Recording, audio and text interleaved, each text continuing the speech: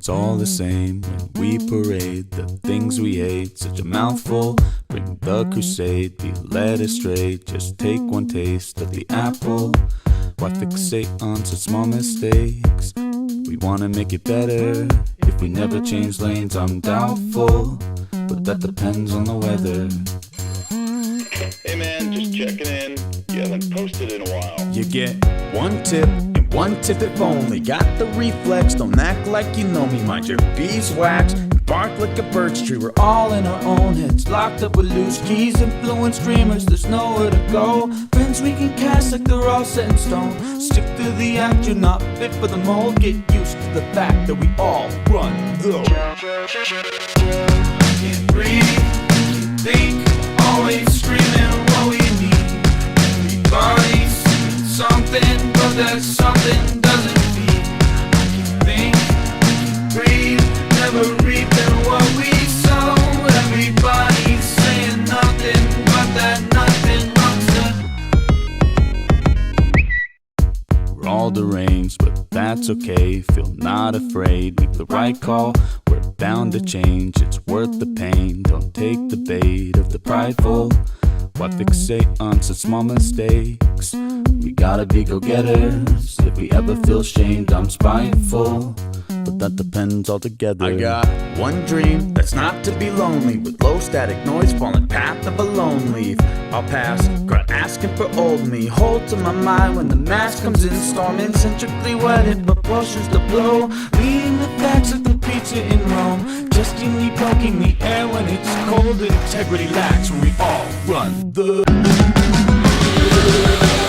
Can't breathe, think, always screaming what we need. Bodies, something, but that something doesn't feel. Think, breathe, never reaping what we sow. Everybody's saying nothing, but that nothing runs the show.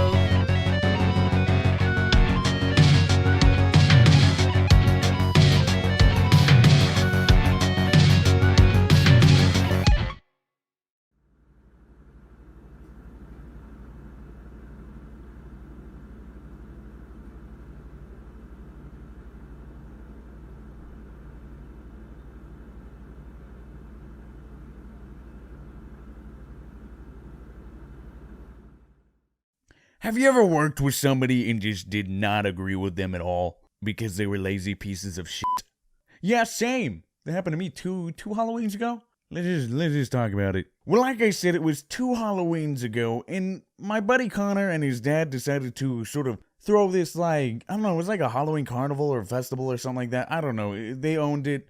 It was around a lake, and it honestly was a pretty cool place. They had mazes, they had trails, they had DJs and dancing and all that. It was pretty cool. It was honestly a pretty cool place. And I gotta work it and get monies, I think. I don't remember if I got paid.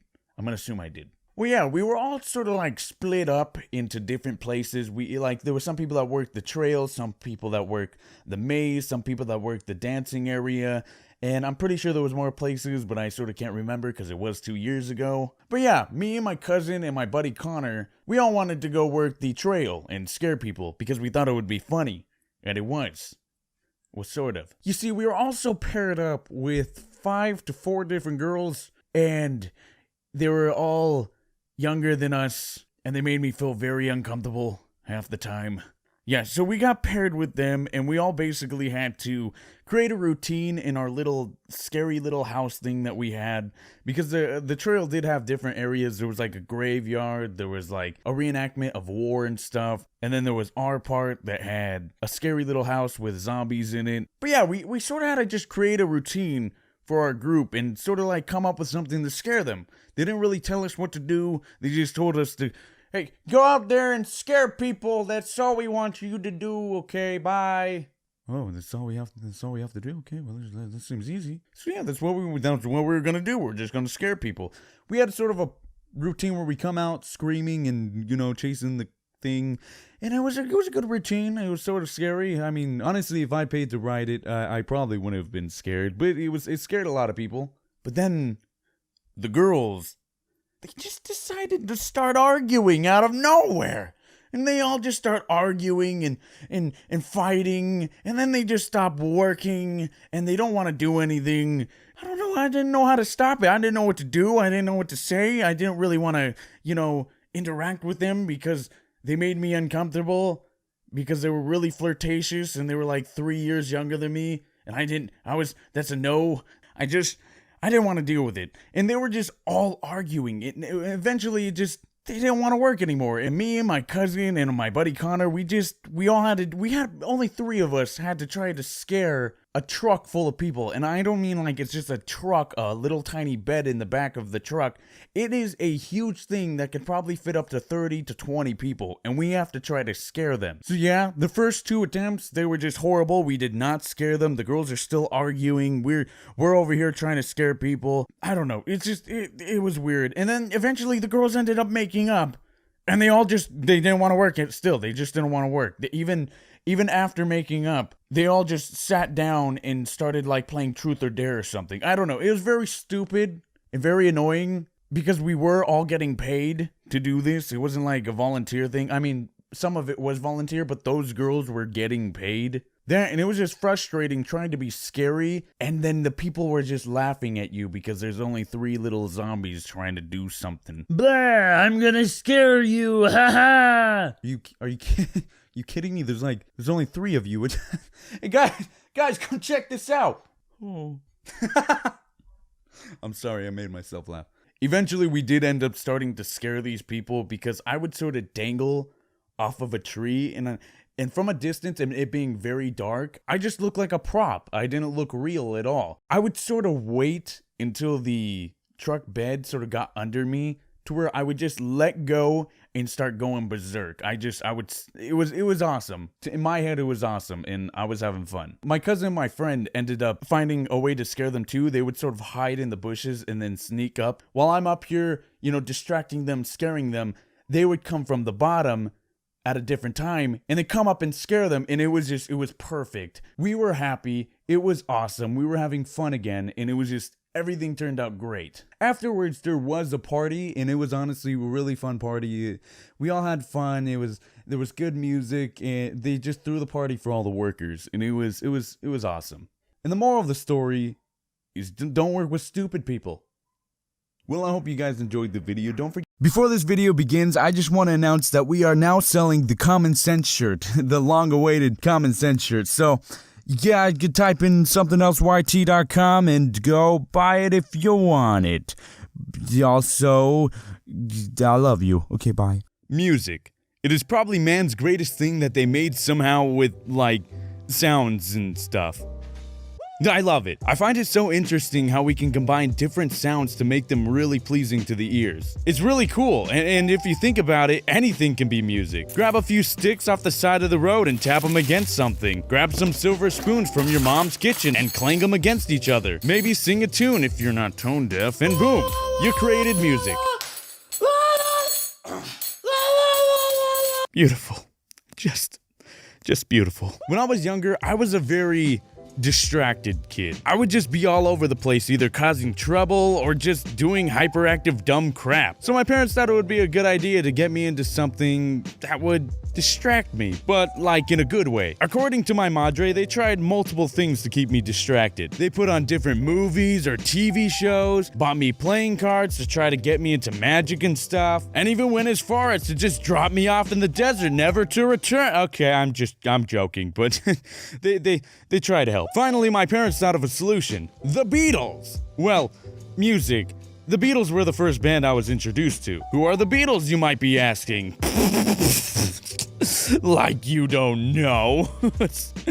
Stupid. They were music geniuses, that's who they were. I, at the age of 4, was in freaking love with their music. From I Wanna Hold Your Hand to Strawberry Fields, their music was just pure awesome to my tiny child ears. I liked them so much to the point where they started to make me want to get into music myself, specifically the guitar. So being a 4-year-old kid, I, of course, nonstop begged my mom to buy me one. I would beg her every single day, every single place we we went. Didn't matter the time of day or the destination we were at, I wasn't gonna give up on spending my parents' money for self-fulfillment. That guitar was going to be mine. Eventually, my mom caved and was like, "Okay, I'll buy you a damn guitar." Freak yes, Mom, you won't regret this, I swear it. Yeah, whatever. At least it'll keep you occupied and distracted for a while. She bought me a little mini guitar, and I had no idea how to play it. And was 4. So I got bored of it in like 3 days and never touched it again. I know what you're thinking, and frick no. I wish I was a spoiled brat. Actually, no, I take that back. I probably would have grown up to be a huge douche. Couple years passed and I'm still really into music. I started to listen to different types of genres like rap, pop, acoustic music, R&B, a lot of other ones. I wasn't really into actually playing music because we could never afford any instruments. So in my, I think, middle school mind, I never had the drive to try to start playing music. Although I never owned an instrument, being around my dad's family, they're like musical geniuses, I was able to at least try to play and was able to pick up different instruments within days. I mean, I also could have joined band in school, but I wasn't really into brass type instruments. Or being a huge nerd. One random day, my dad called me into his room and I was like, oh balls, what did I do this time? Yeah? Hey, go grab me the toothpaste from the bathroom. What? Why? Couldn't you have just gotten up and got it yourself? Just go get it for me, please. I don't you don't even have your toothbrush. Why do you need toothpaste? AJ, just go get it. I'm just, like, trying to process how lazy and random you're being right now. Like, who needs toothpaste while laying in? Just go get the toothpaste! Yeah. Here's the toothpaste. Also, I think you left the guitar by your bathtub. Adam, that's your guitar. Are you freaking serious? My dad bought me a normal-sized guitar because he was awesome and was feeling generous that day. He really wanted me to get into creating my own songs, so this was his way of pushing that forward. The really cool thing was, since I grew up watching and listening to people play the guitar, like my cousins and various family members, I was able to pick up how to play it no problem. Within like a day, I had already taught myself how to play I'm Yours by Jason Mraz. Granted, that's a very easy song to play, but hey, it was a big achievement for me at the time. Eventually, I started creating my own songs with the few chords I knew at the time, and created sort of my own style of combining acoustic music and rap. Not to toot my own guitar. No, not the type of rap where I'm just randomly throwing up gang signs, grotata, talking about all the bitches I be getting, how I'm the best, using really heavy auto-tune even though I'm rapping and not singing, and or talking about all the money I don't have because it was most likely wasted on expensive, useless, fast cars.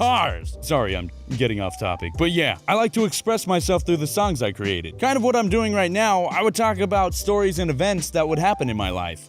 My middle school life. What the heck did I make songs about? I was in middle school. What the heck happens in middle school? Oh.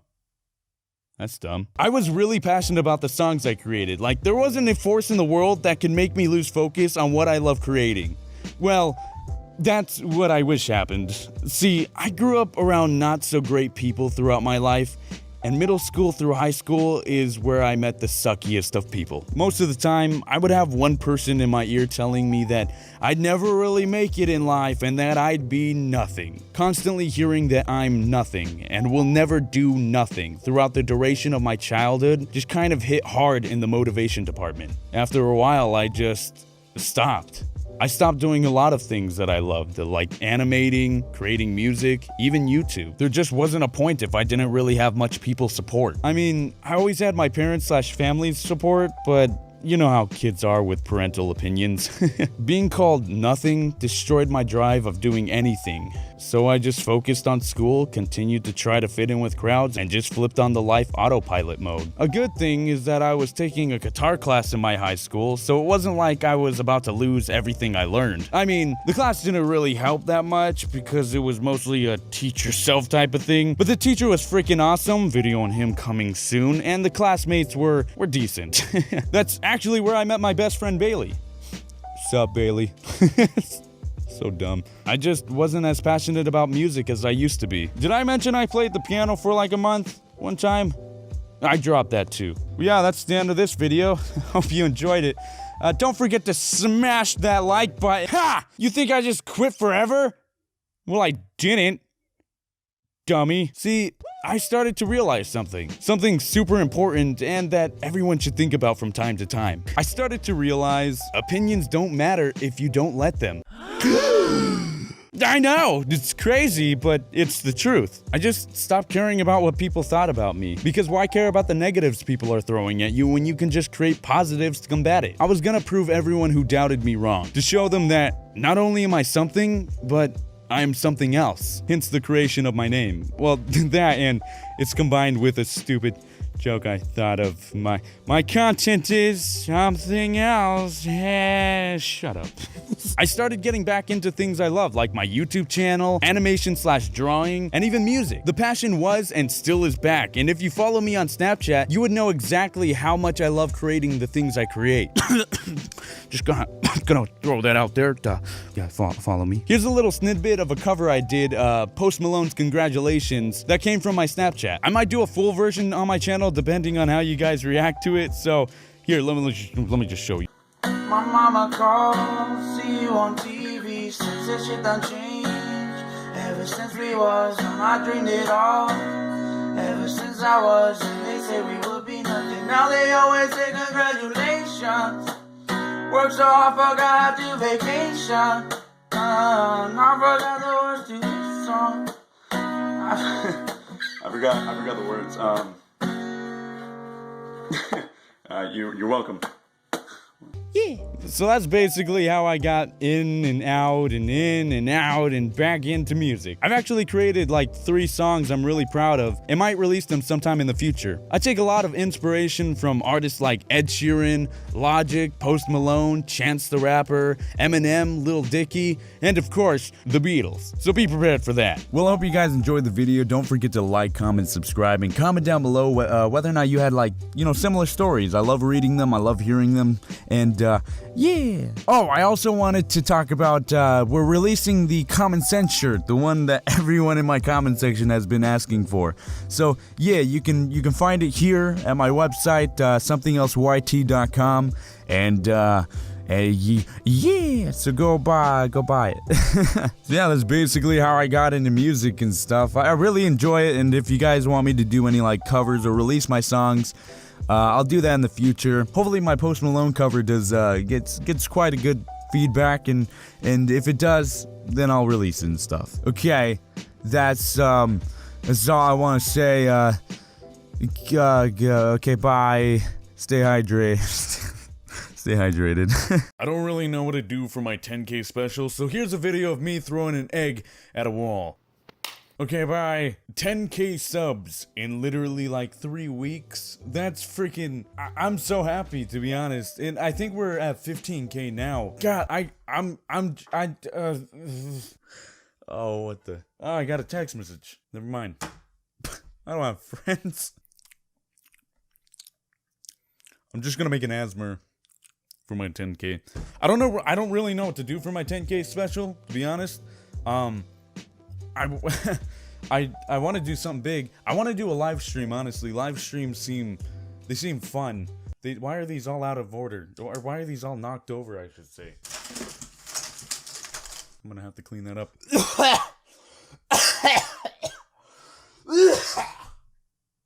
Jesus Christ. Well, I do want to do a live stream for my 10K. Or just do a live stream because I want to do a live stream. Seems fun. The only problem is I feel like it would be boring with just me. So, yeah. But, I mean, if you guys want to see it, comment down below. If anything, I will have the live stream next week because I want to have everything planned. I want to plan out what I'm going to be doing for the live stream the day that I do the live stream, so that way you guys know when I'm actually live streaming, so that way you guys can view it. Because it would honestly be weird if I just, randomly poof, live stream. I want to see it, but I missed it type of deal. So, yeah, so I'm probably going to do it. What day is it? Thursday? I want to say... Do you guys still have school? Let's do it Saturday. Probably around 2 o'clock, 12 o'clock. Most likely 12 o'clock or 2 o'clock. One of those. I'll tweet it out. Follow me on Twitter at SomeThingElseYT. Boom. Honestly, I am so happy. Wow, okay. See, this is what happens when I hit the mic. I do it a lot. But I'm extremely freaking happy. I'm just, I'm happy. I don't know what to, like, how to express it, but I'm so thankful for, like, all the opportunities that I had in, with my YouTube. And now that it's finally blasting, like, not blasting off, but it's finally, you know, taking off, I'm happy. Thank you guys so much for, you know, enjoying my content. I couldn't have done it without you guys, and honestly, couldn't have done it on my nose. We good? This is garbage. Get out of here. Get out of here, garbage. What are you doing? What are you doing? Huh? Thank you guys so much. I'm just, it's actually happening. 8 years of hard work is just finally paying off. I know I've only had this for only 2 years, this channel, but watch my YouTube story. It's a good video, in my opinion. Explains a lot of what I hit the wall. A lot of what I've been doing for YouTube. So yeah, go check it out. New animation is gonna be coming out next week. It's a good one. Now, all you newcomers who have subscribed, you might see gameplay videos that I've done in the past. I might do gameplay videos in the future, but not as frequently as I did in the past. I love doing gameplay videos because honestly I love playing scary games, but in order for me to actually like do or play a game, I have to be interested. Oh, I hit the mic again. I have to be interested in it, in the game. So gameplay is most likely, I'm not gonna make them as frequent. It's probably gonna be a rare thing, not necessarily rare, but I have to really like the game in order to want to play it.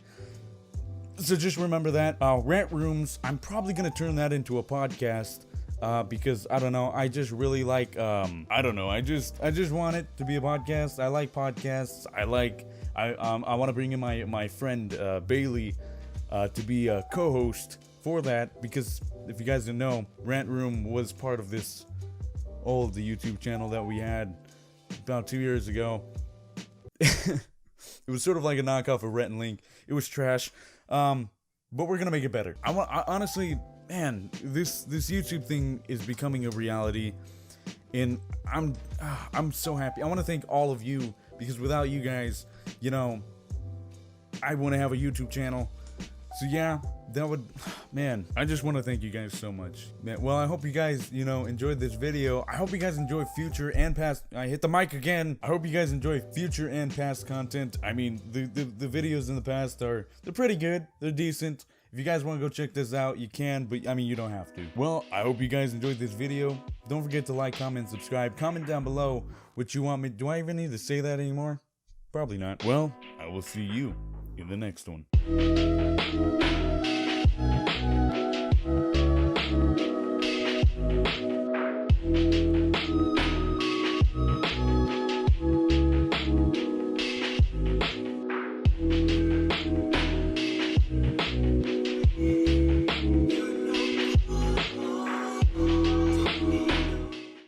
Oh, just stop. Obviously you can't handle the fact that I'm a potato chip. Suck a dick. I hate my Snapchat. But no, I love making Snapchats. That's for sure. I get bored and I make myself laugh. Alright, hey everybody, today we're gonna be playing, oh, I can't hear.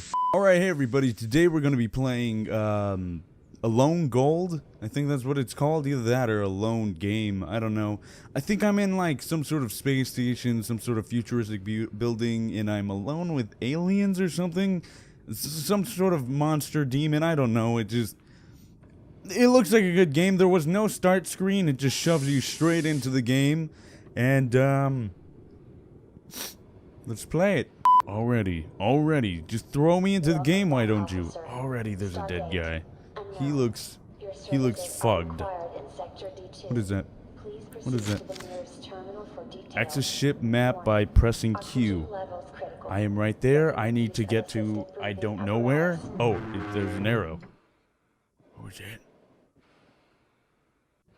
What was that noise? Okay.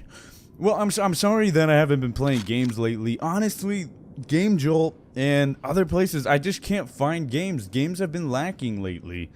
And I can't... Oh, nice flashlight. It sort of sucks, but alright. But yeah, no, I'm sorry that I haven't been playing games lately. Press 2, you know, I'm just gonna quickly get whatever I need. Press 2 to toggle radiation. 2, don't have any radiation. I want my flashlight out, please. Press E to interact. Breach detected. Sector D2. Port side. Of course there's a breach. Crew quarters. Advise use of plasma welder. Proceed with caution. I need to get a plasma welder? What is that? Oh! Emitting ionizing radiation. Did you guys hear that? Okay. Recommend use of standard Are you not, I'm just gonna wait till she's done talking. Keypad. Hold to interact. Oh, okay, that's pretty cool. Oh no, no, no, no, no, no, no, no, no, no, no, no, no, no. I don't like type places and darkness. That's just not my thing. I don't like that. Frick that, poop that, eat my turd. But yeah, okay, so I'm sorry I haven't been playing scary games or games in general lately. It's just, oh god. It's hard to speak when you're like in somewhere you definitely don't like.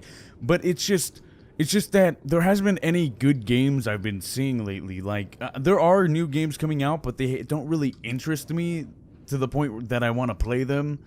It's just, the games that I like to play are games that I think are interesting. And the games that I think that would be fun, What is that noise? Games that I think that would be fun and would make for a good video. So those are the type of games I like. That, and if you guys suggest games, then I'll play the games you guys suggest. If, not gonna lie, if the game looks boring, I'm not gonna play it. I'm sorry, I like fun games, and my attention span is just so lame that I wouldn't be able to play it without it being entertaining. Jesus. Am I going the right way? I don't know where this arrow is pointing. It keeps pointing me. Oh, there it is. Never mind.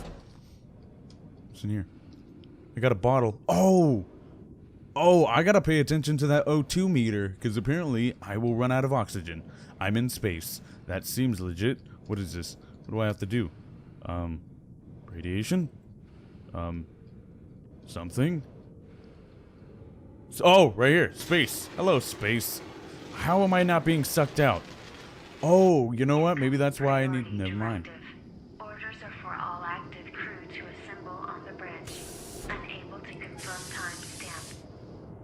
Oh, I'm just waiting for the monster to come because this is terrifying. That reminds me. Speaking of monsters and, you know, clowns. Yeah, I know I brought that up on my own. But speaking of clowns, I saw one the other day. Me and my brother, we were walking out. We were walking out of the... Oh man, it's so hard to tell a story while being scared. We were walking out of my house, and we're gonna go grab something. That guy's dead. We were gonna go grab something from my car, and you know, everything's going good. We open the door. We're gonna go grab something from my car. You know, help my dad out with the groceries, and across the street we see a man. We're like, oh, we've never seen that guy around our neighborhood before. And we thought he had a cane. Yeah, I'm going in the vent. We thought he had a cane, in his hand.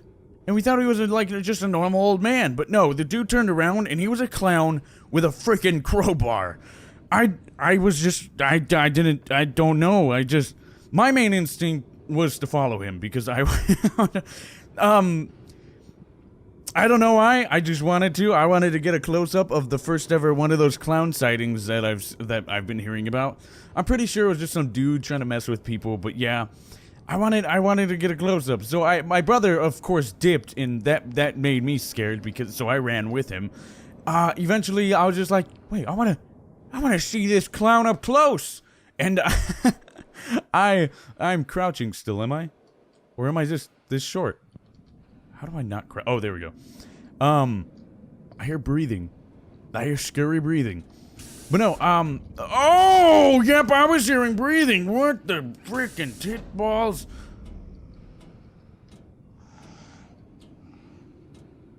Hello. You keep going that way. I'm gonna go this way, thank you. Oh, hi. You're dead. What are you? What's wrong with you? Let's get back to my story. I eventually was just like, you know what? I'm I want to see him. So I got my penny board, and I started searching everywhere for this dude, and... What the... Is it me, or did it sort of get like a Volmeric? Yeah, is that the word? Fog. Interact. But yeah, I decided to want to chase the dude, don't know why. When I looked for him, I could not find him at all. He disappeared. He was gone. I don't know. I'm interacting. What's going on? Come on. Frick. Do I need to find a code or something? Tits! Okay, I might need to find a code. No. Oh, no, I hear breathing. To my right side, I hear steps. Is that a dude? That was a dude!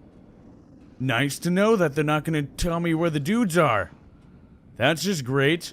I need to find a code or something because... What? Why can't I go through that area? Maybe I went the wrong way. Yep, I went the wrong way. I have to go through the... There we go.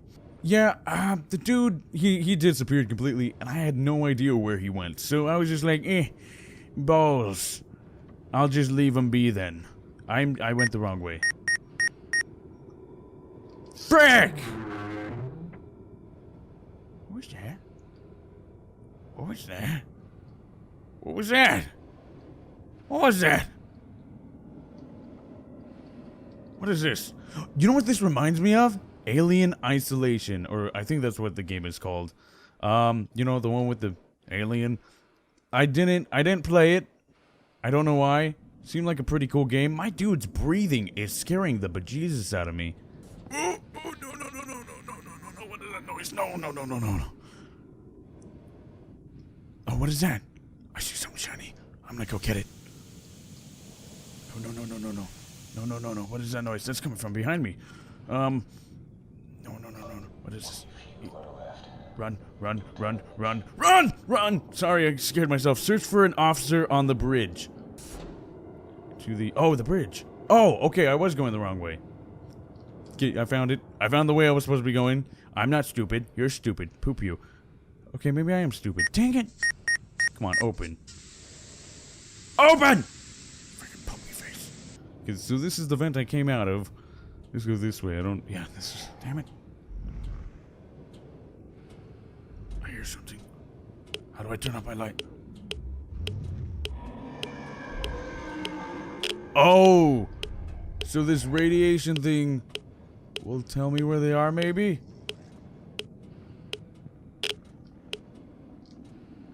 That went loud fast. It's getting more orange when I come up. Oh, it's getting more red. Oh, he's getting close. Where is he? Is he in the vent? Oh, hi. Okay, please don't kill me. That will be bad if I die. Don't know why. That scared the bejeebus out of me. And it was the wall. I can hear him, and it's making me very nervous. I don't like that. I don't like the fact that I can hear this freaking monster. Because it's making me very nervous. Yeah, this is where I need to go. Why won't it let me freaking in? Did I miss something? Am I missing something?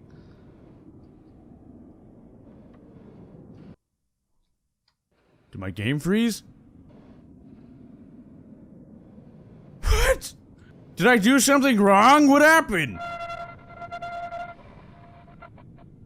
Do I still have everything? I do. I don't. Well, okay, the game just reset itself for no apparent reason, so, I guess that's the end of this game. This isn't early access, and honestly, it seems like a pretty good game. I'm trying to end it, don't do that! Well, I hope you guys enjoyed the video. Don't forget to like, comment, subscribe. Comment down below what you want me to do or play next, and I will see you in the next one.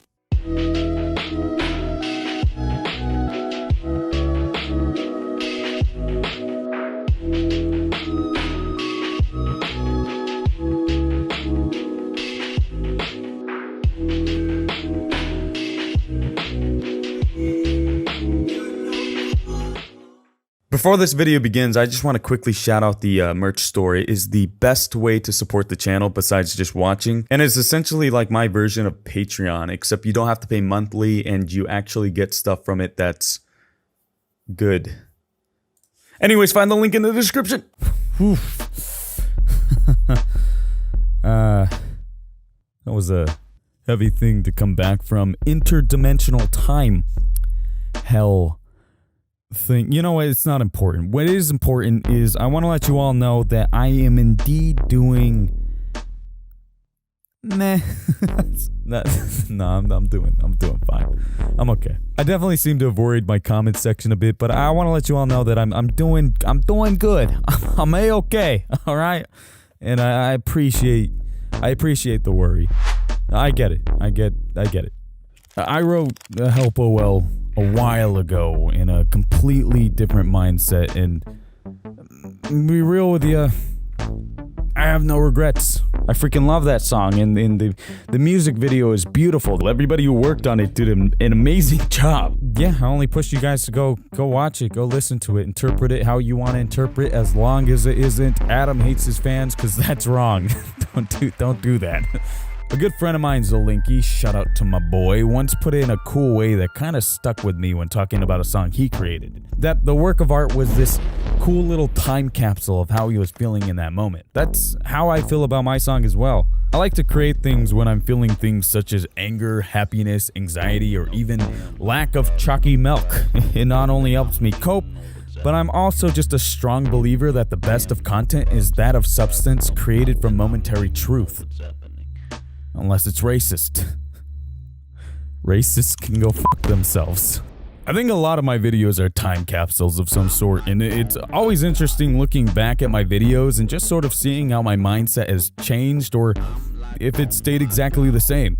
Which either or isn't bad, kind of like how I still believe that I have the worst freaking luck on the face of the planet. For example, the time I had decided to get donuts at 3 in the morning. Have you ever tried falling asleep, but then can't? That's me like once every 2 weeks, and whenever that happens, I decide to treat myself before I beat myself to my local 24-hour donut shop run by this really sweet old dude I like to call Big D. D as in like donuts. And his massive dick. The other week I was experiencing one of those days, so I decided to hop in my car and start heading over to see the homie D. Unfortunately for me, on the way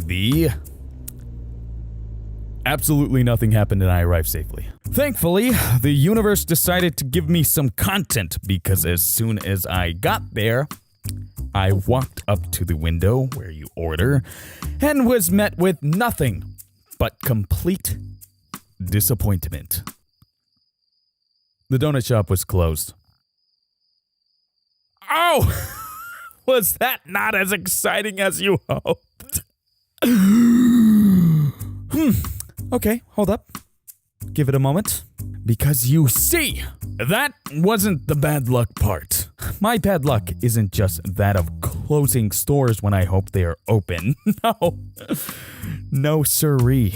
This curse of mine derives from a much deeper hatred from whatever horrible and probably racist deity that is in charge of the fate of our planet, because after I had come to the realization that my favorite donut shop was closed, I got punched in the face! I straight up got clocked by some random dude out of nowhere, most likely due to the unruly fate deity being bored and thought it would be funny. And it was, but that doesn't make it okay. Freaking asshole.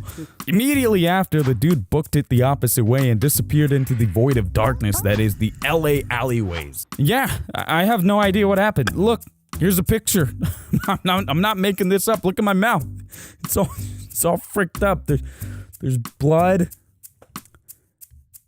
and a bruise. My theory is the dude was probably homeless because his punch felt as if it lacked nutrition, and he was most likely trying to sneak attack me for my, donuts. But then quickly realized there were no donuts and ran away. That's my theory. Okay, Adam.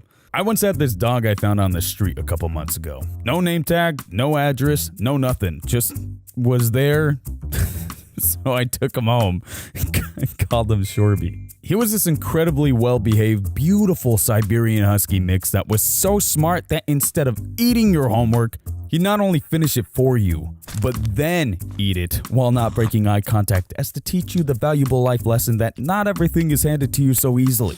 Very intelligent dog. One day, my buddy Dave from Boy in a Band hit me up and was like, "Hello, chum, it's me, Dave from Boy in a Band. I'm in town. Can I come and visit you? Jolly good show." And I was like, "Bruh, come over, winky face." I had approximately 2 hours to clean my tiny-ass apartment before he arrived, so I sat down and played Luigi's Mansion 3 on the Nintendo Switch.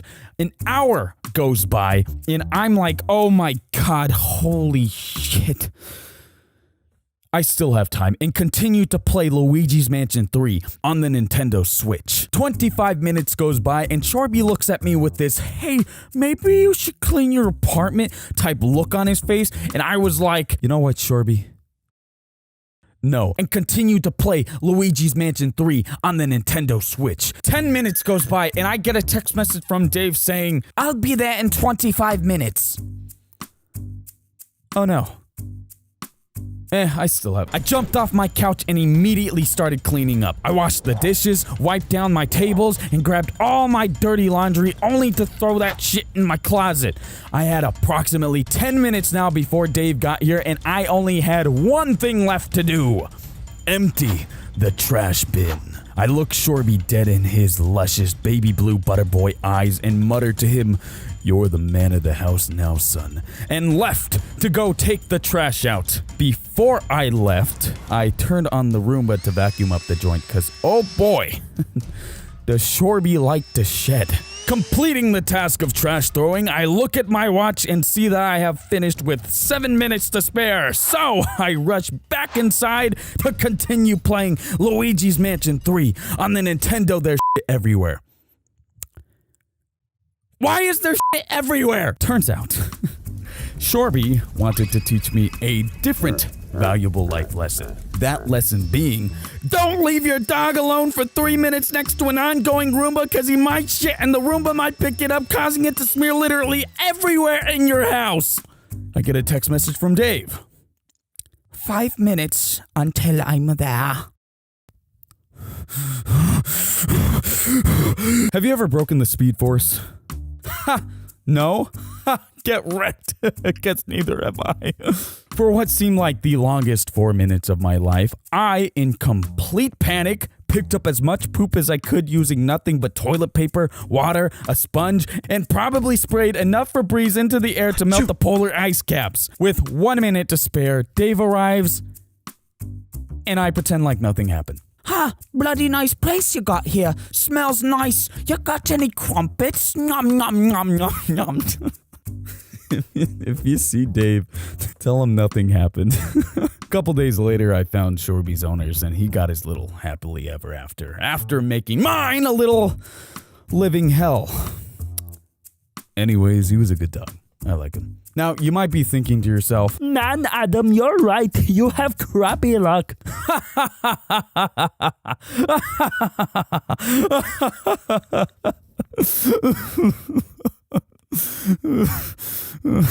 That's not even the worst story. A couple months ago, I was invited by my buddy Jameson to go hang out with our friends Jordan, aka the Pivots XXD, and Kelsey, aka Anti-Dark aka my wonderful background artist. I replied, what we doing?" And he replied back, "We want to go watch depressed animals doing depressed animal things." So we went to the zoo. There is one thing on this planet that I enjoy looking at the most, and that is overly sized lizards that can devour me in 1 second if they wanted to. The Komodo dragon. Komodo dragons are like just so freaking cool. Like they have the word dragon in their name. If that doesn't get you hot and bothered, I don't know what will. Anyways, it was the only thing I wanted to see, but of course, Jameson, Jordan, and Kelsey all wanted to see everything else before it. We spent more time trying to find the bathroom than we did trying to see my wonderful dragons of Komodo. Took us about an hour into the zoo until we finally stumbled upon a sign that told us where they were. And oh man, my heart was skipping a beat. The anticipation was growing and I couldn't help but feel so much joy as I was going to feast my eyes upon such beautiful, wondrous, and majestic creatures. It's closed. Why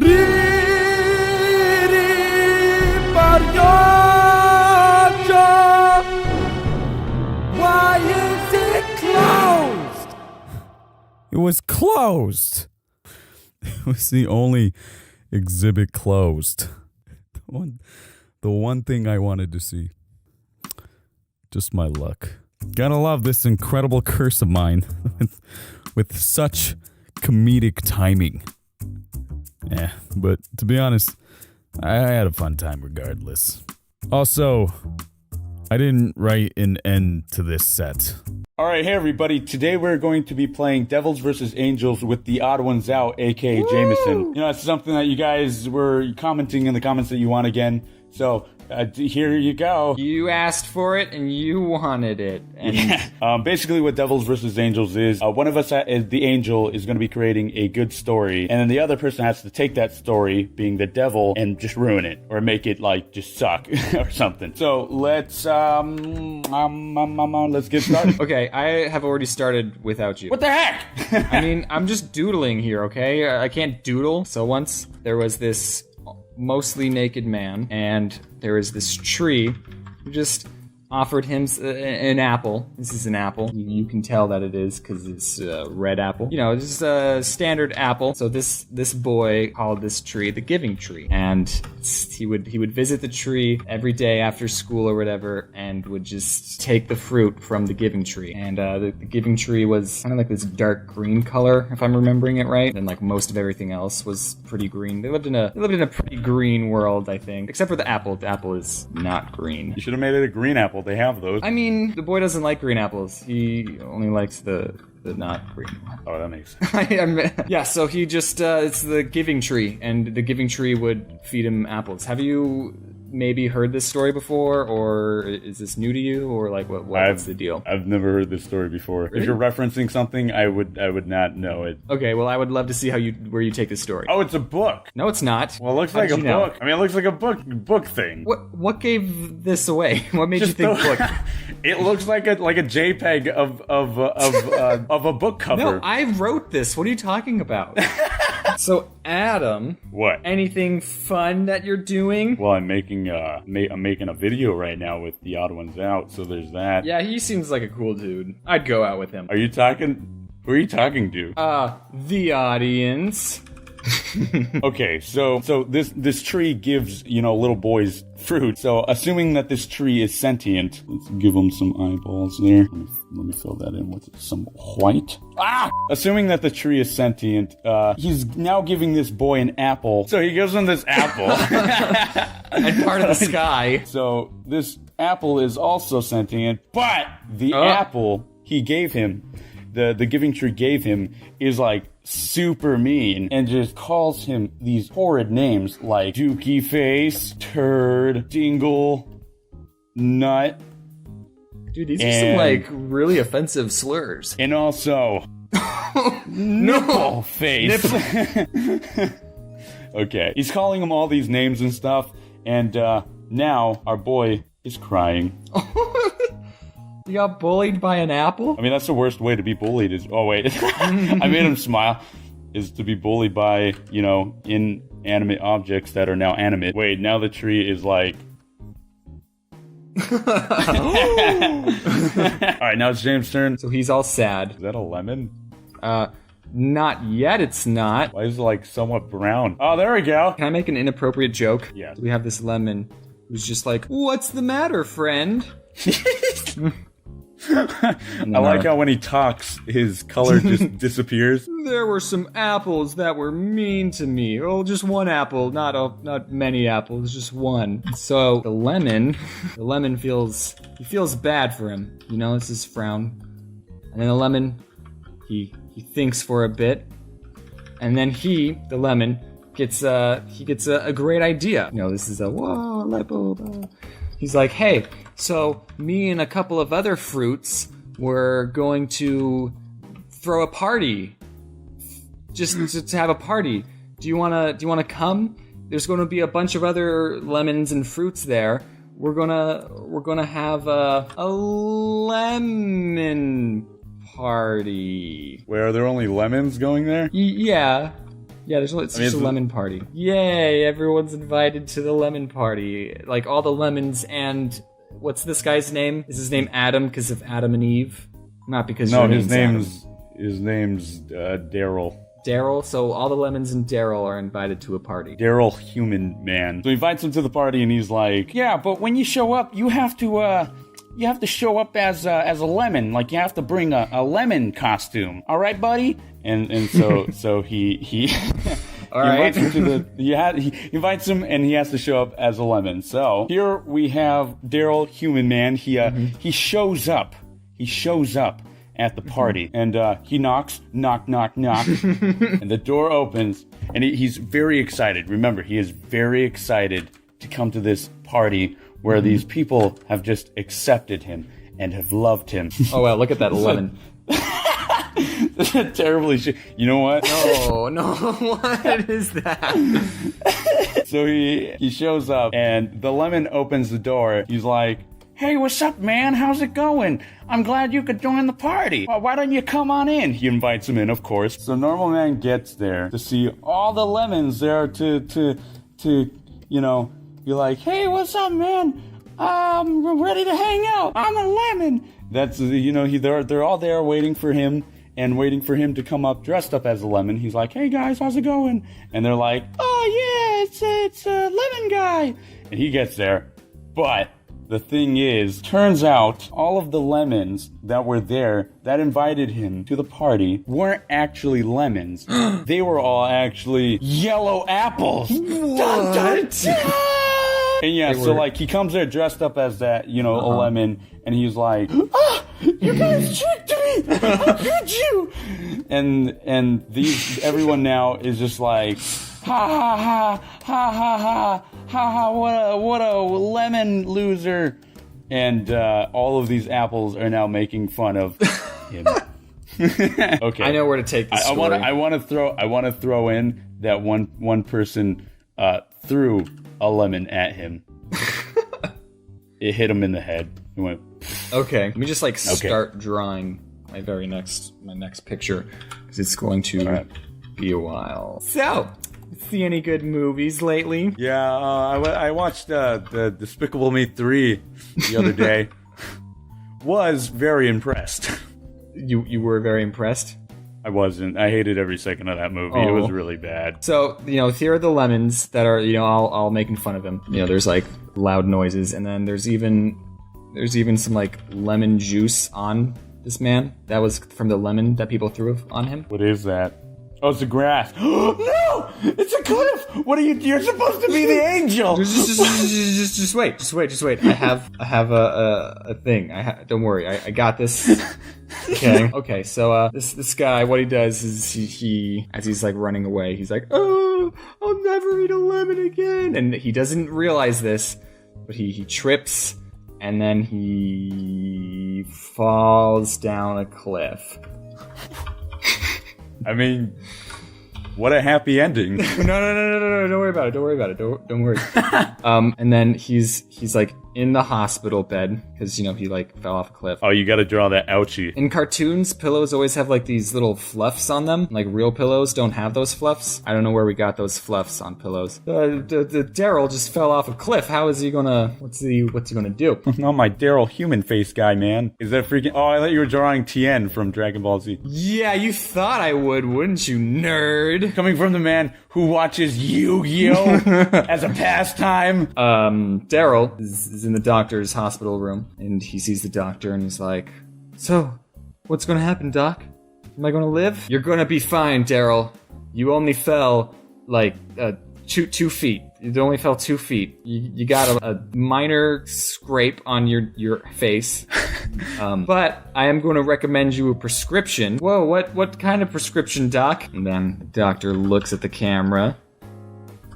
Give us a little, like, smirky look. And then he goes, well, you know the saying. An apple a day keeps the doctor away! And then, the Daryl just looks at the camera and then smiles as well. Don't eat me! So what have we learned? That apples are jerks and don't take things from the giving tree because the giving tree is also a jerk, right? Okay, so in the actual Giving Tree story, what happens, I think, if I'm remembering this right, the boy grows up with a Giving Tree and then at the end chops it down with an axe. Oh no! 'cause He murders it? Yeah, that's how What a freaking jerk! So I thought that's where we would go with the story, like you would chop it down with an axe and then we'd just have fun from there. But no, I like the apple lemon party thing even better. Well, I hope you guys enjoyed the video. Don't forget to like, comment, and subscribe.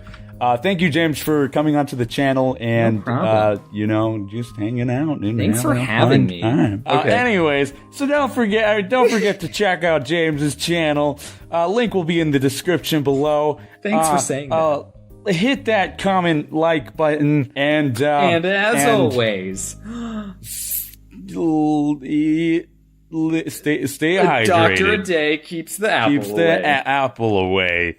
We said that in perfect sync. I am going to be defending lazy people because honestly, I don't think all lazy people are actually have I been naked this entire time?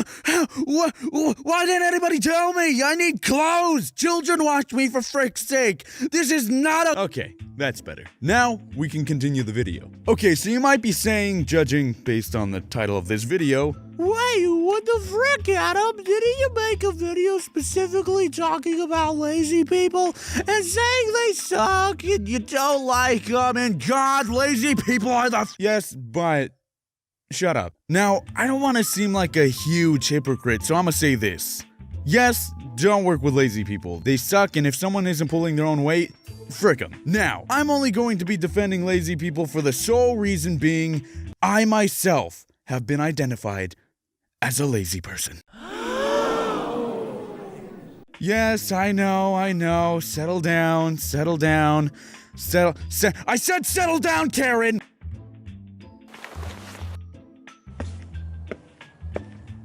F***ing Karen.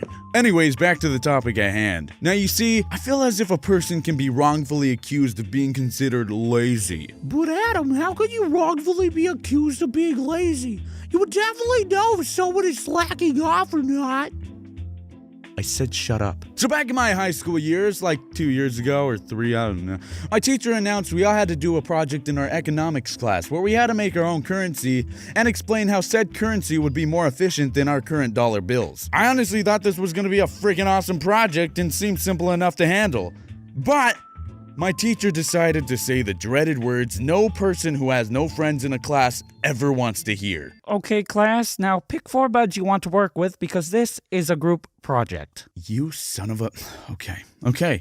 I gotta choose fast, otherwise I won't get a good group. Now, who do I want to work? And everybody already picked their partners.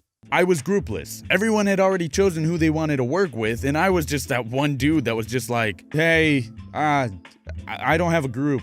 The teacher noticed and was like, Hey, Adam, go work with let's call them... Pavel, Gratilda, Cordy, and Chad. Honestly, I was glad to be in their group because these kids weren't considered to be of the dumbass. It was awesome to be working with human beings that seemed like they had 100% common sense on the mind. My people. After school, I sent a text in the group chat we made. Yo, so what are we all thinking about? How are we gonna make the currency? Digital or physical? I think digital would be easier, to be honest. An hour passed by and nothing. Hey guys, so do y'all want to meet up somewhere and work on this? Question mark. 3 hours later, nothing. Hello? I finally get a response from one of them saying, yeah, we can all meet somewhere. I responded with, All right, cool. When and where do you all want to meet up? Question mark. Like a bajillion hours later, it is now tomorrow. No response. Finally, economics class starts and the teacher wants us to work on the project for the entire period. Everyone gets into their groups, including myself, and I'm just wondering why the frick I didn't get a text message back from anyone. Turns out, while I was asking what the frick our group wants us to do, they were already having a Skype call discussing exactly what I was asking. So I just forget it. I mean, we are further along in the project, so it's cool, I guess. It's cool, I don't mind.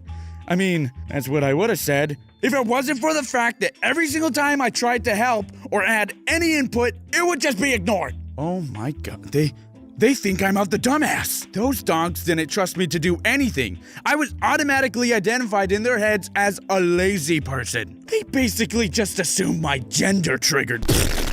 So, throughout the duration of the week, I had to just sit there and do absolutely nothing. I already tried to help multiple times, but they didn't trust/want me to do anything. The thing is, we had to present these projects to the entire class, and come time, presentation day happened. I went up there knowing absolutely zip on our project, but in order to get any credit, all of us had to speak. So, when it was time for me to speak, all I said was, yeah, okay, so I have no idea what the hell I'm talking about. I was framed, this is a setup, I'm sitting down now. And then I sat down. They finished what they had to say up there, and then we all got called to stay after class. Not gonna lie, I was pissed. Not only did they assume my laziness, but they made me make myself look awesome in front of everyone. So, okay, I didn't look too awesome. It was just kind of funny and made a couple people laugh. But that's besides the point. Those conniving dingoes tried to tell the teacher I didn't do any work. And whenever they asked me to help, I didn't. That's hilarious. Oh boy, I am glad I was prepared. I showed the teacher all the solid evidence I needed to prove my case, mainly just the text messages. And after like minutes of arguing, the kids finally somewhat admitted to not letting me do shit, which is why I ended up being able to make up the project on my own. So what I'm trying to say is sometimes the lazy person in the group could just be falsely accused of being lazy because they weren't given any actual work to do and then framed to look like a slacker, and frick those guys, I don't— Moral of the story, if you are in a group, make sure you give an equal amount of work to everyone, so I don't hate you. Well, I hope you guys enjoyed that video. Don't forget to like, comment, and subscribe. And definitely comment down below if you had some a similar story that you want to share. I love reading your guys' stories, to be honest. They always make me laugh. Even if I don't reply, I still read them. Like, I love reading the comment section. It's a magical place full of derpiness and stories. So yeah. Also, I want to say, definitely, if we're ever working in a group together, whoever you are, you're probably watching my video, we're probably gonna end up working together someday. If you don't give me enough work and make me look like a slacker, I will poop on you. That's not what I wanted to say, but I said it, so I guess I'm gonna do it. I'm gonna poop on. Well, I hope you guys enjoyed the video. Stay hydrated. Scrat of the morning to you, dude. Oh, is that blood? I think that's blood. Okay, so I just got back from Australia, and now I'm like super sick. I mean, I had a really fun time. I stayed there for like 10 days. I had a blast at VidCon. I mean, I didn't really get to do much, but I did end up performing on stage on the last night, so that was really fun. Besides that, I had a really awesome time in Australia. It was really a new experience. The only thing, though, is that I came back with a sickness. I'm sick. Woo, yeah. Let's get it. Let's get it. Yeah, I'm sick. I can't. Ow! I hate coughing. So what I'm gonna do, instead of a full-on animated story, I'm gonna be reading you a story I made in the 3rd grade. It was a comic book called Fireboy. I made it a long time ago. I don't know the age. All I know is this. It literally says written by Adam Ortiz Jr. in 3rd grade. And then illustrated by Adam Ortiz Jr. in 3rd grade. Same guy. It's great. It's brilliant. So for context, I used to make a lot of comics back in the day. Sadly, a lot of them got lost or they're somewhere in my mom's attic or something. But this was one that I just remembered making multiple prints of it because I thought I was going to be selling it to like millions upon millions of stores. I ended up putting it on eBay and I got one sale to a comic book store in, I think, Sweden or something. But yeah, I mean, I made one sale. So yeah, let's read it. Once upon a time, there was a kid that always got picked on. He always got shoved into his locker. Many times he was the laugh of the school. Man, my writing back then was so good. Why can't I write like that now? The funny thing is that my dad did proofread this, so I guess this was passable for him. Only 2 kids named Jerry and Melissa were his friends. Aw. Who are these? I don't even know who Jerry and Melissa are. Did I just make up those names? They would stick up for him all the time, but then one day he needed them really bad, but they were sick. Dang it. The picture is of me being horribly beaten. Then when he was walking home, he saw a crystal. It was cool at first until it went right into his body. Then a bad guy came and he turned into Fireball. Oh, my headphones fell off. This is really dumb. Oh, there's a Flipperama. Oh, I forgot about this. Do you guys remember Flipperamas from Captain Underpants? Oh, that's amazing. Hold up. Okay. You guys can't see this, but it's really cool. Then when he took his mask off, he realized that was just a test. Of course it was. Why would it be? It was a test. So the bad guy ended up being a good guy after all. That guy knew what was gonna happen, so he put on some metal. You know, as you do. You're a deity, probably. When he got home, he didn't want to tell his parents what. Oh, I can't tell what it says. It's like stapled wrong. When he got home, he didn't want to tell his parents that he had powers, so he hid his secret identity. Then he went into his room and he turned on his TV. He saw the news. The news said, "We are missing a crystal. Ha! Oh, ha-oh? I think it was uh-oh. Ha! Oh! I have the crystal inside me! There's no indicator on who's talking, so it could still be the narrator. Then a giant monster came, so he tried to fly, and he did! He fought until he finally beat it up, and he won, and the monster ran away. Then everyone started cheering. Of course! Of course! Then everyone started cheering. That's how you know a story's real. And he became the hero of the school. And he told Jerry and Melissa about his special powers. And then that's the end. I guess that's it. Okay. I mean, it's pretty cool, I guess. I mean, hey, I made a comic book when I was younger and I sold it. I think that's a pretty good accomplishment. There's like a picture of me and my family at the end and there's like bubbles. Hi, I'm Adam. I hope you liked my story. That's me. That's what I sound like. Billy. Billy, Bill, Bilbo, Bill, Ball, Bool, Beal. Billy. You all remember Billy, right? You know, that one kid I destroyed when I was running against him for class president. Poor kid. Never even stood a chance. I mean, I lost, but like, I won. Don't think about it. Billy. Where do I begin? Well, I guess I could start from the first day I met good old Captain Dunk himself. It was an average day, a pretty solid day actually. Main reason being I had just gotten the brand new, totally awesome Fat DS. It was the very first model. But it was freaking awesome! Walking to school, I was thinking about all the fun times I'm going to be having with this thing, and all the great games I was going to be playing during lunch. And by all the great games, I mean the main menu. Because I didn't have any games. I arrived at school and I was ready to start the day. It was as if the good fairy had harpooned me in the face because nothing was going to ruin this day for me. I was so happy, so excited, so flabbergasted, so... Watch where you're going next time, kid. Kid? We're the same age. Who the Who the frick does this kid think he is? He just knocked me over and kept walking. No sorry, no trying to help me up, no anything. Does he not know who I'm going to be in a couple years? Our guy who makes cartoons on the internet? That's who. The funny thing, though, was that I wasn't even mad. Like I said, nothing was going to ruin this day for me. I was way too excited and happy to let something as trivial as this dude's ego get in my way. Whatever, it's fine. I still have my DS. That's all I care about right now. I'm gonna show all my friends and it's gonna be awesome. Wait, if I bring it out in the cafeteria, most likely the teachers will take it away. Since Mom does work in the office, maybe during lunch I can just go in there and play it. Yeah.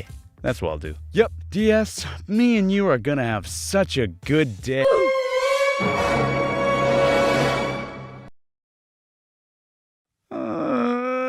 That soulless monster caused the death of my DS, Mr. Chubbs. I literally just named him 2 minutes ago, and he just destroyed it. First impression, already, I hate him. Actually, wait, no, I don't hate him. Hate's a strong word. I shouldn't use that word. I should probably use an even stronger word because you have no idea the amount of distaste I had for this abomination. The only upside is that my mom did make sure to get a warranty, so after school, I was able to go get a replacement. A couple days go by and I'm now sitting in class still thinking about the kid who brutally murdered Mr. Chubbs the first. I couldn't get over it. Till this day, I have not gotten over it. I need to get a life. I don't understand. How could somebody be that evil? It just doesn't make any sense. People suck. I don't know who that spoiled avocado was, but I will get my revenge. And by revenge, I mean, I'll tell him that his stupid face looks poopy. Yeah, that'll show him. I didn't realize as I was having my in-head monologue, but I was also not paying attention whatsoever to what our teacher was saying. He was saying something about how a new kid from another class was joining and blah, blah, blah. I don't know.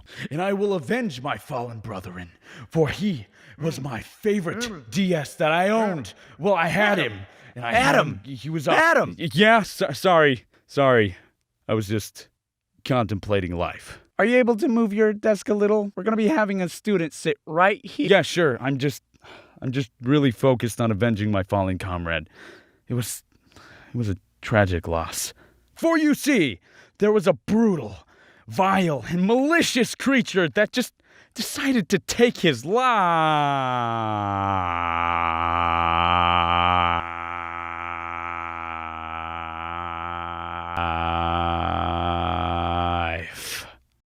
What? You killed my pride and joy. Well, sucks to suck. Sucks to suck! This raunchy asparagus thinks he can insult me with the knowledge of drawing into one's mouth by contracting the muscles of the lip to make a partial vacuum to exactly what the definition implies? How dare he? How dare he! Obviously, I was prepared for this day. I had been waiting for this exact moment. I was ready to deliver him the blow of a lifetime that he will be crying about for generations. Your face looks poopy.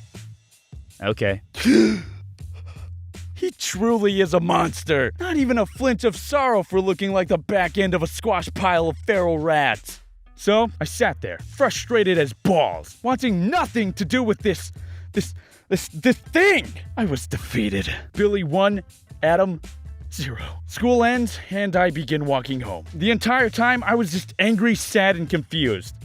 So like, puberty, but with more Billy. I felt totally crushed. This dude comes out of nowhere, destroys my property, and then feels absolutely no remorse for his actions. Not even my cleverest frickin' soul affected this inhuman. But as I was wallowing my way home, I ended up seeing someone heading my way in the distance. But who is that?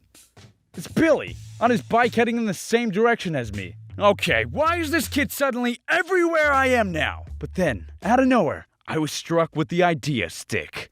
Ah! The frick?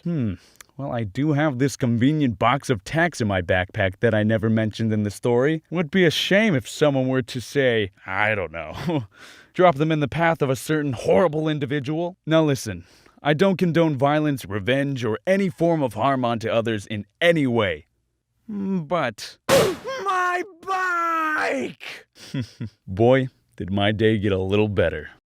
Hey everyone, just wanted to let you know that this video was brought to you by Verve. They definitely helped a lot to make this video possible, so yeah, thanks. If you don't know what Verve is, which, I mean, get with the times, Grandpa. Verve is made by the team over at Crunchyroll and home to some of your favorite channels, shows, and communities. Channels and shows such as Cartoon Hangover's Bravest Warriors, Cyanide and Happiness, Last Man on Mondo, Crunchyroll, Funimation, and a lot more.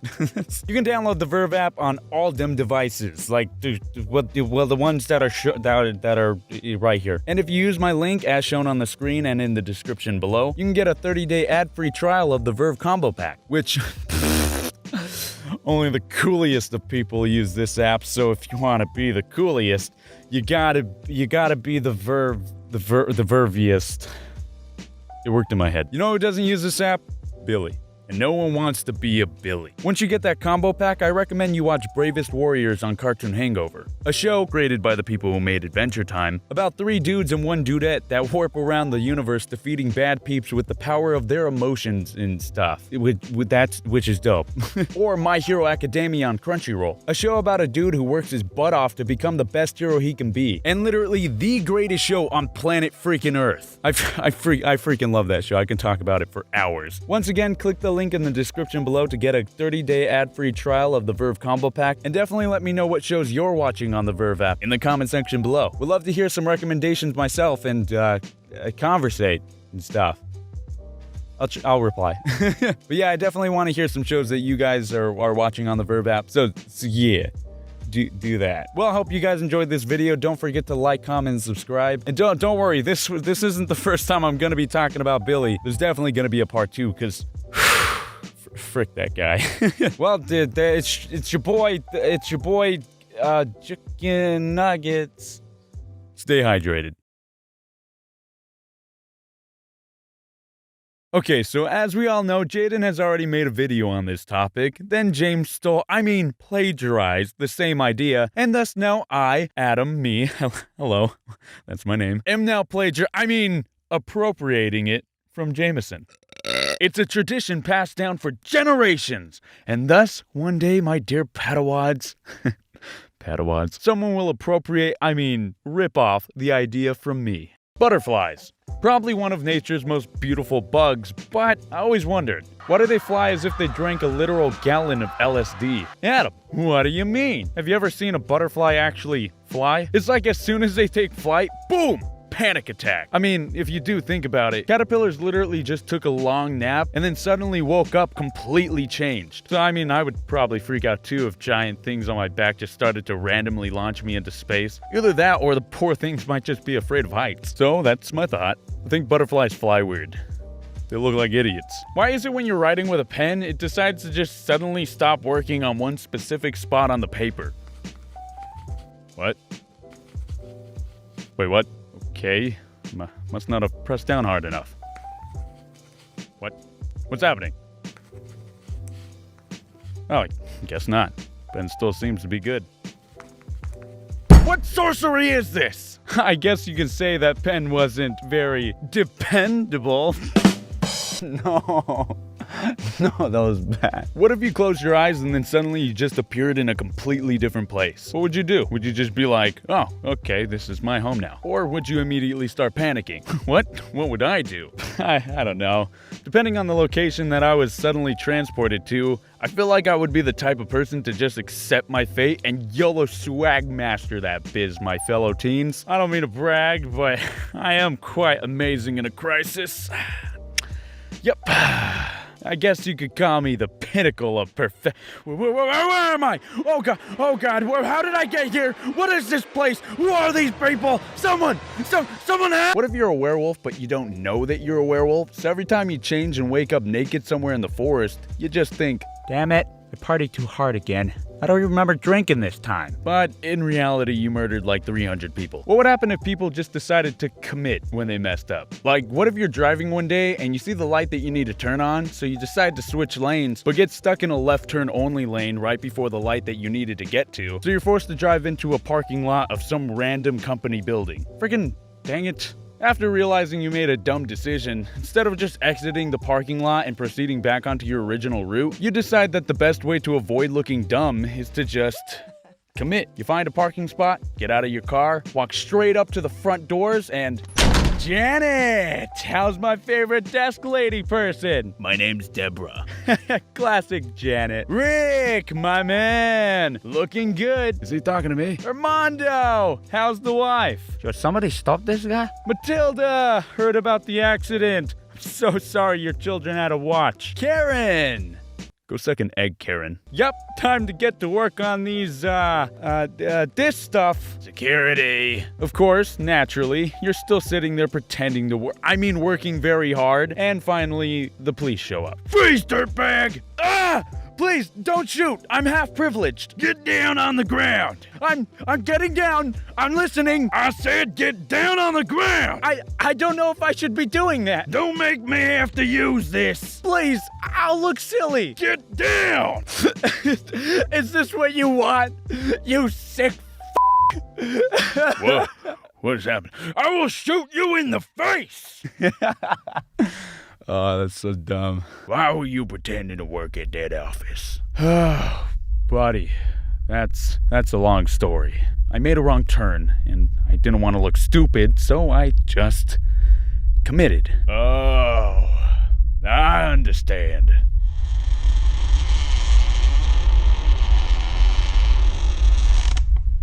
I made a wrong turn, too. I'm not even a real cop.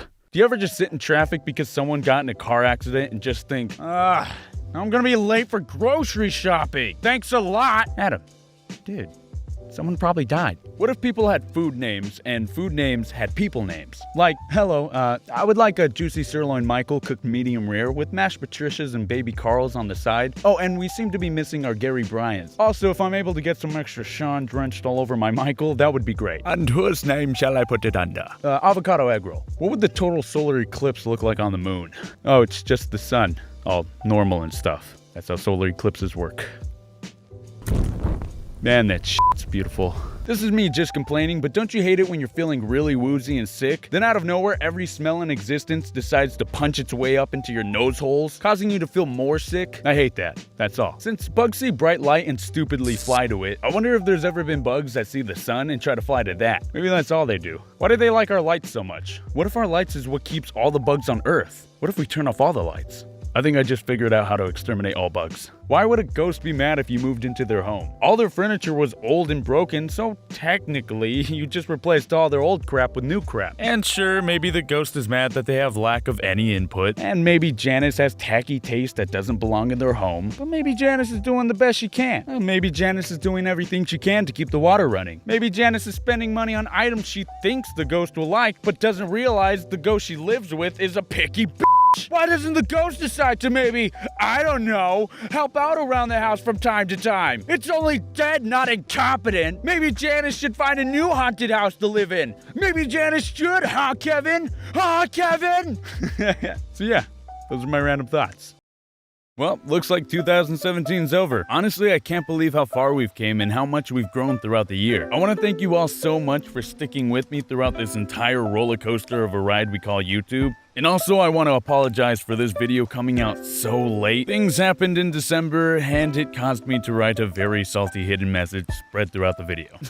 2017 was pretty hectic, but I'm pretty sure it can only get better from here. So let's make 2018 our year. Oh, it's fire. I'm spitting fire over here. Oh! Ah! Oh my God!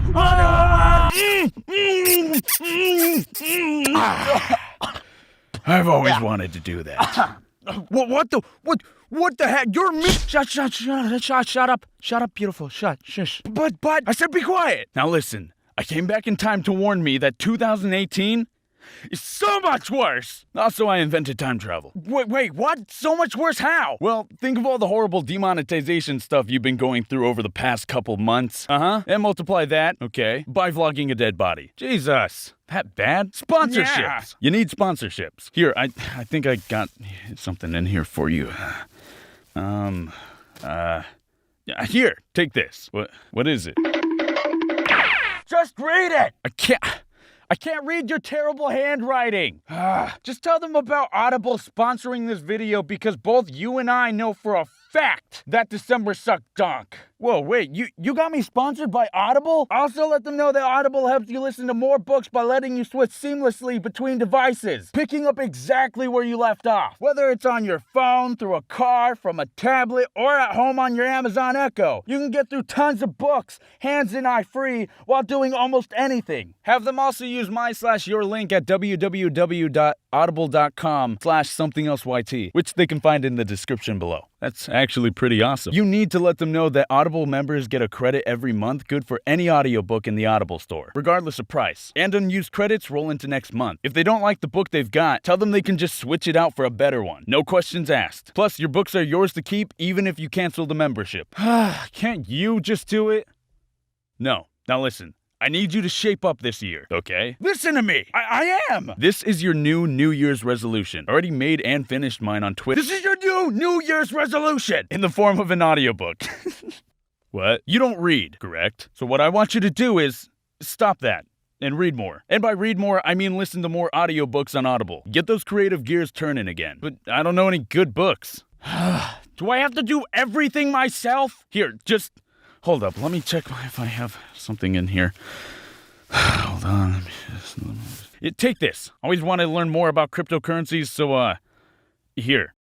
Oh, what the heck? I don't know. Maybe it'll cause a butterfly effect or something and things won't suck so much in the future. Well, hope you all enjoyed the video. Once again, you can find the Audible link in the description below. Stay hydrated. That's the first Stay Hydrated in 2018. The ocean. A vast body of water full of salt that covers over 75% of Earth's surface. Crazy thing about the ocean is that there are more artifacts about human history inside of it than there are in any museum combined. Plus, there's pretty freaking weird creatures inside of it too. I mean, have any of you ever heard of pyrosomes? I have. I've heard of pyrosomes.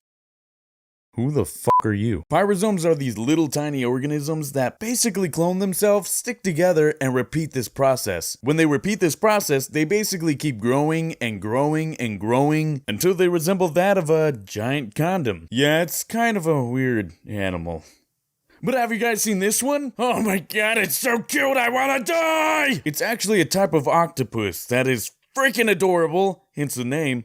Adorabilis. Honestly, I love this creature. It is freaking cute as crap. It's an octopus, and octopuses are really smart. Octopuses. They're really smart. And how could you not like this little guy? Look at him. Look at him. Look at him! Look! Did you know that phytoplankton actually make up most of our oxygen? Thank you, Plankton. Here's the Krabby Patty secret formula. We don't really need it. We don't like, soggy cheeseburgers. Honestly, I love the ocean. There are so many beautiful aspects about it. There are so many cool creatures that live in it, and it's just a cool place that I'd love to learn more about. But as beautiful as it is, with every positive, there is a negative. And what I mean by that is that, well, it can also be the most terrifying place on the freaking planet. Now, you're probably sitting on the toilet wondering, Adam, I don't understand why it's so scary. What the Well, you butt nugget, I'll tell you. Okay, first off, we've only explored like less than 5% of it, meaning that most of it is completely uncharted. We know more about the moon and Mars than we do our own planet. Since we know so little about it, who knows what type of freaking monsters live inside of it? For all we know, there could be a giant freaking baby just taking a nap, sleepy times, and then it's angry and it goes destroy Tokyo. Adam, the man who is afraid of giant monster babies coming out of the ocean. Well, have you guys heard of the freaking bloop? If you guys haven't, here's what it sounds like. Does that not sound like a giant scary baby? Actually, they did end up coming to a conclusion that it was just two giant icebergs colliding together. But if it was a creature, I'm pretty sure it wouldn't be like, a baby-like giant monster, but it would probably have been something scary. And fun fact about Adam, I'm actually kind of scared of going on cruise ships, even though I'd probably never be able to afford one. But if I were ever to be able to somehow go on one, I would most likely be terrified throughout the entire trip, worrying about rogue waves. Rogue waves are basically these giant freaking waves that are able to take down an entire cruise ship and destroy it. Granted, it does have to be very stormy, but if it was drizzling and I was on a cruise ship, I would be terrified. Now, I'm gonna jump on the topic of creatures. There are cool creatures that live in the ocean, but don't you dare for a second forget about those dang friggin' scary ones that live in there too. For example, sharks, gulper eels, anglerfish, whatever this thing is, the blobfish. No, don't you dare forget about the most terrifying one of them all. Orcas. Frickin' orcas! You know those big cuddly fish that are at SeaWorld and they do tricks and stuff and yada yada, kids love them? I think they're frickin' terrifying. A lot of people think these things are frickin' innocent, but they have a reputation. They are literally called killer whales. They go out of their way to kill and eat the gentle giants of the sea. Even though if I saw one, I would most likely poop my pants out of fear. But the thing that makes me super uncomfortable with these animals is that they don't just kill their food. They first torture it. Sometimes they don't even eat their kill after they torture it. I believe there was a documentary that actually showed a group of killer whales just tossing around baby seals for fun, resulting in the baby seals actually dying. And they didn't even eat it afterwards. What a waste of food. Now you're probably thinking, Adam, I don't think these are as scary as great white sharks. Shut up. These things can literally kill great white sharks if they wanted to. Now, killer whales aren't necessarily more aggressive, but if you manage to piss it off, then you're in for a freaking treat, because I would rather take on a freaking shark than a killer whale. Now, let's say you're in a kayak just having a good time fishing and whatnot, and then all of a sudden you see a freaking great white coming towards you. All you gotta do is get a pointy stick and jab it a couple times and eventually it'll go away. Because they're stupid. Now, same scenario, but you see a pissed off killer whale coming towards you. You're done for. Doesn't matter what you do, you're done for, because those things are freaking smart. They'll know to go underneath the kayak, push it up, knock you out of it, and then take you out. Their intelligence is honestly the scariest aspect of them, which is why I'm so scared of them. They have brains and bronze. That's freaking terrifying. So in conclusion, orcas are terrifying, the ocean is terrifying, everything's terrifying. Okay, that's not true. I do like the ocean. I'm not that scared of it, but I am very scared of it. I do want to learn more about it. So yeah. Now, if you love the ocean, don't let any of this discourage you, because honestly, the ocean is a freaking beautiful place, and it's freaking awesome. Plus, all the scary stuff that happen, or that I talk about, is very rare, so, I mean, yeah. I gotta keep talking, because I want to make sure I can show as much fan art as I can in the end card, and blah, blah, blah. Don't forget to like, comment, subscribe, and comment down below, stories that happen to you at the beach or in the ocean. I'd love to hear them, whether or not they're scary or cool. That'd be awesome. Also, I forgot what I was gonna say. Well, I will see you in the next one.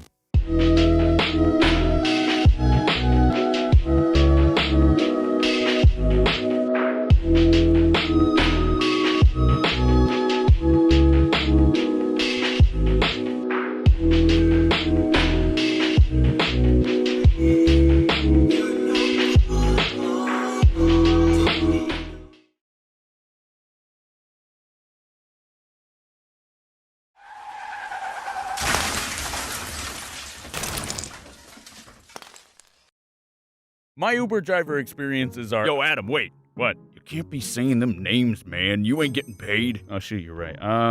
My... like a taxi but not experiences? That'll do. So my like a taxi but not experiences are some of my favorite experiences with people. You can meet some of the nicest / weirdest people taking one of those things, and you all know how much I love talking to people. It's also an easy way to meet others and practice your conversation skills. For example, this one time I was in downtown LA and needed a ride to West Hollywood, so I called up an Uber taxi-like thing and hopped in. I was greeted by this really nice middle-aged black mom who was not really afraid to speak her mind. Hello. Hop in, sugar tits. I gotta get you to your destination fast and go pick up my kids. Straight and to the point. I like that. While we were driving, it got a little awkward silency, so I tried starting up a conversation by asking how her day was. And how the simplest of questions can stir up the mightiest of conversations. This lady starts going on about how her kids were annoying her because they were 21 acting like preschoolers, and how she has to take care of her sister's kid who's acting like a delinquent, and all this other stuff that was just like, whoa, I just asked you how your day was. But to be honest, I was into it. I was just sitting in the back seat like, ooh, girl, if I was you, I would whoop that child's ass so fast the Flash himself would be all like, that dude is fast. Realistically, though, the lady was super nice, and I had a really awesome conversation with her. Also, it just seemed like she was happy being able to vent a little bit, so I'm glad I could listen. She was really nice. Sometimes, though, you won't get so lucky having a nice, sassy black mama with you to talk to. Because this one time, I was with my buddy Jameson driving in our taxi thing, and I decided to spark up conversation with our driver. He had this super thick accent and was actually pretty nice at first, but then he asked, "So, what do you guys do for a living?" So I told him, because I ain't insecure about my job. I worked hard for this new American dream, gosh darn it. We're YouTubers. We do PowerPoint, animation. That's when I learned that maybe this guy wasn't the right person to tell that. Oh, so you're famous YouTubers. Well, I wouldn't exactly call us famous. Listen, I have a job. Business opportunity for you to make billions. Trust me, it's a great plan. Go on. I have script for kids TV show, and you animate for me, and we launch in home country package store, I don't know what it's called, and we make boys and girls happy, and we make lots of money. Jameson and I were just sort of like, okay, cool, anyways. But the dude was extremely persistent. Look, my brother has studio in back blah blah blah, and has made great movies before. You know the Johnny, yes, Papa vids that weirdly showed up? It was basically those. I freaking missed out. I missed out on a great opportunity. Take my card and we can chat more about it later. What is number? In my head, I was like, oh, freaking this guy, I don't want to give him my number. And I said, sorry, man, I don't give my number to people I don't know. But Jameson, being the freaking passive sausage he is, here's mine. That's him. That's what he sounds like. Did you not learn anything from Walmart? Good thing, though, was Jameson was a little prepared. Ended up giving him a fake number. Sometimes, though, you can get a little mixture of both weird and nice, and those people are just great. I once had a driver that was pretty chill to talk to, but the things he was saying was just... it was out his ass. He was lying. So, what's the craziest thing that's happened to you while being, and driving people around? Dude... I get some crazy fine girls in here all the time, man. Oh, God. Okay, that's not what I asked. There was this one time where this girl might have been drunk, I don't know, got in my car and was acting all flirtatious and stuff. Telling me how hot I am and whatever. Next thing I know, she just starts, like, bending over and, like, doing age-appropriate stuff to me. It's freaking tight. It's tight. It's freaking tight. I don't know how to react to, like, even myself. Dude, getting up all on this, yo. It was so dope. You'd be surprised how much age-appropriate stuff a like taxi but not a taxi driver gets, man. It's like a lie thing. Okay, you know what? I can't prove he's lying, so good for him, man. Good for him. Making life choices. I guess the weirdest part of that is our conversation beforehand was super mundane, and then all of a sudden he hits me with how much girls want his wee-wee. I didn't know how to react, so I just went along with it and congratulated him on his lady man skills. Congrats, man. Getting them, you did it. Yay. Yeah, man, girls always throwing themselves at me because I, like, drive them around and stuff, yo. It's crazy. Well, you heard it here first, my fellow dudes. You can't beat them. Join them. Does that even work in this context?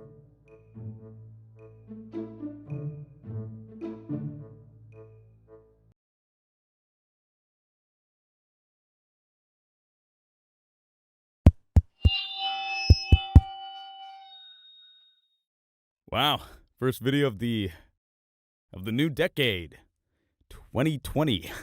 That's cool. Anyways, I've never actually shouted out my Twitter, I think. So I'm gonna do that. Follow me on Twitter, at SomeThingElseYT. You get your phone, go on the app, type in my name, pick the me with the most followers. Okay, well, you know what to do. Yeah, you got it. You got it. I hate being sick. Almost as much as I hate being robbed. But you know what sucks even more than being sick or being robbed? being robbed while you're sick by an old lady. Let me elaborate. November 20th, 2019, around 12 in the afternoon, I was laying on my couch dying of the flu. Snot dripping from my nose, head pounding like a bass drum, and stomach craving anything of sustenance. I thought to myself, I should probably eat something.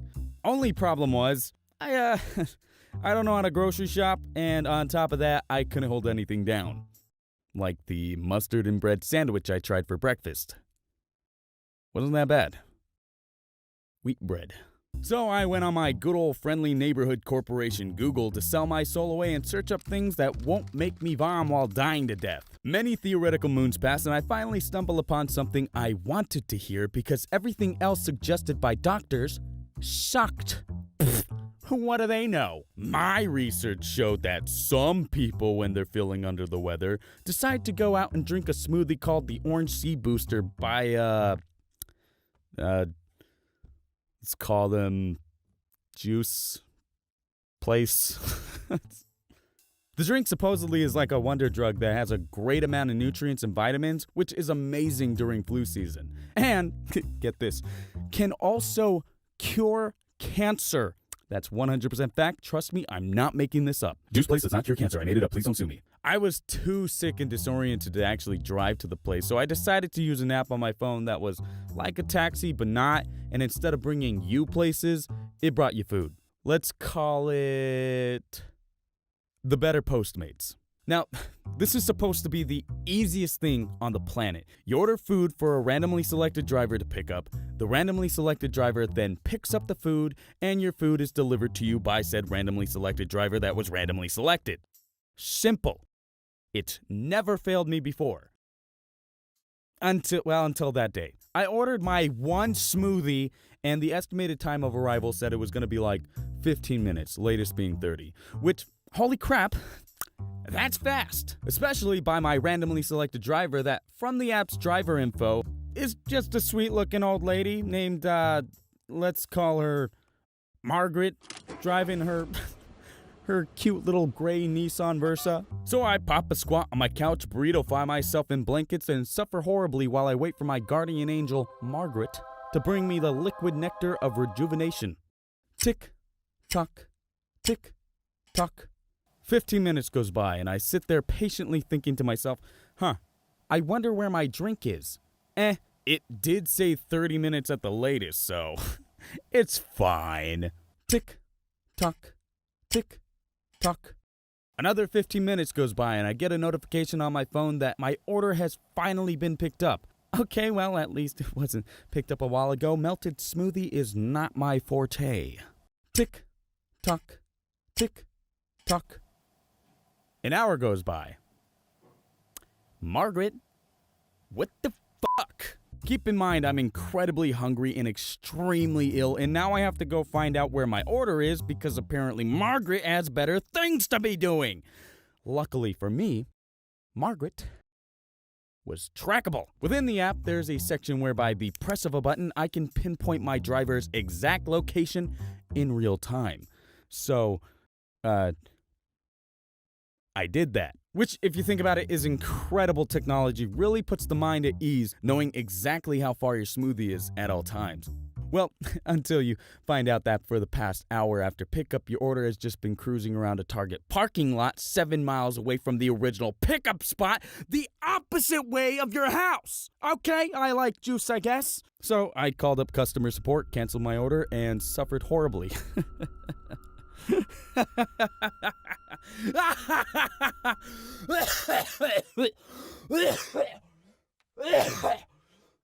But before I hung up on Rahad, the customer support person, he asked me if there was anything else he could help me with. I replied, no, I think I'm good.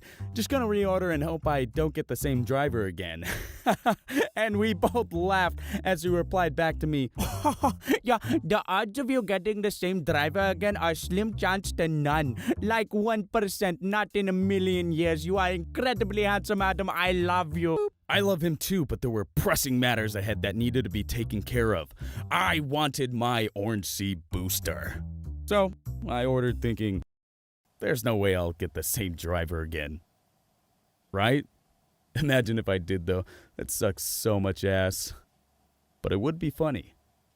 Probably not during this part, though, because it's more of a build-up for a perfectly timed punchline that's most likely gonna occur in about 3, 2, 1. I didn't get the same driver.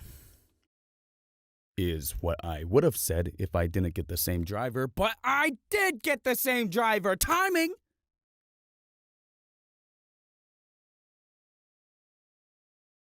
Is everything, people. But apparently Margaret doesn't get that because she decided to take just as long the second time. Margaret, you'll never be a comedian. This time, though, she took a different approach with her bit. Instead of driving around somewhere else the complete opposite way of the place, she instead thought to herself, That's a waste of gas. So I'll just wait here in the parking lot of the place for an hour, 'cause why not? Margaret, honey, listen. I hate you. Still dying to death, I decide to once again call up customer support to cancel my order, but this time, Rahad had some bad news, explaining that, Adam, my love, I'm sorry, but since it's the second time, if we cancel your order again, you won't be able to get a refund. Technically, you weren't supposed to get a refund the first time you canceled your order, but because I love you so much, I hooked you up with that good. I was defeated. The old bag had won. Sneaky way to get free food, huh, Margaret? Wait out the clock, get the person to cancel, and boom! No pay and eat away. Gotta admit, way to play the system. Plus 10 respect! Accepting my defeat, I thanked Rahad for his help, ended our call, hung up our portrait on the wall, and prepared to just go get it myself. It's only 7 minutes away, it's a bright and sunny day, and I have plenty of gas. Literally nothing could go wrong at this point except if I sneezed on my windshield or something and crashed my car.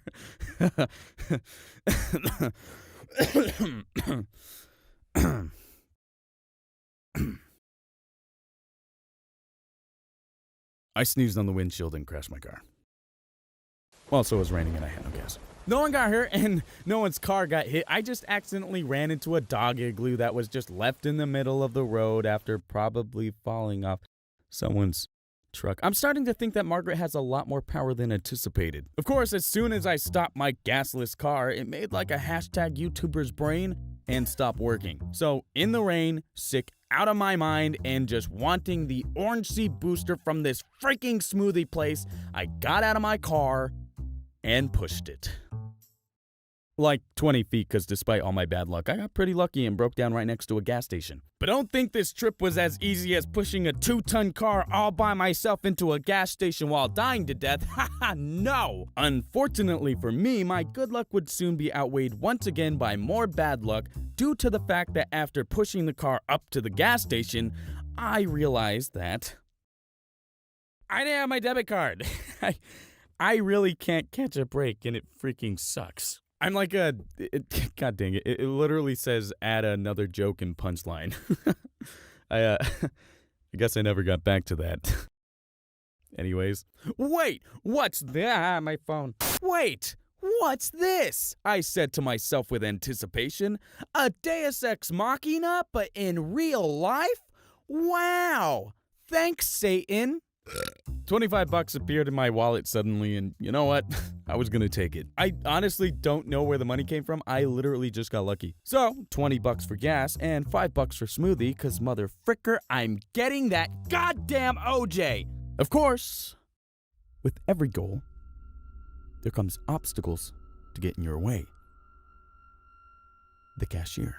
The only thing now stopping me from getting to my destination and drinking my life juice is this freaking cashier. Oh, would you look at that? Good news.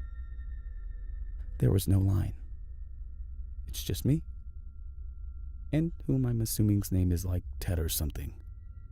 So, I walk up to said Ted and hand him the bread. Can I get 20 on 4? I ask, sliding over the dough. He then looks at me, takes my money, and replies, for here or to go. I then found myself in utter full mentally, and verbally choosing an answer. Motherfricker got me. But fuck him. I quickly ran to my car, pumped my gas, and headed over to the freaking smoothie place so I could finally, after all these hypothetical years, drink my stupid drink and get some goddamn nourishment. Finally, I had arrived. A heavenly aroma glistened throughout the scene as I stepped closer and closer to the cashier to order my drink. And after the weirdest / unluckiest day of my life, my mission was a success! I had gotten my drink, therefore it was now time to head back home and die! But as I was walking back to my car, I noticed something in the distance of the parking lot. An ominous figure vibrating a particular sound that reflected the hum of a parked car. Because it was a parked car. A freaking gray Nissan Versa sedan with a sticker on the back that said God's bitch to be precise. The exact same vehicle the app said that Margaret was still sitting on her ass in the parking lot drinking my drink. Presumably the second one. Margaret, you freaking monster. But you know what? Here's how I see it. Despite this being a, very crappy thing to do, if somebody's desperate enough to wait a couple hours for a smoothie, I'm pretty sure they needed it more than I did. Plus, it was funny. Margaret, I hope you're doing well. I hate you. Stay hydrated. That was the first Stay Hydrated of the new decade. 2020, frick yeah. I hope World War III doesn't kill us all. I'm so freaking excited for the new Marvel Infinity Wars coming out. That new one with, Iron Man and stuff? Yeah, but it doesn't just have Iron Man in it. Also has, the Hulk. We should go see it. I'm down. I mean, I've never seen a single Marvel movie before, but it looks cool. Yeah, it's gonna be one of the coolest... Wait, what? What? You've never seen a single Marvel movie in your entire life. None of them. How? What the heck? I don't know. Are you okay? I mean, yeah, I think so. I do have this rash down in my... You can't see this movie with me. Wait, what the frick? Why not? You won't understand anything. So what? So what? You expect me to go see probably what's going to be one of the greatest movies ever made from one of the greatest franchises ever made? With you? Someone who has never seen a single one of the movies in said franchise? I don't know why I rhymed in the beginning of that sentence. I mean, yeah. No, not gonna happen. Come on. Who cares, really? Isn't going to see a movie not really about the movie itself, but more about the experience? I'd rather die. Fine. I'll go watch the damn movies. Nope, can't do that. Why not? There's no time. I have plenty of... There's no time. Now sit. And let me weave you a tale. I don't really think I need a fursuit. So in 2008, Marvel decided to make a movie called Iron Man, which was dope, and basically innovated the way superhero movies were going to be made. Wait.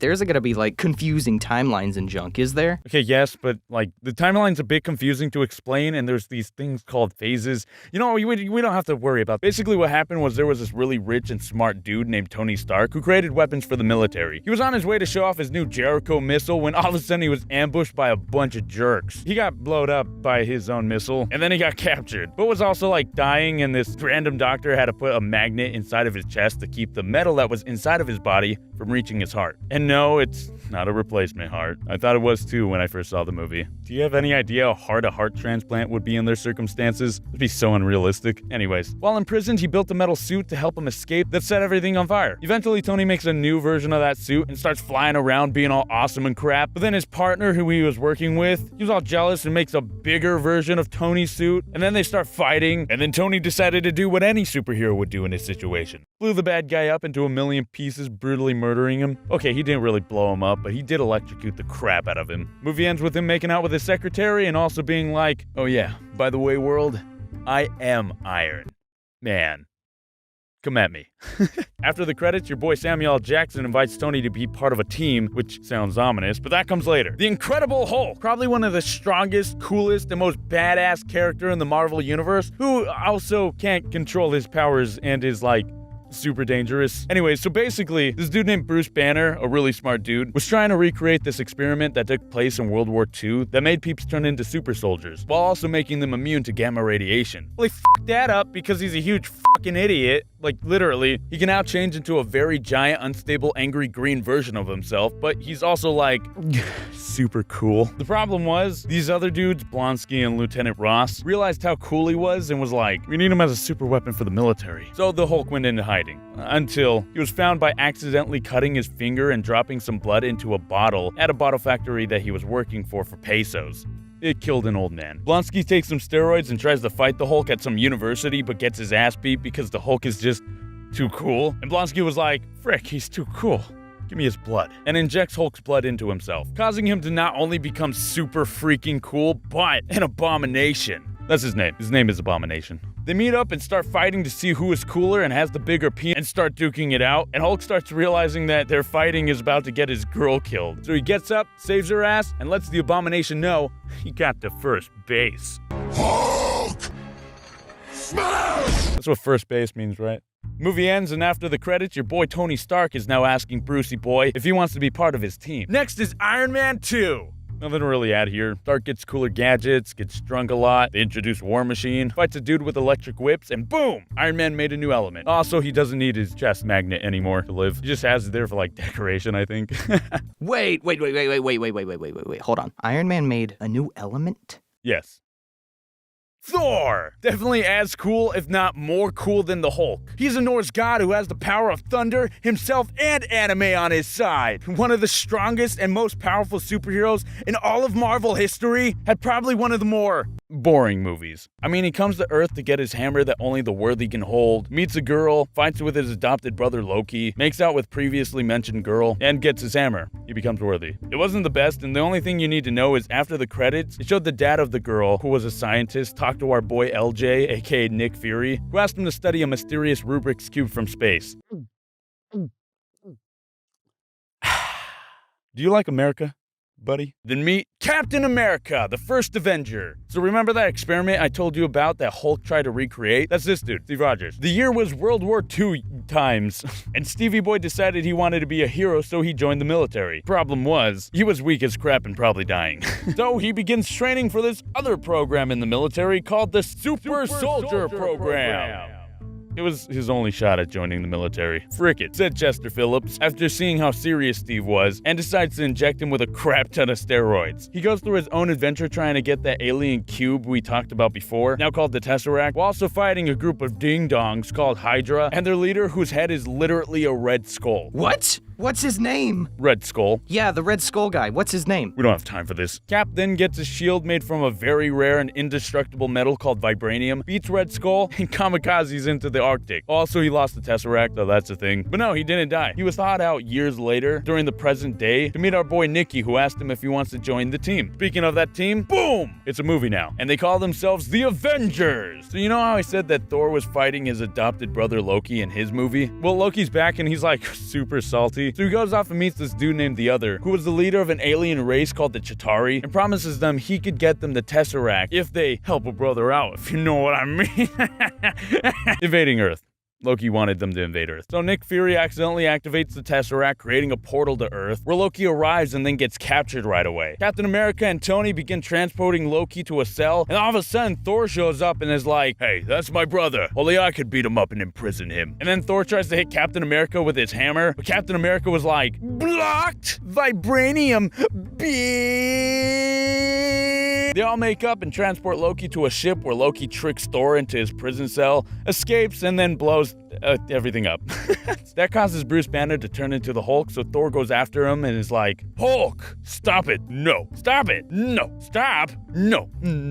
Loki then opens a portal for the invaders to come out, and the Avengers go into action. At one point, Bruce Banner has like the coolest freaking moment in the world, where Captain America is like, you should get angry, lol. And Bruce turns around, looks him dead in the eye, with the most serious face you've ever seen, and just goes, you, and then punches a giant alien worm in the freaking face. The government shoots a nuke at the city, so Tony redirects it in the correct area where it should have been shot, into the giant wormhole where the aliens were coming out of, blowing all their shit up, and thus they win. The aliens, on the other hand, were not too happy about this.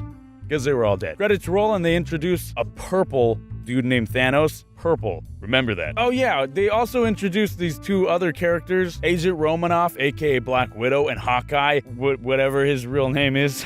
They don't really have powers. Hawkeye can shoot bows really well and was mind controlled throughout half of the movie. Black Widow is just a total badass. And well, she's super hot. Dude, the movie is starting in a couple days. Can you speed this up? Okay, wait, I'll do that, but at the same time, I'm gonna explain something really quick. So in this universe, there are 6 Infinity Stones that have like a crap ton of power. So far, we've seen 2, the first one being the Tesseract, which is also known as the Space Stone, and the second stone, well, it's more of a liquid. It's called the Ether, also known as the Reality Stone, and that one was introduced in Thor 2. And that's all you need to really know about Thor 2. Nothing really important happened in that one. Thor's mom died. Then there was Iron Man 3, which was a filler movie. Captain America Winter Soldier, pretty awesome, but another filler movie. But they do introduce 2 new characters, Bucky Barnes, the Winter Soldier, and Sam Wilson, aka Falcon, a dude with metal wings that help him fly, aka a more complicated than it needs to be jetpack. Okay, wait, we got Guardians of the Galaxy. This one I do want you to watch. It's hilarious, and it's just a really fun movie in space. Basically, it's an introduction to even more characters, which is Star-Lord, Groot, Gamora, Rocket Raccoon, and Drax the Destroyer. And despite his name, he's a sweetheart. It also shows us a little more about that Thanos guy, who is now for some reason blue, and that he's after the Infinity Stones. Also in this movie, the 3rd Infinity Stone is introduced, and at one point, the guy working for Thanos who is sent to retrieve the stone ends up getting the stone, but then calls up Thanos and is like, yo, I'm gonna kill you. LOL, XD, winky face. But then he gets his ass beat by the Guardians, which, guys, you should have just waited until he killed Thanos. You done goofed. After this one, there's... Okay, wait, stop the video. So it turns out I forgot to movie. It comes right after Guardians of the Galaxy 1, which is Guardians of the Galaxy Volume 2. So, what I'll say is a great movie. It's another filler movie, though. But at the same time, I didn't forget to end the video. Okay, bye. Avengers 2, Age of Ultron, which is such a cool movie. So in the beginning, the Avengers infiltrate Hydra's lair to get Loki's scepter, which, how the heck did Hydra get it? The scepter was being used to experiment on peeps. Oh yeah, did I ever mention that Loki's scepter has like the Infinity Stone on it? Well, it's the 4th one. This movie introduces the characters Pietro. Is that how you say it? Pietro? Pietro. aka Quicksilver, a super fast dude, and also the Scarlet Witch, which I think, aka Wanda Maximoff. Yeah, Google says it's her name. Blah, blah, blah. Tell me about it. That's not what I wanted. Who can manipulate minds and project energy. Stark and Banner start to study Loki's scepter and discover an artificial intelligence within it. His name is Ultron. Ultron wakes up next to Jarvis, Tony Stark's artificial intelligent helper person he made, and is like, "Ugh, who am I? Who are you? You don't know me.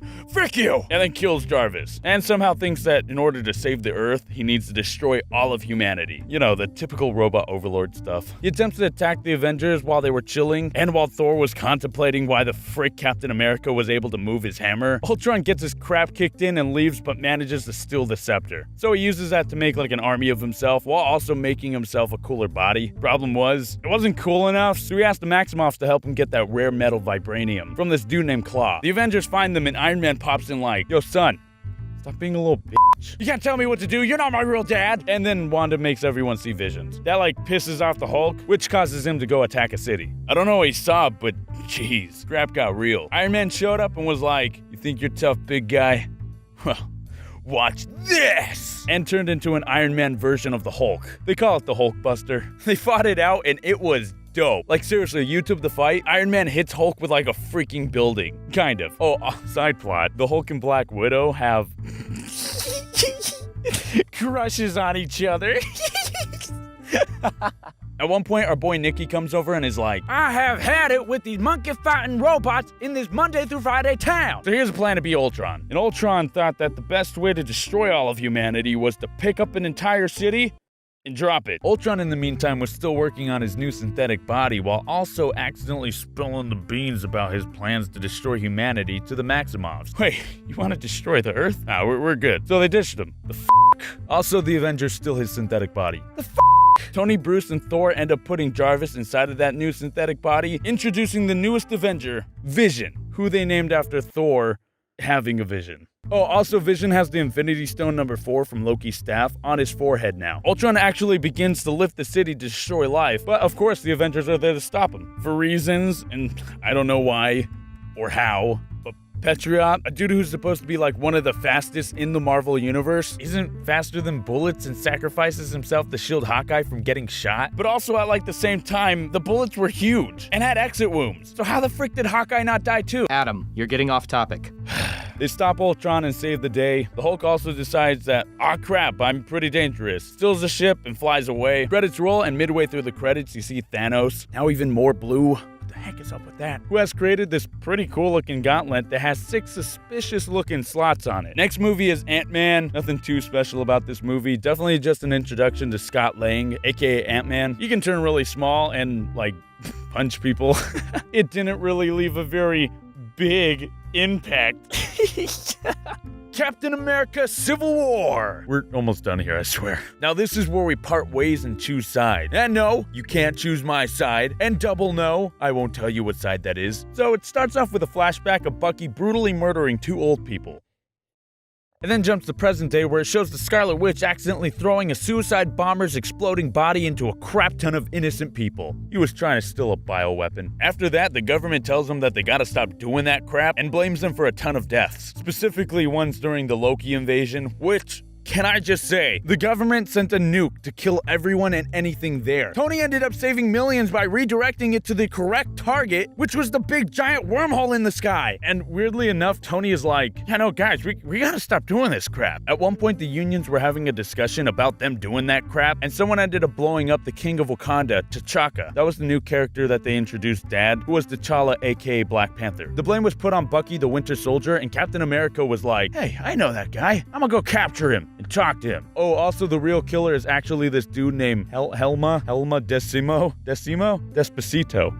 Bucky gets captured by Captain America, and Captain America was like, Bucky, the fuck, man? Wasn't me. Oh, dope. Captain teams up with Bucky and forms a team of his own, basically people who didn't want to stop doing the crap they were doing, and also wanting to help out Bucky, who was actually innocent. Team consisted of Hawkeye, Falcon, Scarlet Witch, Bucky, and out of nowhere, Ant-Man. They try to escape, but are intercepted by Tony's team, which consisted of Vision, War Machine, Black Panther, Romanoff, and out of nowhere, Spider-Man. Spider-Man? How? Dude, I have no idea. Disney might have like worked a deal out with Sony or something, but I don't know, I love it. They begin fighting at an airport, and it was freaking awesome. Like, Spider-Man steals Captain America's shield, Ant-Man turns into freaking Elephant Man, and War Machine got shot by Vision in the air, fell to his doom, and broke his spine. Oh yeah, War Machine almost freaking died, and is now paralyzed from the waist down. Jeez. Anyways, Captain America and Bucky escape, everyone else is apprehended, and Iron Man goes to chase down Bucky and Cap after learning Bucky was actually innocent. They meet up, team up, and all track down that one guy who actually did blow up Black Panther's dad. But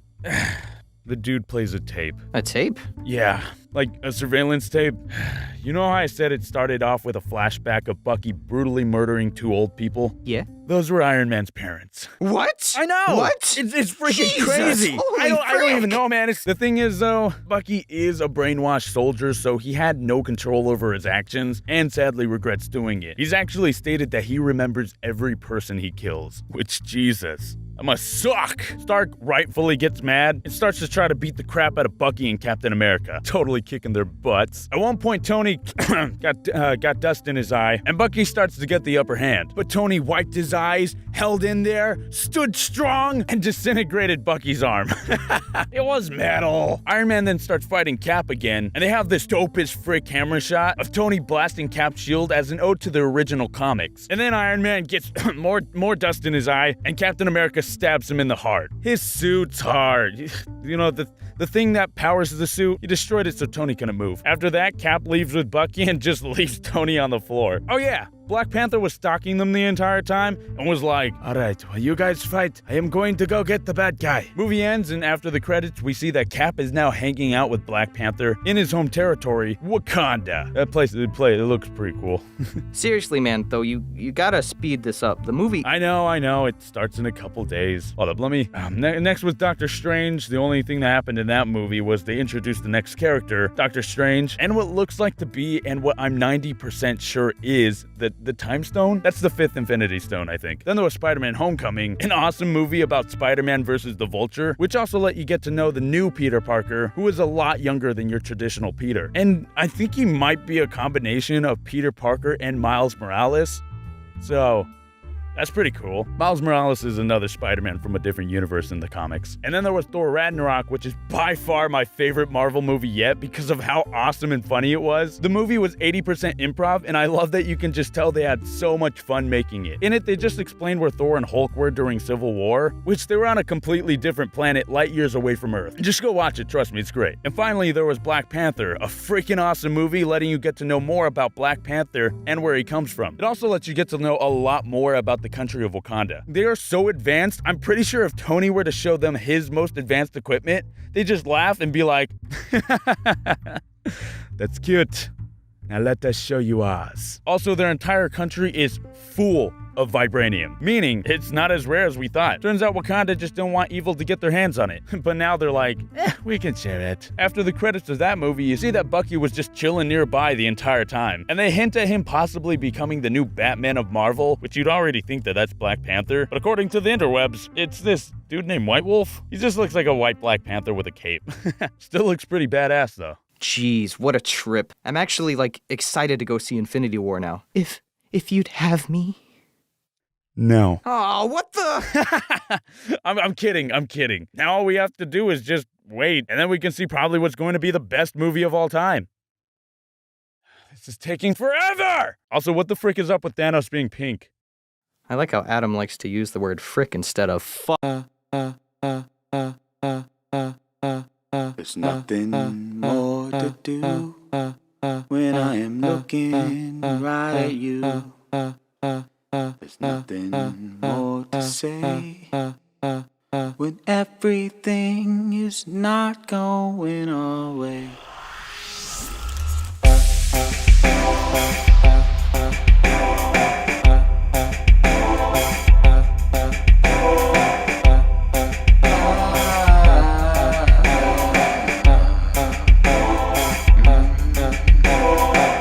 We're all just picking up the rhinestone that's broken in two. The powered life for today, but I'm here with you. I know that things will get better. That's something I had to teach myself. I don't know, I'm just kinda sick of the mentality. What if it never gets better? What if it never gets better? Go on, smart guy. What if it never gets better? I don't know. What if it does? I know that things will get better. It's something I had to teach myself.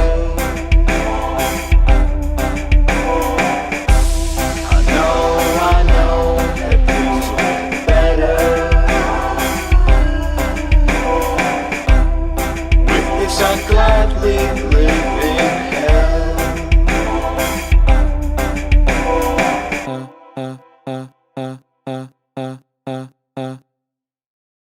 Well, looks like this is it. Falling down 75 feet out of the air. Dang it. Well, this sucks. How did it all come to this, you might ask? Well, my story starts at a couple days ago. A very couple days ago. So let's first talk about fears. Everyone has them. Fears such as being afraid of clowns, public speaking, giant octopus aliens whose only purpose in life is to invade Kansas, spiders. Doesn't matter who you are or how tough you think you are, you will be afraid of at least one thing in your lifetime. I, on the other hand, have no fears. How, you might ask? Okay, I'm lying. Of course, even I have my fears. I, Adam from SomeThingElseYT, have a secret fear that I have never told anyone in my entire life. Except for all my friends, my family, this random guy I met at Taco Bell, and now the entire world. A fear so secret and so scary that it will blow your freaking mind. Wait, Adam, You're actually afraid of something? What could the amazing, strong, gorgeous, and lustrous Adam be afraid of? Besides killer whales and everything in the ocean. Like sea cucumbers. First off, stop it. You're making me blush. Keep going. Second, I'm not afraid of everything in the ocean, just killer whales and like everything that could kill me, like sea cucumbers. Thirdly, I realize killer whales have yet to actually kill a person out in the wild in their homelands, but hear me out. I'm not taking any chances of I being that one random person they see and are like, yo, this guy lame. Thirdly, again, I forgot what I was talking about. Oh yeah, heights. I'm afraid of heights. Yep, I'm afraid of the most generic thing to be afraid of. I mean, to give myself some credit, I'm not too afraid of heights. Just heights that, if I were to make one wrong move, I'd plummet to my undeniable doom. Side tangent, I had never been on an airplane before up until this point, and I had to go on one for the first time to go to Boise to do a fan meetup with James, Tim, and Jaden. And what I didn't realize is that planes go freaking high. Also, when they take off, they go fast as boy! What I also didn't realize is, James, the last person you want to be flying with when you're afraid of heights. Holy freaking Adam, look how high we are. Oh man, we are still going up. The ground, look at the ground. It's getting further and further and further away. If we were to fall out right now, we would totally die. It's really cool, James. Glad you're having a fun time. If I make it out of this alive, I will destroy you. I can't give them too much crap, though, because I would have totally done the same thing. Once we got to cruising altitude, though, it got less scary, because the plane wasn't just going straight up in a vertical direction. It became more awesome. Looking outside the window went from, okay, so I'm going to die, to, oh well, this is dope. I'm not afraid of flying in planes anymore. Step 1 of my conquer complete. Okay, back on track. So a couple days ago, Jaden invited Tim, James, and I to go to this thing up in the mountains 3 hours away from where I live. It was like a rope jungle climbing thing. I had no idea what it was, to be honest. But it sounded fun and harmless, so we went. I mean, how scary could this really be? Turns out, this harmless rope climbing thing was 5 courses of obstacles, basically testing your strength and abilities to not fall to your death. Also, there was talk that only 30% of people actually finish all 5 courses, and that the highest part of the obstacles were like 75 feet in the air. Okay, it's fine. This is fine. I'm fine. I lift. On the upside, if you were part of the 30% of people that finished all 5 courses, you would receive a massive award. No one was for certain what it may or may not be, at least I didn't, but I speculated that it could be of various things, such as a giant medal made of pure gold, a tiny statue built in our honor, the magical tears of a unicorn that can make anything taste of delicious croissants, or a t-shirt. God, I hope it's a t-shirt. So we begin the course, after going through a tutorial on how not to die, which, thank you, Sam. And I'm not gonna lie, the first 3 courses of obstacles were boring as balls. They were for beginners, which I was, but nah. And you would have to wait like 10 minutes before each obstacle for that one person in front of the line to finish, just so the next person can take just as long. I wish I could have just, gave them a little incentive. Adam, but how high were you in the trees? I don't do drugs, stupid. We were pretty high up, but not enough for me to be scared, because if I were to fall, the least amount of damage that could happen would be a broken leg or whatever. Eventually, we did get to the 4th obstacle course, and people started taking the exits. Pussies. Why are people getting off? So far, it's been a walk in the park, or trees. Easy peasy. I'm not even breaking a sweat. I can literally do this with my eyes. Oh, okay. This is fine. I'm fine. It's okay, Adam. Just breathe.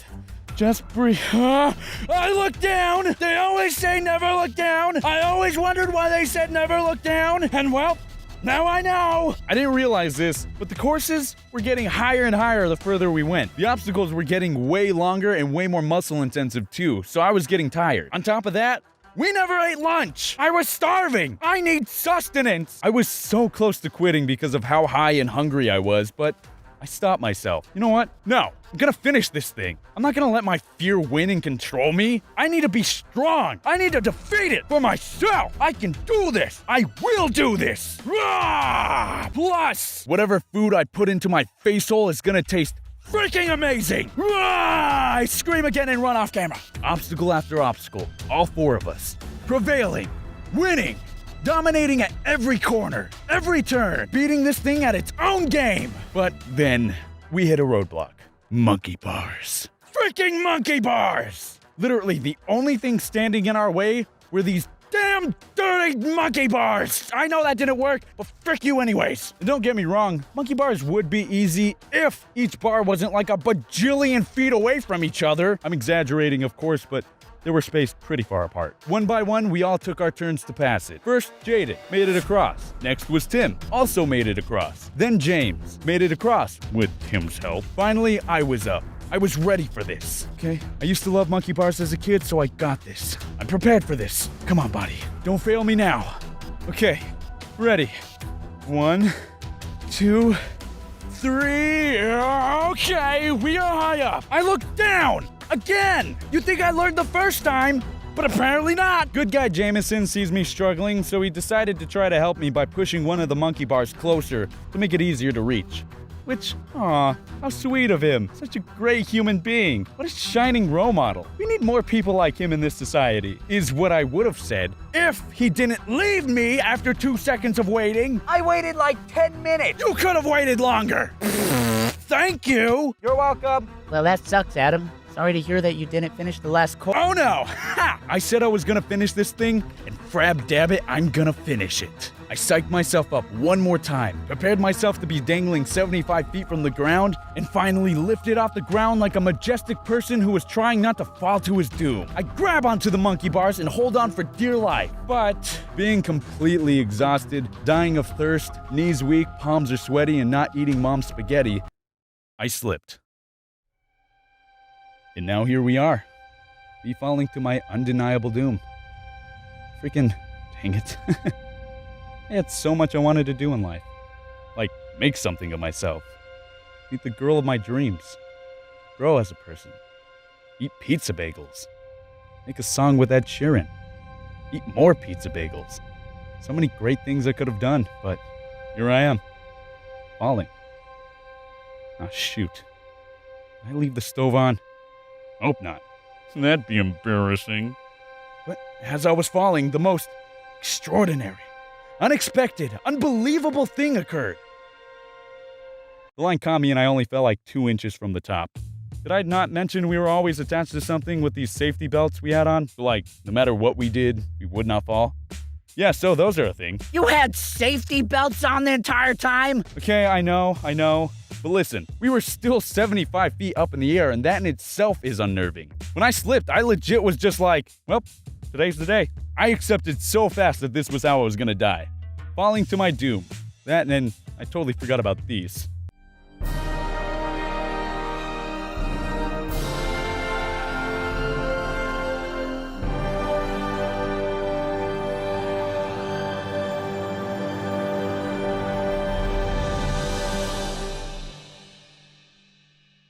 And that.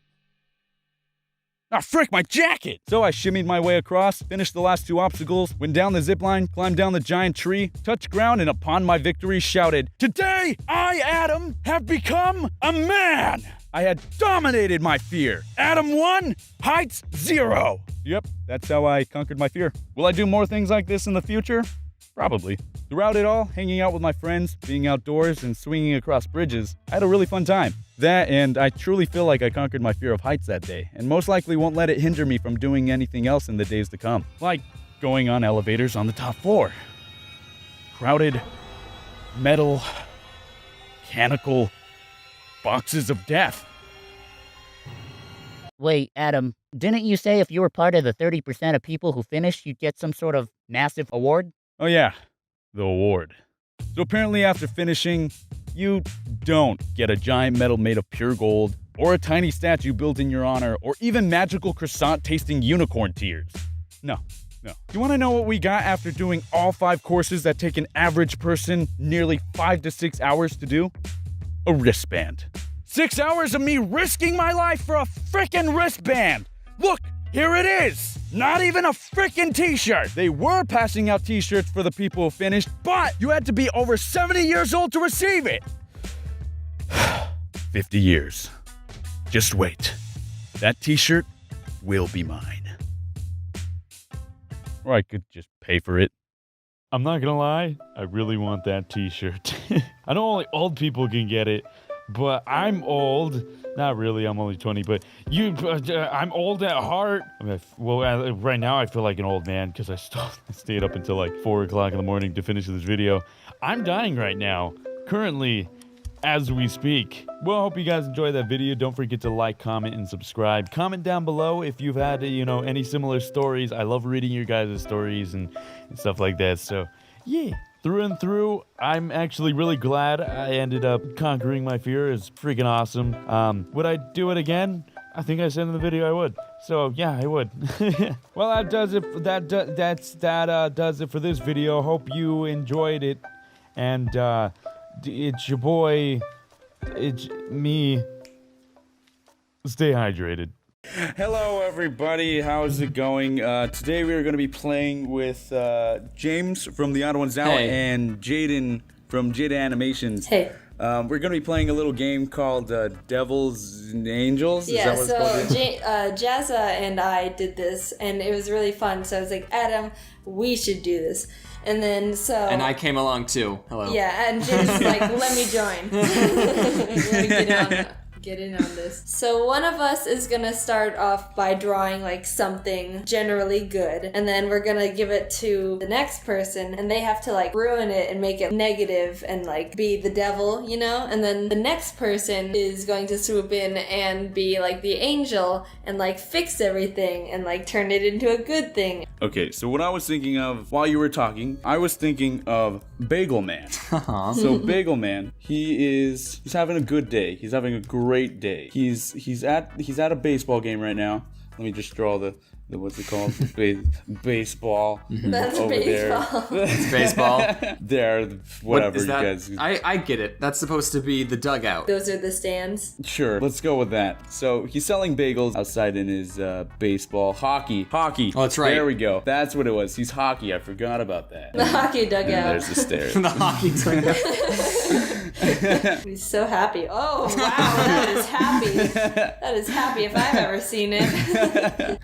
It turns out that Bagel Man wasn't even like he wasn't a salesman. He was a person who just liked bagels. He was a professional bagel lover. Yeah, basically. He's like a professional hockey player that just loved bagels. You just walk into his house and the walls are just filled with bagels. Isn't everyone's walls like that? He's selling bagels to this guy, and Bagel Man has made the biggest sale in his entire life. It is a very rich man. I think I would have a bagel. This guy's really rich. As you can see, he has a bow tie. I want 1 million bagel. This is Bagel Man, right? I just need Okay.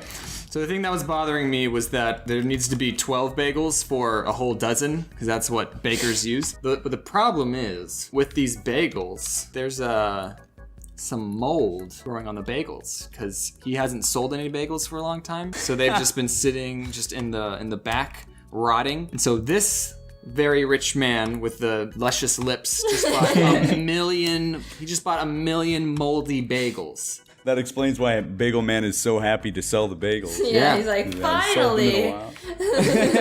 So it looks like it's bad because it's moldy. Like most people would say that mold is bad, but this is no ordinary collector. You see, these people actually are collectors of the finest moldy foods they can find. You know how it's like cheese is like wine, the older it is, the more valuable it is? These entrepreneurs buy moldy bagels. And they have all their bags of the finest moldy bagels. And they're like, we have never seen such quality mold on a bagel before. And he's like, ooh. Ooh. I've never seen such beautiful bagels before in my life. Like these are like really bad, But also, what also is good is Bagel Man's manager. He's like, ooh, Mr. Bagel Man, he's like getting an inspection, and he's like, wow, you just sold 1 million bagels. You are going to have a raise. Is that his? Okay, I think that's his mustache, but I thought it was his mouth, going, oh. Oh. So now, Bagel Man, not only does he get, well, like, he gets some of the profit from, like, 1 million bagels and stuff. Bagel Man has, like, he gets, like, some of the cut from, like, the million, which is what? I'd say, like, at least 100K, you know? And then, he's also not only, like, Bagel Man, but he's super manager Bagel Man. Everything's looking up for Bagel Man. He's like, let me draw more money. Let me draw more money, copy and paste. When I envisioned, but I still want to erase things. So what I envisioned while you were drawing is that it turns out Bagel Man did sell all this. He sold it, but then they realized something. Oh. Zutolo! What is this? That was Wait, the one. That guy has a lazy eye. It's fine. That's why he had his eyes closed before. So instead of the finest moldy bagels, they were looking for the finest moldy donuts. I don't know how to spell. Donuts. Okay. It's OUGH nuts. No, I think it's like regional. So it turns out they were looking for the finest moldy donuts and not bagels. And what ends up happening is they get a little frustrated, a little angry, and they take back their money. Bagel Man, still super manager Bagel Man, because he can't, no takebacks. Since these guys are so filthy rich, right? These guys are super rich. They end up buying out this entire stadium. No. It's like a clothing tag. So they just bought out the entire place. And what they ended up doing, he's still super manager Bagel Man because he's no takebacks. That rule still applies. But they changed the name from super manager to super lame. Oh no. Ooh, Bagel Man. that hit hard. Bagel Man, you know, not the best day for Bagel Man. He thought he was making the biggest sale of his life, and it ended up getting demoted to super lame Bagel Man. And also his whole ring got bought out, right? And then here's Bagel Man going home, all sad, defeated. He's crying. He's walking home, but the thing is, he's going home to a giant... Bagel Man lives in a giant donut? That's the biggest plot turn I've ever heard. I know. So this is Bagel Man's house. He lives in a giant donut. He comes home, you know, this is him coming home, still sad. And then this is Bagel Man's wife. You know, and she has an apron on, you know, typical nuclear family. Hey, let me get this. Hey, Bagel Man, how was work? This is how we should animate normally. Why do we spend so much time lip syncing? Not good. I got demoted. And then before he could say anything else, his two wonderful bagel children. Whoops. They go, Daddy's home. These are bagels, not donuts. He just lives in a donut. Okay. And then another picture. And then, okay, so then they see the badge. Here's his hat. And then they're like, what's that, Daddy? It's weird. So the kids ask, what's that, Daddy? Or what's that, Dad? Yeah, that's what they ask. And then he says, I got demoted at work because I sold bagels when I should have been selling donuts to this really important client, and I got demoted to super loser. And then the kids, what they do, they cross it out and they write super dad. Aww. And then he looks at his kids. Looks at his kids. and then for once in his life, Bagel Man was happy. Okay, so that's all happy and good and all that. But all good things must come to an end. They're in their bagel house. It's a donut house. Yes, that's important to what I'm about to be doing. So he's like all happy. I'll draw like James's like little guys, and he's got like his arm wrapped around his bagel children. He's so happy. Don't get too attached. Oh, no. He's all happy. They decide to go out for like a treat or something because they're all happy. And even though Bagel Man, he is in a rough spot because he's a super loser, here come Mr. Finer people with their fancy walking, and they're like Lips. No, they don't walk like that. They walk like that. And they're like, their heads are like this. They pay someone to move their legs.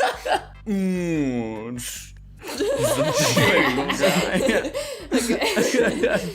So here they are, three amigos that ruined Bagel Man's life. So, if you would remember, they buy moldy donuts.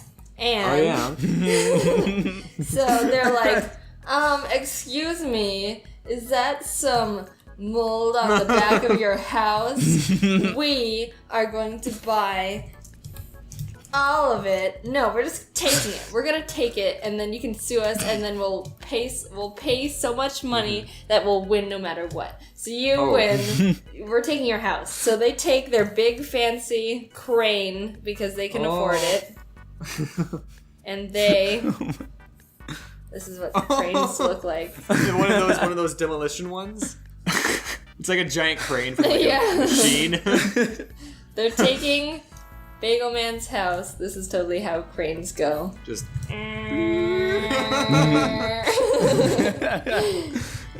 And don't take my house. My wife is in that house. He's like,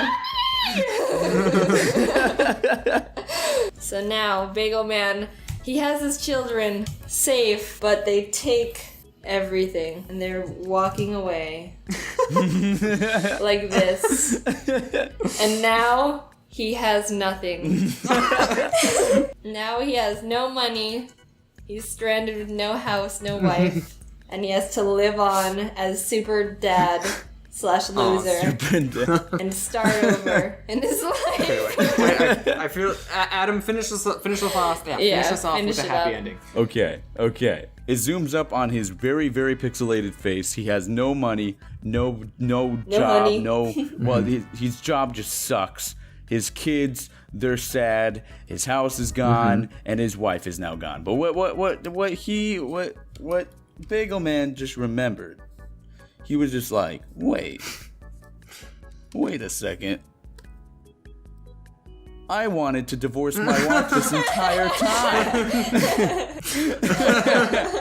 And that is how it ends. Okay, well, so that was Devils vs. Angels with Jaden from Jaden Animations and James from The Odd Ones Out. Hope you guys enjoyed the video. Don't forget to like, comment, subscribe, and stay hydrated. Love you.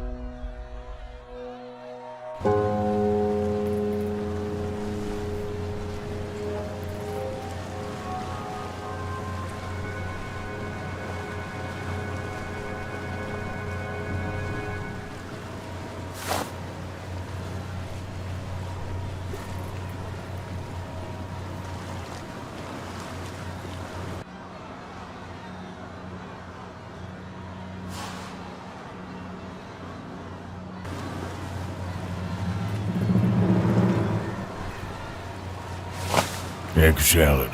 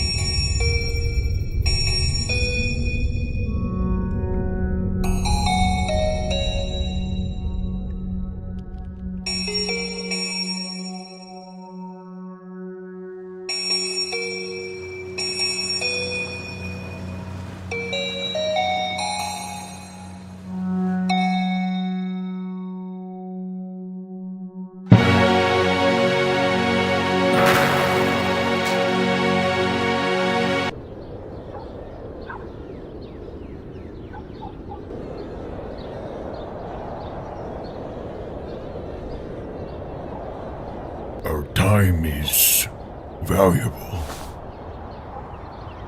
Don't spend it standing around.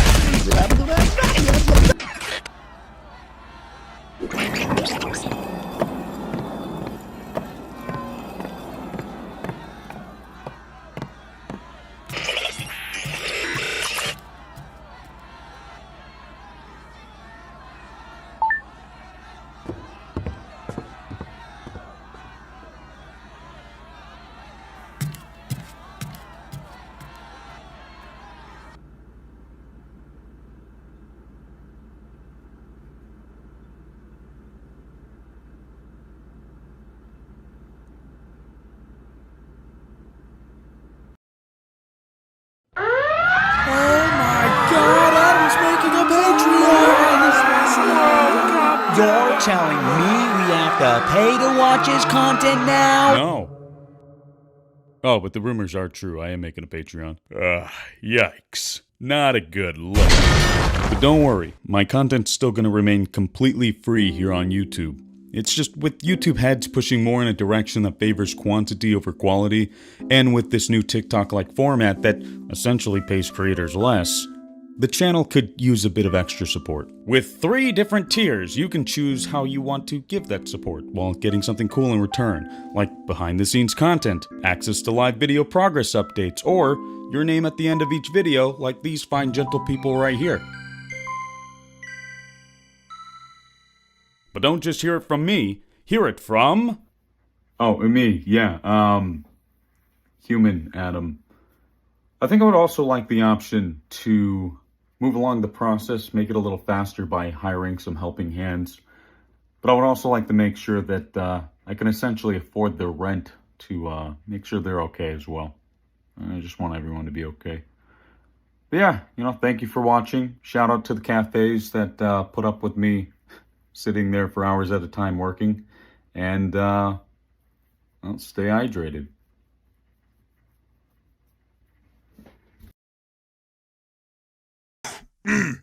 Okay, I think it's safe to say we all do a lot of stupid things from time to time. Some fly under the radar and go completely unnoticed, while others go crazy viral and end up on your tombstone. I think that's the thing. The thing is, not a lot of people try to purposely look stupid, am I right? Well, except for me. Sometimes. My juice box. All the time. I have ADHD, so whenever I'm bored or doing something for too long, I tend to think of things I could do to liven up my boring life for 3 seconds. I'm not gonna lie, while writing this part of the script, I started playing with the foam piece on my mic and forgot what I was doing. Which, by the way, this is the first time I'm using a script, so tell me if it's garbage or not. Okay, what was I talking about?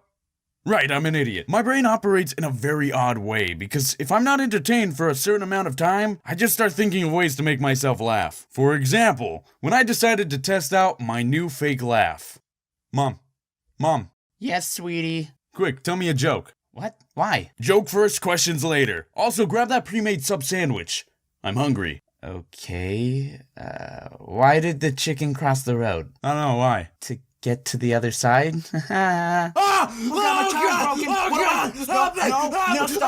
See how stupid that was? I mean, it was hilarious, but still. Don't try that at home, kids. Or anywhere. Don't try that anywhere. I think what also adds to the problem is that I could really care less about what people think about me. Which reminds me of another time with my dad, who by the way is a huge diva when it comes to appearance, decided to call me up and tell me to meet him at our local Walmart to help pick up groceries. Now you see, my dad always tells me how I should dress because he's really into name brands and whatnot. But most of the stuff he gives me is like polo shirts and uncomfortably small shorts. Dad, I'm not a 40-year-old man. Stop buying me these uncomfortably ugly clothes. I love you, though. Thanks for thinking about me. But I'd rather not look like I'm ready to play 12 rounds of golf. So me being me decided, hey, you know what would be hilarious? Wearing the old man clothes my dad shoves into my closet. But with a twist. I freaking show up to Walmart with a bright pink polo shirt tucked into these very short tan pants all over my Batman onesie. So I start walking around Walmart for the chance I accidentally run into my dad. It took a solid 20 minutes and I got a lot of weird looks. But, oh boy, was it worth it. AJ? He's a junior. Who?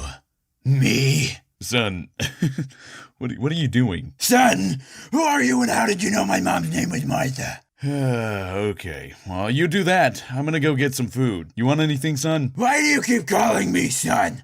My parents are dead.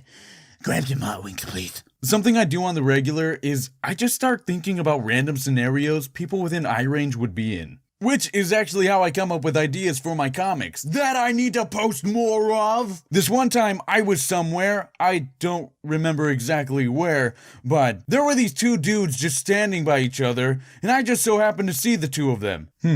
What if this happened?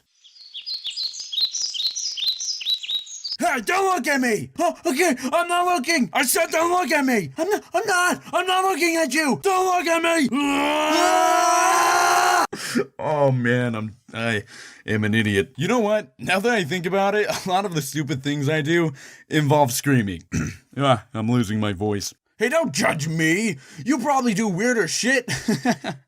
Speaking of shit, whenever I'm in a public bathroom doing the number 2s, and there's another person in the stall next to me, I tend to do this thing where I, stand up, take a deep breath, and make it known that I am the Master Commander! You could thank Olin Rogers for that one. So yeah, that's not even a fraction of the stupid stuff I like to do, but I feel as if this video is getting too long, plus I want to stop writing, because, so much writing! So expect a part 2 in the future. I gotta start writing this stuff down. Okay, bye! Oh yeah, I forgot to say, the moral of the story is, I do stupid things. Well, I hope you guys enjoyed the video. Don't forget to like, comment, and subscribe, and comment down below if you had any, stupid stories you want to share, because I love reading stories, and I'm pretty sure everyone, I hit the mic. I hope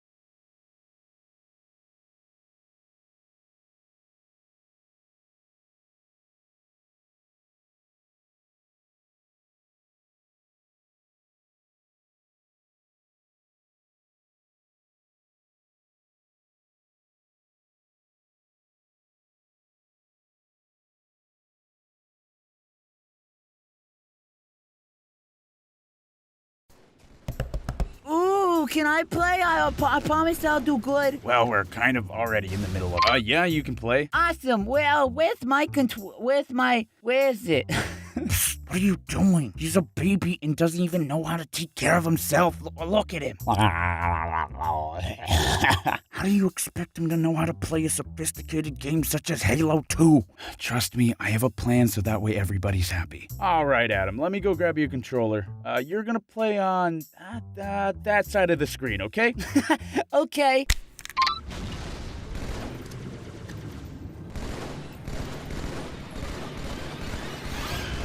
Do I look like a fool to you?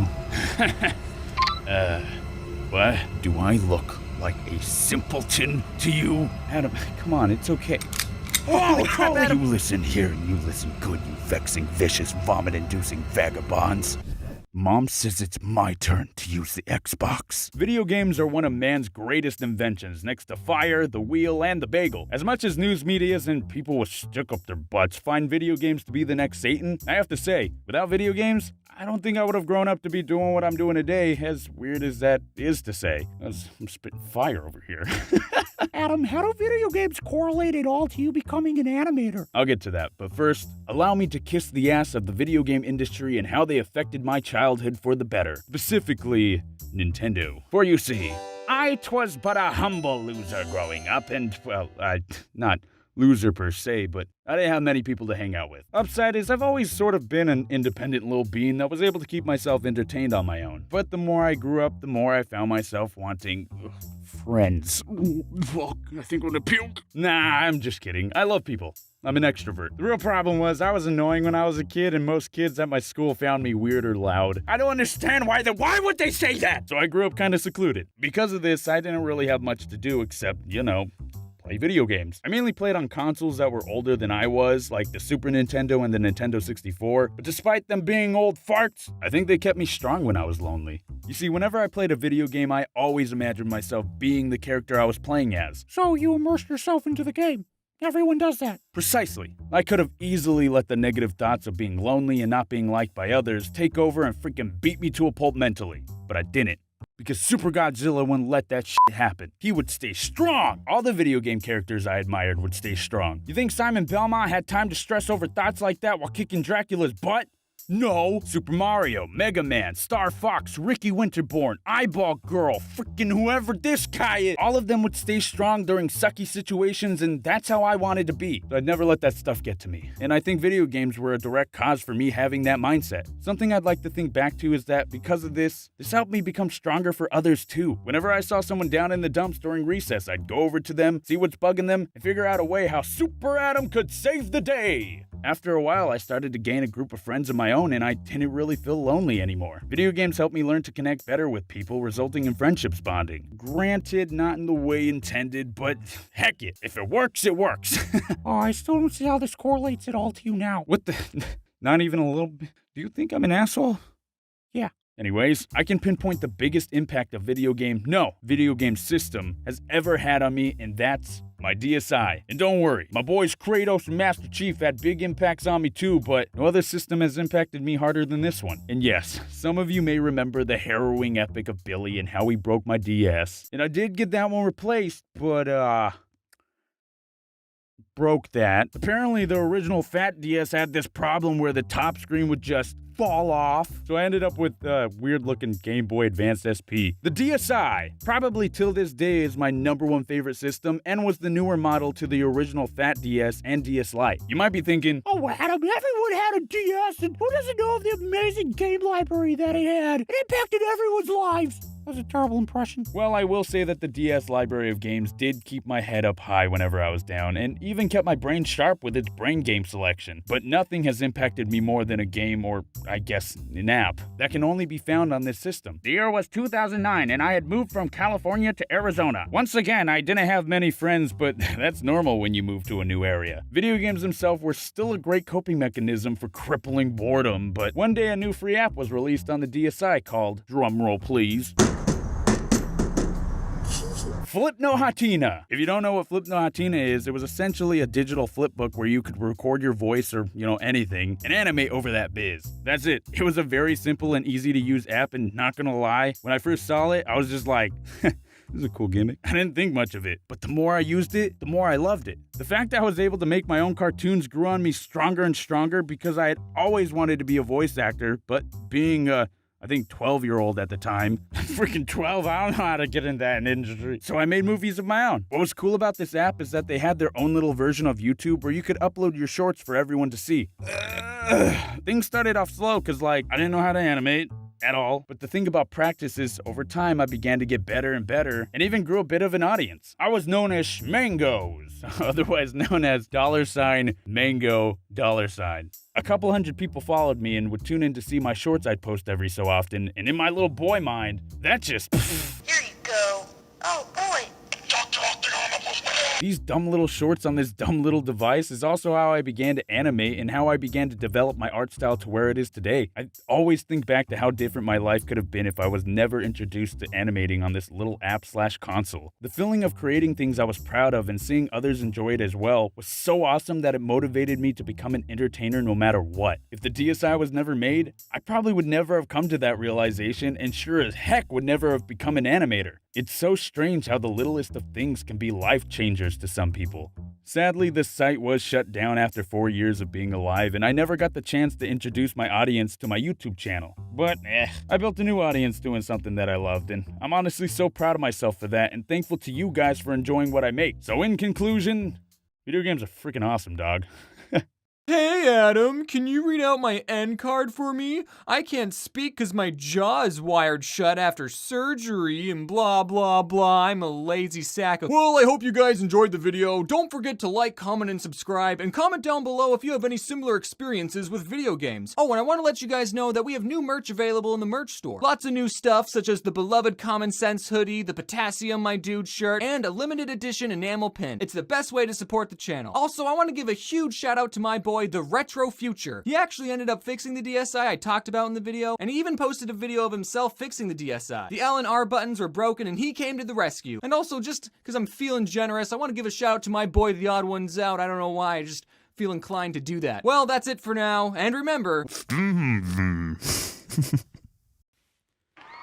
it's starting? Oh my god, it's starting! Oh, I'm so excited! I don't know what to do! I just want to jump over this rail and strangle it! What are you doing? Well, the first cup of chalky milk is going to be chalky milk. It's it's made from milk and I'm assuming it's chocolate. So here goes nothing. Here goes it goes. Wow, that's good. It tastes like chocolate milk.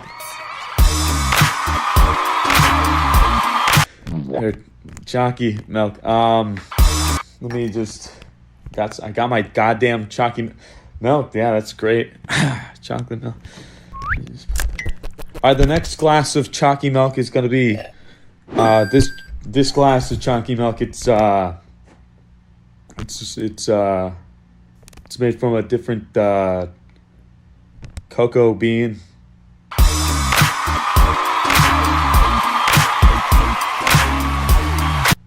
I'm assuming there's multiple cocoa. There's multiple cocoa beans, right? Like, well, this one's gonna have, well, does that one have sugar in it?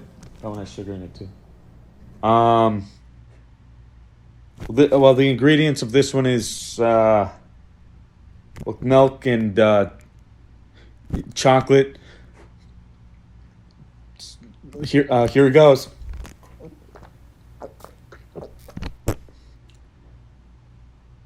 That's good chocolate milk. Stupid.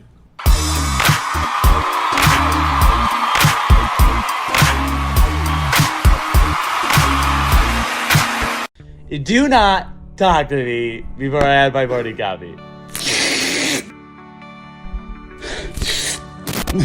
Why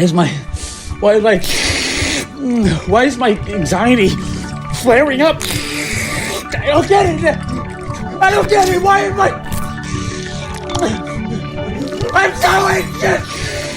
This coffee is so good. I cannot live without it. Yeah, I heard the food here is really good. Hi, nice to meet you, and welcome to our fancy restaurant. What can I get you? Can I get the ribeye with gabagoosh? Gabagoosh, good choice. And for you, miss? The ribeye and gabagoosh as well. 2 peas in a pod, these two.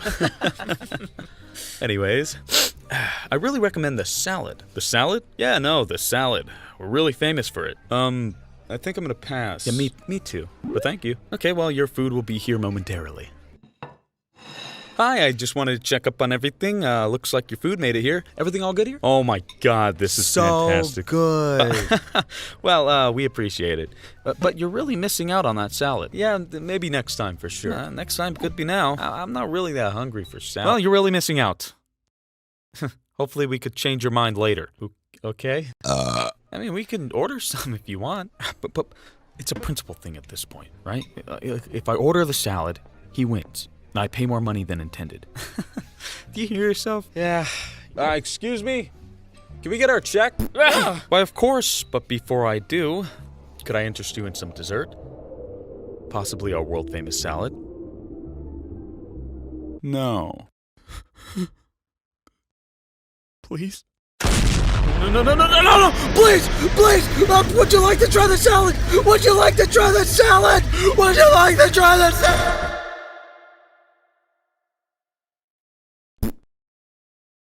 We also have calzones. Peer pressure.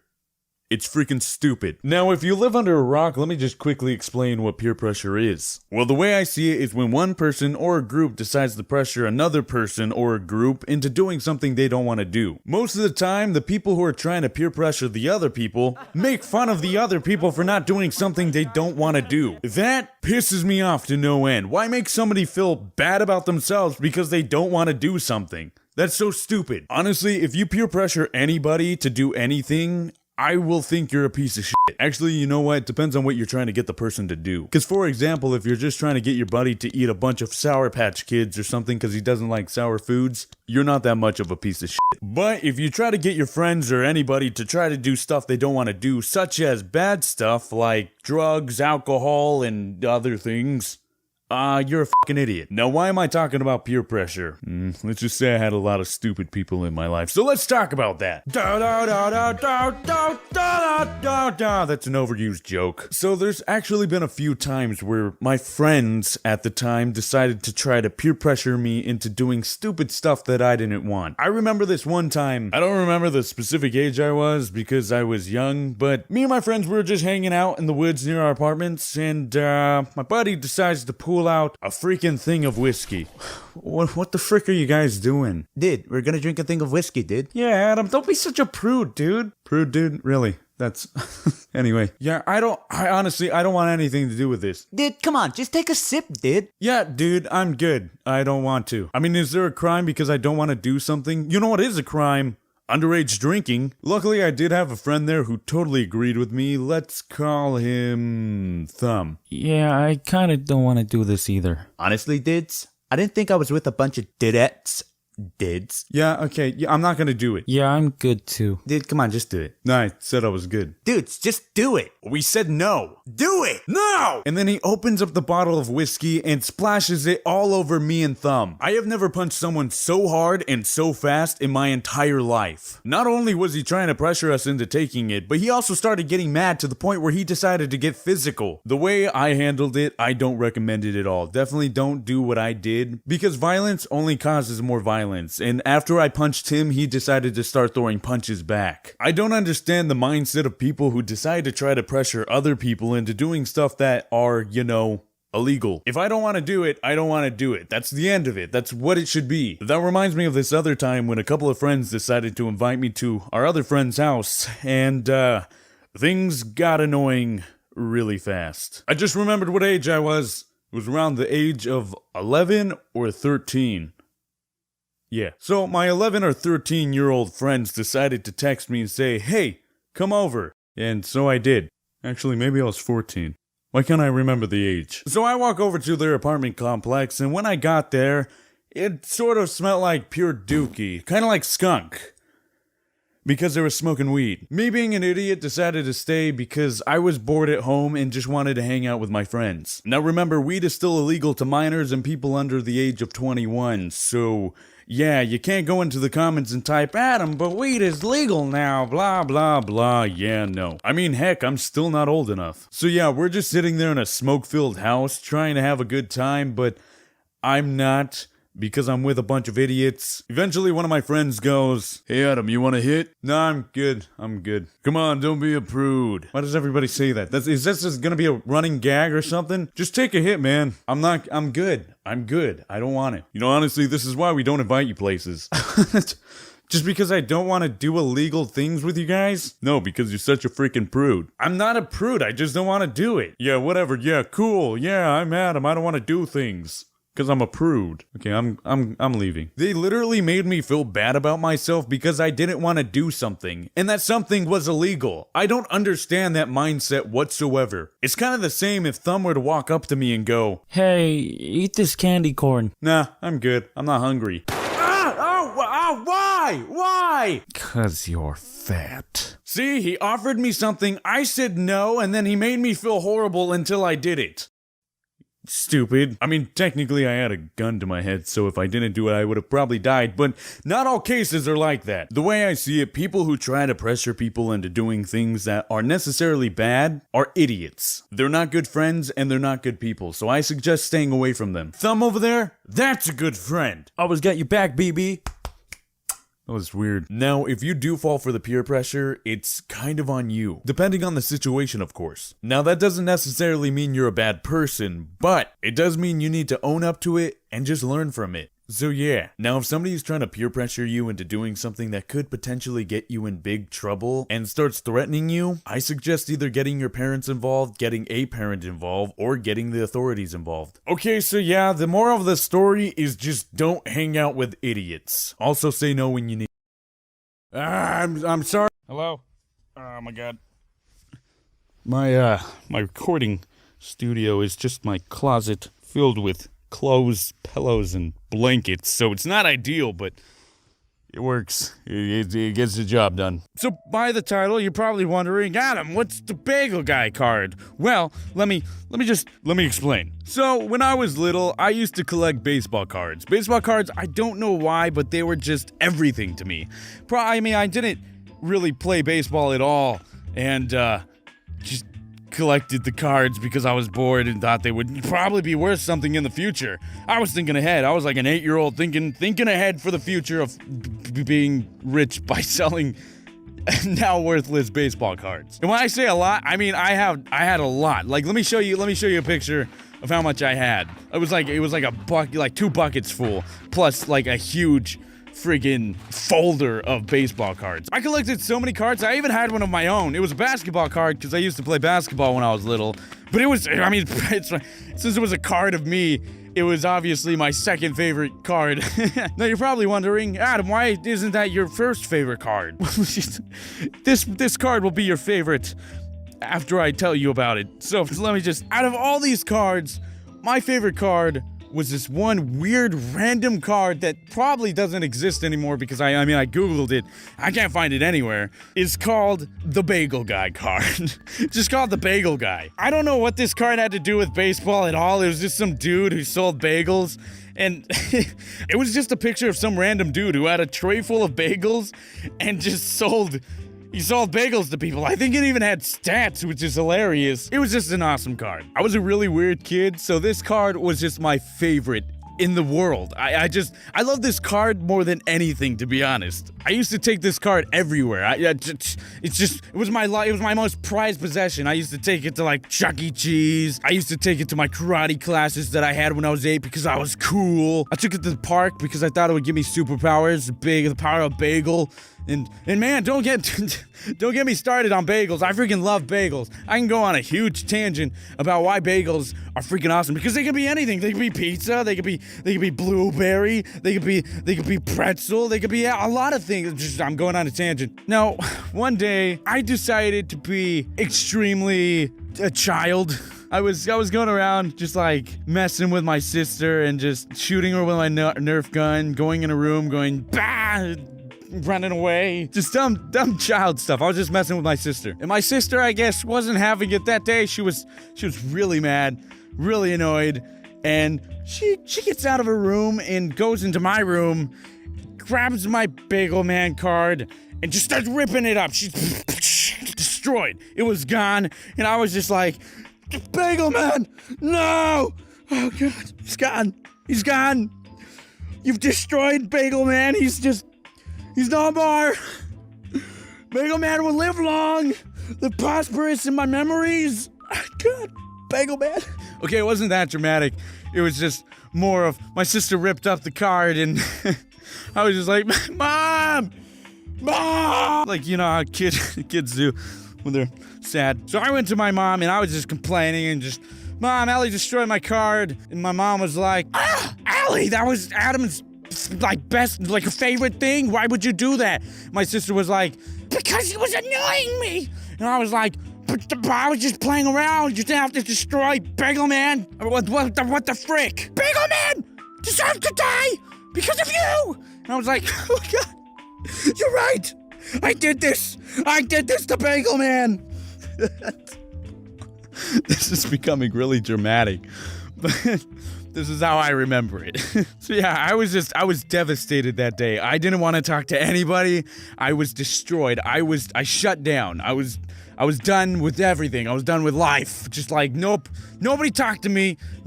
I'm done with all of you. You're all dead to me.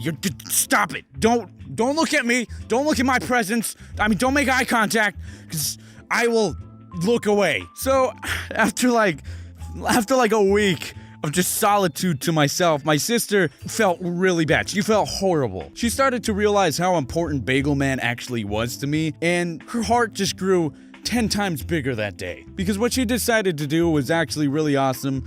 She found all the pieces, and she decided to use everything she could to just bring Bagel Man back to life. She used staples, glue, tape, anything you could think that can hold something together, she used to try to bring Bagel Man back. Finally, she ended up fixing Bagel Man, and she came into my room and she's like, Adam, I'm so sorry I destroyed this. I mean, you deserved it, but here's Bagel Man. He's back. And I was just like, oh my God, Bagel Man! Bagel Man lives! Oh, yes! Yeah! So Bagel Man was back. I was so excited, so happy. I had my lucky card back. I had my prized possession back from the dead. And man, it was awesome. All of you are probably wondering, Adam, can you show us a picture of Bagel Man?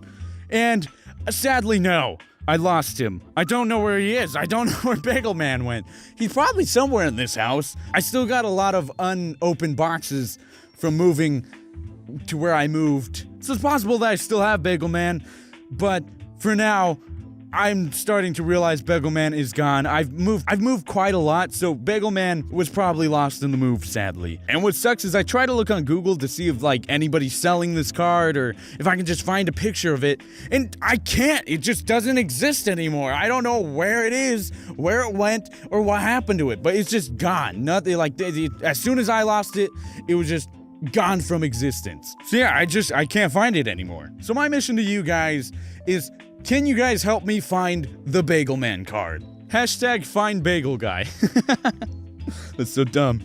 Man, I really want to find that card. It's such a good card. Well, I hope you guys enjoyed that video. Don't forget to like, comment, subscribe, and comment down below if you had something that most people wouldn't find awesome, but you found it freaking awesome because you liked it. Oh, I also want to give a quick shout out to Arrow, if that's how he pronounces his YouTube name. Well, so he actually helped me make my channel art, which I'm very appreciative, and I thank him so much. So go check him out. He's a very good content creator, very good animator, and he's a really nice dude, actually. Also, he's helping me out with making a background to a poster that I'm gonna be making. So keep in tune for that. Is that what they say? Well, so that's about it. That's all I gotta say. I think I talked enough for the fan drawings to go. Well, it was how do I end these? Stay hydrated. Alright, hey everybody. Today we're back with another story time with Adam. Yeah. Alright, so today's story is a little creepy. It was a little unnerving when it was happening. It was very, very disturbing to be part of. Okay, so it started off like any normal day, you know. Went to school, came back home, ate some fruit snacks. And then, you know, the day goes by and it's a Friday night, so obviously I get bored and I want to do something. So what do I decide to do? Well, I decide to try and go meet my friends up in the mountains. You know, at this, creepy creek place. Yeah, I'm stupid. I'm dumb. Okay, so you have to go up these mountains to get to the creek, and it's pretty sketchy. They're pretty sketchy, mountains, and it's just, but I've been there before. It wasn't that sketchy because, you know, it's something, it's not like it's new. It's old. It's an old creek that you swim at. Yeah. As I was driving up, I see a big bright light shining, and it started off dim. It was a really dim light, and then it started expanding and expanding, and it got brighter and brighter. Of course, when it was dim, I was like, what is that? Is that some sort of missile? What is that? What is going on here? And then, obviously, you know, common sense went out the door. Bye, common sense. Bye. Okay. Bye. Why aren't you leaving? Go. This is your part where you leave. Get out. But yeah, well, bye, common sense. It went away. And of course, I started thinking aliens. I literally called up my dad. And I was like, Dad, there's some weird crazy thing up in the sky. I don't know what's happening. I might get taken. I don't know. Okay. What do you mean, okay? Yeah, okay, bye. What? Oh, my dad wasn't really like that. He was worried.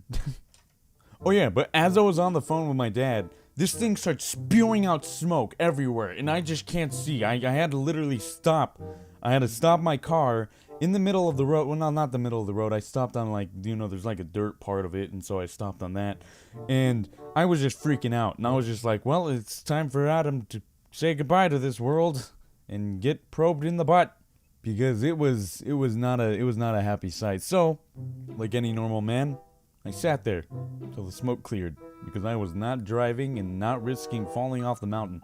The creepiest part about this smoke is that there were flashing lights, and like different colored lights. Like it was green, it was red, it was blue, it was weird.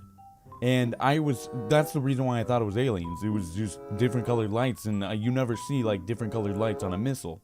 Eventually, it all went away. It just all disappeared. Just gone. Really fast. And I'm just sitting there like, what just happened? So then, I leave. I left so fast. I went home so fast. I was just gone. I went back home, went in my bed, and fell asleep. Acted like nothing happened. Was not gonna talk about it for the rest of the night because I was just no. But of course, the next morning, I look on Twitter. At the time, I had my own personal Twitter, deleted it because, you know, I hate drama. And Twitter, having a own personal Twitter is just nothing but drama with people seeing drama. It's stupid. I hate Twitter. But I like it because it's easy to connect with fans, which is why I have a new Twitter. SomeThingElseYT. Go follow it. Self-promotion. Fucking follow my Twitter. Well, I wake up, and I see on Twitter that there has been alien sightings, quote-unquote, all around LA, all around the Inland Empire, all around whatever, Orange County and stuff, just everywhere. And I live in which is part of the Inland Empire. But apparently that this alien turned out to be a missile that I think we were testing out, or China. I forgot, one of the two. I think it might have been us. It was us. I'm gonna say it was us. Don't quote me on that. But yeah, well, either or, aliens, missile, they're both equally terrifying because, you know, one's an explosive device that can kill me instantaneously, and the other, you know, it probed my butt. But yeah, well, that's the time I saw aliens / a missile. That's my story. Well, I hope you guys enjoyed the video. Don't forget to like, comment, subscribe. Comment down below what you want me to do or play next. Comment down below if you had any similar stories like this one. I love reading stories. I love hearing stories. It's just, yeah. Well, I will see you in the next one.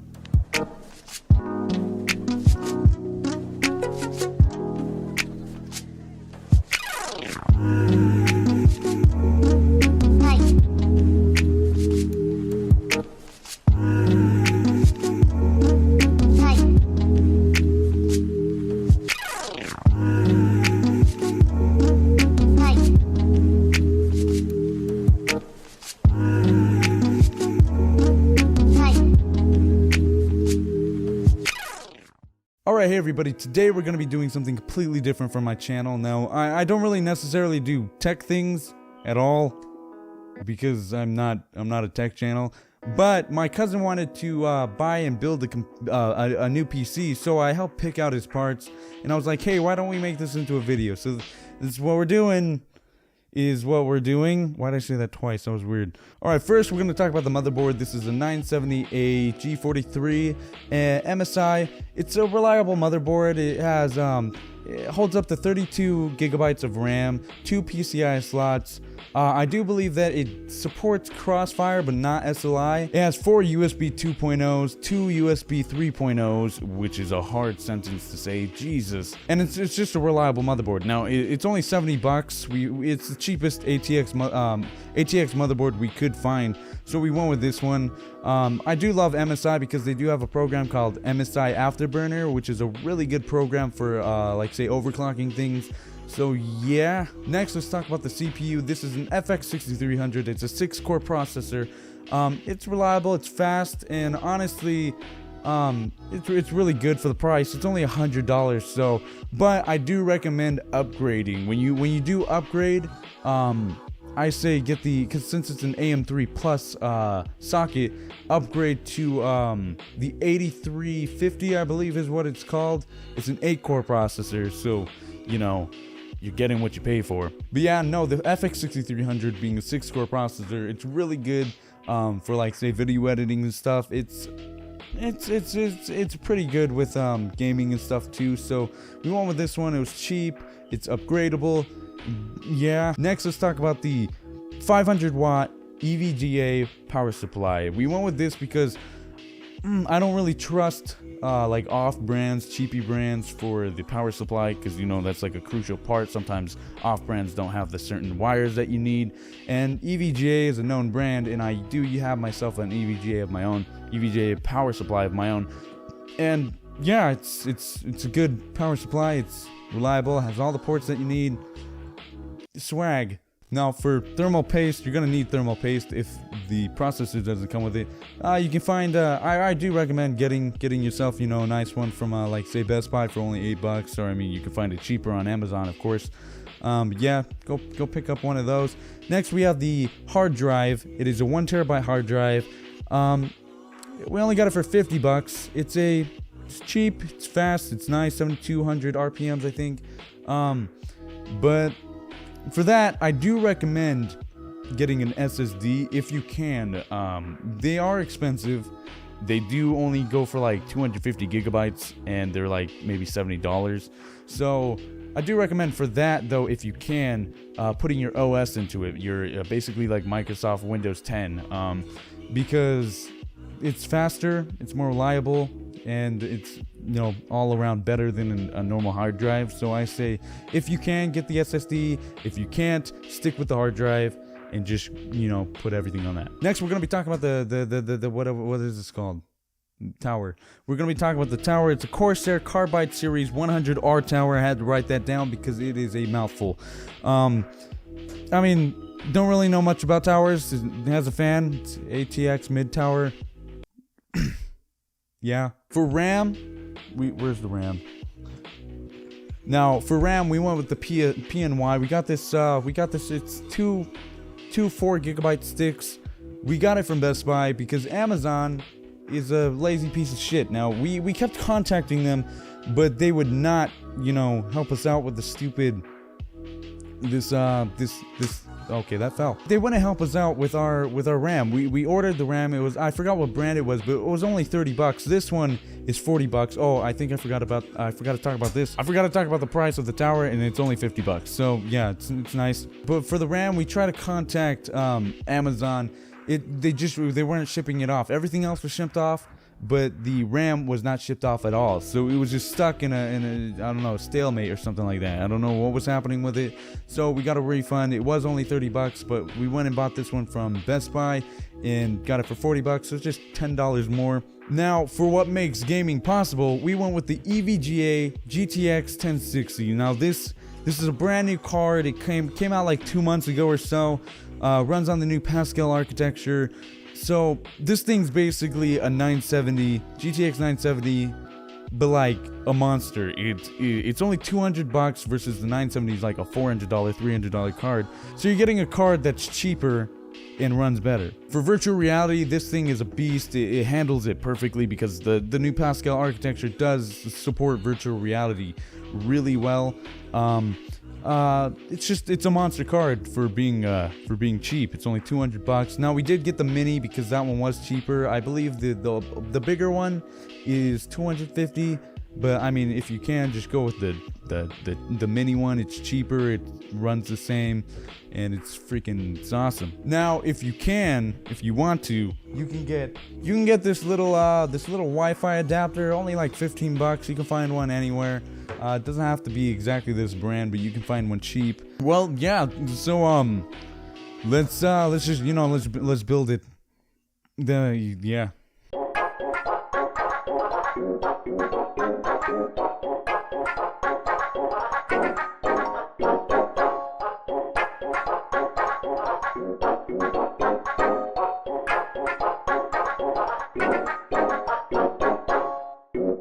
Now, as you guys can see, we did end up finishing the build. Now, don't mind the Mac mouse and keyboard. Those are, I didn't mean to taint it so early.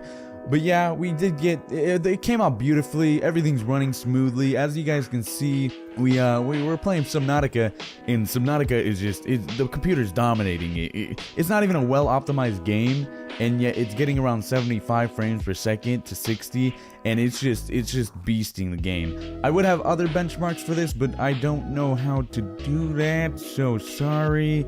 I mean, you could also look up other benchmarks too, so there's that too. Well, I hope we helped you guys, find out some PC parts to build or PC parts to buy. I will have them in the link. I will have the link in the description below. So don't forget to like, comment, subscribe. Comment down below what you want me to do or play next, and I will see you in the next one.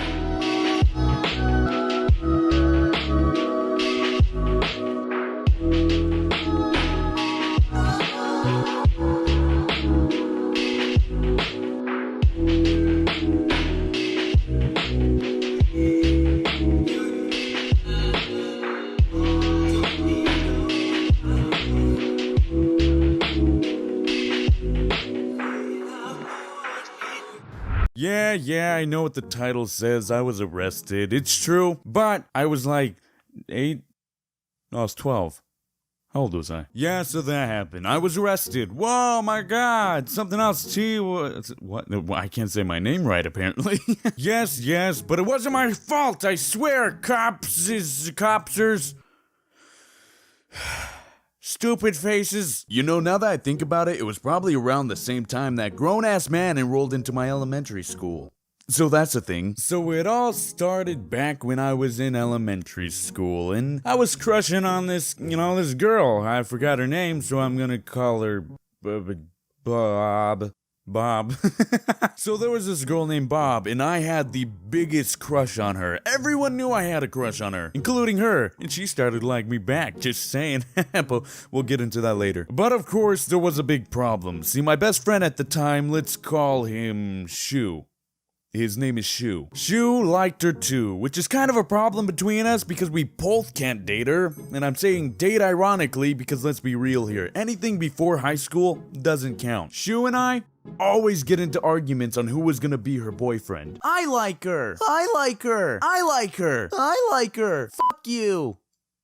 We needed to figure this out fast, because at the rate we were going, our friendship would have been done. So me being me, I came up with the most complex, most brilliant, most intellectual plan of all time. Having her decide for herself. We didn't really know how to have her decide for herself. You know, we were just sort of hoping she'd walk up to one of us one day and be like, "Hi, I like you." So we did exactly that. We were gonna wait until she walked up to one of us and told us that she liked us. And it just took for frickin' ever. I mean, it was probably like 2 days, but still, it took forever. Me and my buddy were at the park one day trying to figure out how we were gonna get Bob to come up to one of us and tell us who she likes. Then out of nowhere, Shu remembers something that he thinks is important. Dude, you know what I just remembered? What? She lives like right there. So Shu came up with the oh so brilliant idea of leaving her a note. Now you see, the problem with this is that Shu, he's not the brightest kid. He didn't mean the type of note where you write on a piece of paper, leave it in front of the front door, ring the doorbell and run. No, his brilliant idea was to write in the tunnel of the playground, who do you want to be your boyfriend, Adam or Shu? Please answer, Bob. Man, that was so stupid. We were literally vandalizing private property on the chance that the girl would even see it. But man, we were so confident that she would see it. We even left a marker there for her so that way she could circle which name she chooses. As we were leaving the park, we run into her older brother. What are you two buttheads doing in my park? Well, you see, her older brother doesn't like us too much. Nothing, we're just leaving. Having a good time? Having a good time, huh? Everyone should have a good time now. And the barn! He punched me in the gut! Oh god, I think I peed a little. He then proceeds to walk away laughing and heads to his house. As for me and my friend, well, I ended up going home because my stomach hurt, and he went home too. The next day came, and me and my friend, we were just so eager to know what her answer was. Crazy enough, she actually did end up seeing our little note. But, it being a public park, and we left a marker for anyone to use, she also read a bunch of vulgar crap that a bunch of random people decided to write about her. The worst part about it is that these people decided to mark our names underneath what they wrote, and oh my god, it was so embarrassing. You know what sucks even more about this is that she would have chosen me, according to her friend who walked up to both of us and said, hey, she would have chosen Adam, by the way, if you guys didn't write that crap on the tunnel. After school, me and my friend wanted to go see what the hell people were writing in our names. And man, when we got there, it was just a bunch of sexual stuff with very vulgar language and blah blah blah. I didn't know any of that stuff at that age. I barely found out what 69 meant by the time I hit the age of 14. We were so pissed off to the point where we just wanted to clean it all up. We didn't want anything that was so bad to be written about this girl who we like. We tried cleaning it up with soap and water, but that wasn't working because it was freaking permanent marker. So we came up with a kind of good idea. We found a spray paint can that was the similar color to the tunnel. And man, we thought it was the most brilliant idea because we could even clean up stuff that wasn't ours. We were so happy. We were thinking, man, this is such a good idea. We spray it and it comes out freaking tan. Just for the record, my friend did all the spraying. I just sort of watched. We were just like, what the frick? This soda has some sort of greenish tint. Why is it coming out tan? Shu decided for himself that it was past the point of no return. There's no going back. So he starts spraying the entire tunnel with tan paint. Probably the most dangerous thing he could have done because those fumes are deadly, I think. Are they? I'm gonna go with yes. He finishes up, and I have no idea why, but I decided to grab the paint can and scream at the top of my lungs, leave no evidence! Bam! And I threw it at the ground. It sort of got everywhere. Didn't really explode, but it was just kind of a mess. After that, we just book it home and start playing Grand Theft Auto Vice City as if nothing happened. Me and Shu are just thinking to ourselves, man, we did a good job. We have an apology ready, we cleaned up the tunnel. Let's just chill for a second. 10 minutes pass by and we're still trying to figure out how to play multiplayer on GTA Vice City. Next thing we know, the doorbell rang. Is your mom here? She's still working at the school. I don't think so.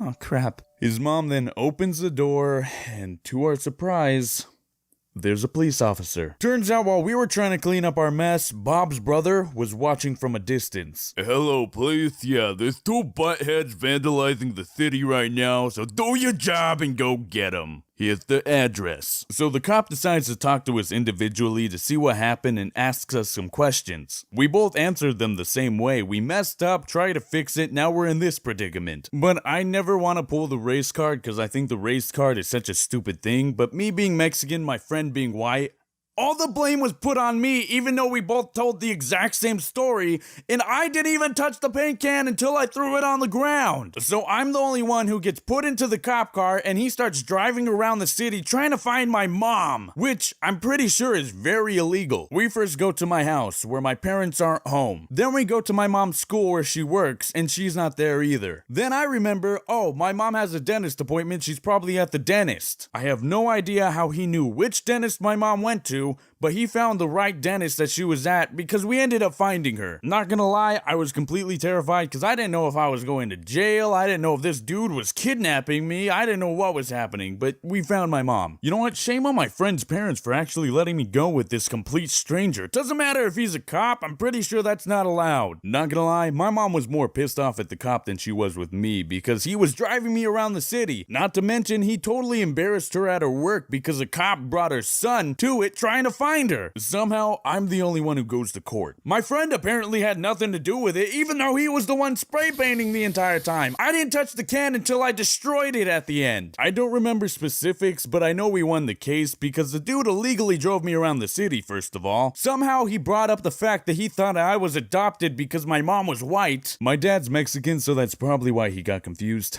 But either way, the cop was proven to be a very stupid cop, and all I had to do was like 40 hours of community service. And boy, were those the longest 40 hours of my entire freaking life. Honestly, it was a very stupid situation, but it made for a good story. As for Bob, I did end up explaining everything to her, and she did end up choosing me. But I didn't choose her because I was done. That was traumatizing. All that for a girlfriend? Not worth it. Picked up my juice box, turned around, and walked away like a freaking boss. Psh, boom, explosions.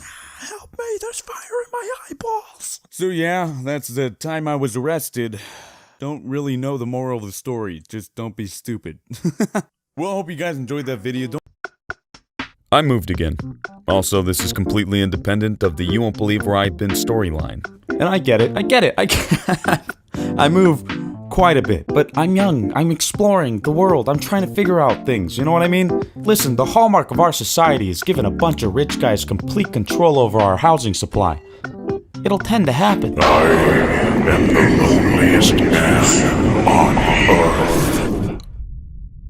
earth. What the hell? If I'm being honest, I'm getting pretty sick of moving. But because of this constant creative configuration on where I can rest my little tootsies, I was able to experience a pretty good chunk of this place we call home, and I gotta say.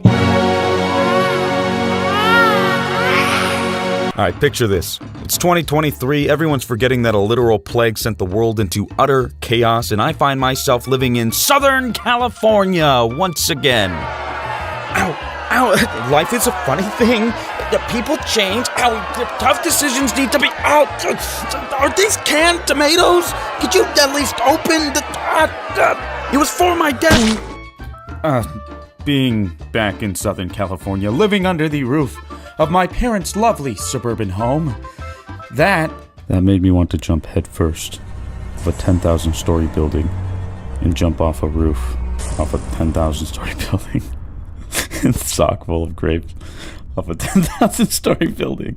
I fucked up this line. I don't care anymore. Fuck you guys. You know I don't need much to be happy. Throw me into a shoebox with a drawing tablet and a piano and I'm good. It wasn't until I realized how I was practically forced to spend my day that drove me into the cracks of your walls, watching every move you make. What the? You don't love me. You don't love me. You don't love me. Hurry up and upload! Let me pre-emphasize what I want to lay out here. I came back to California. Yeah. But I've lived here, experienced here,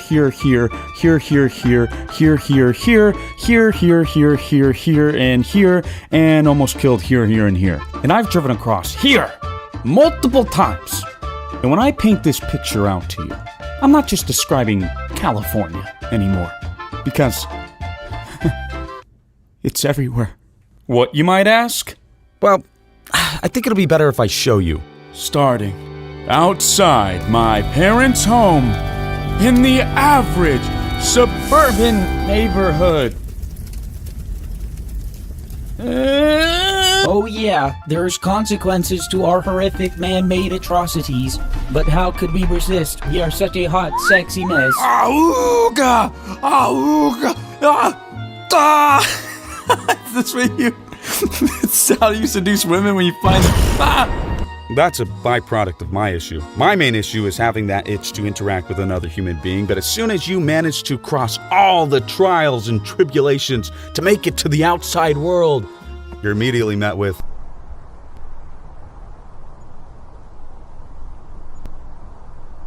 It's weird.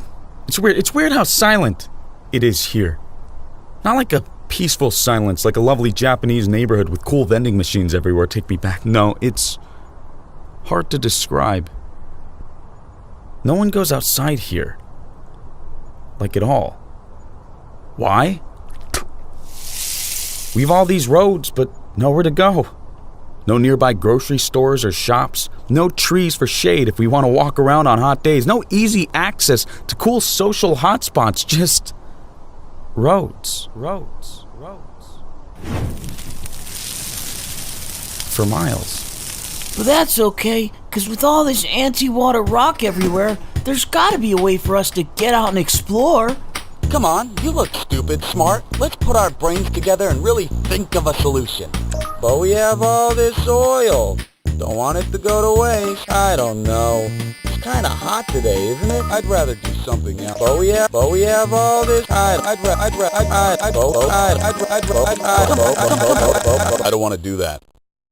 Oh, doy. Cars exist. Why did I think of that? Stupid, stupid, stupid! Let me just...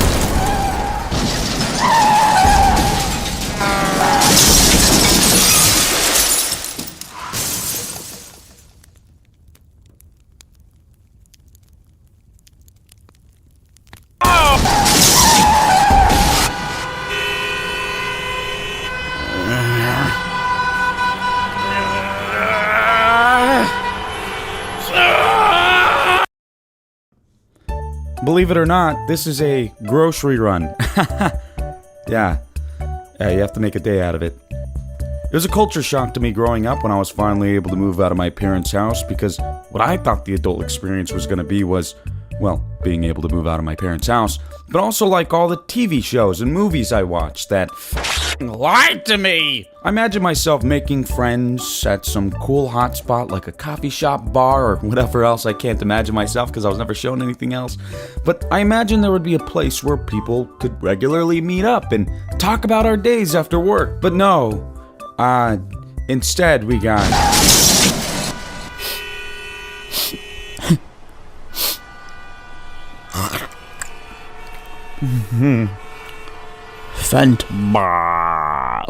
No, I'm just, like, really annoyed at cars. I don't like them one bit.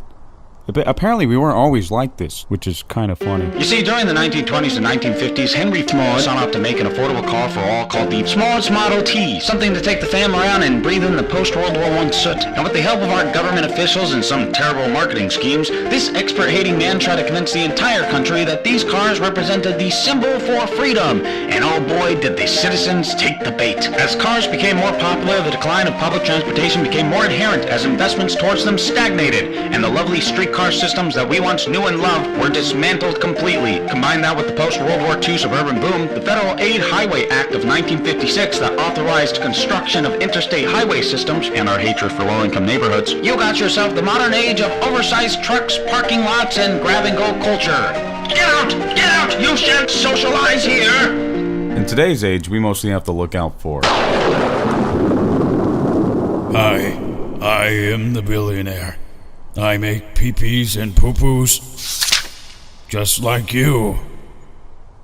What? Oh, did I forget to say that? Hey, sorry, man. I don't got any change.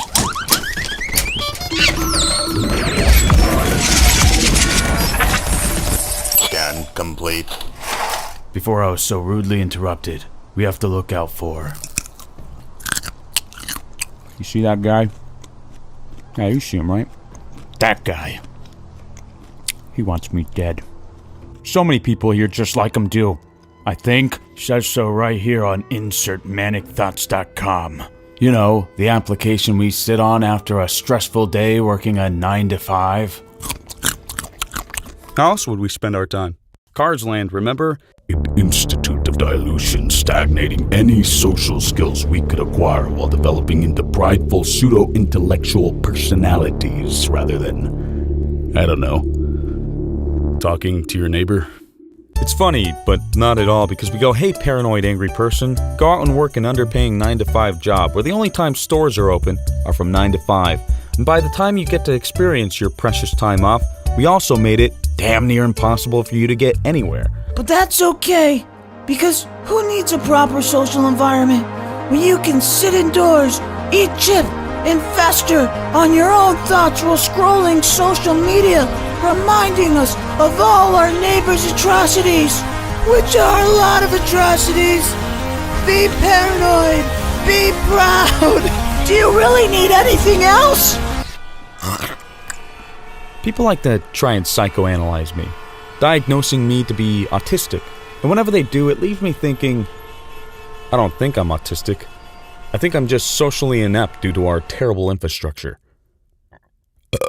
Obviously, living like this was driving me mad, so what did I do to change this vicious cycle for myself?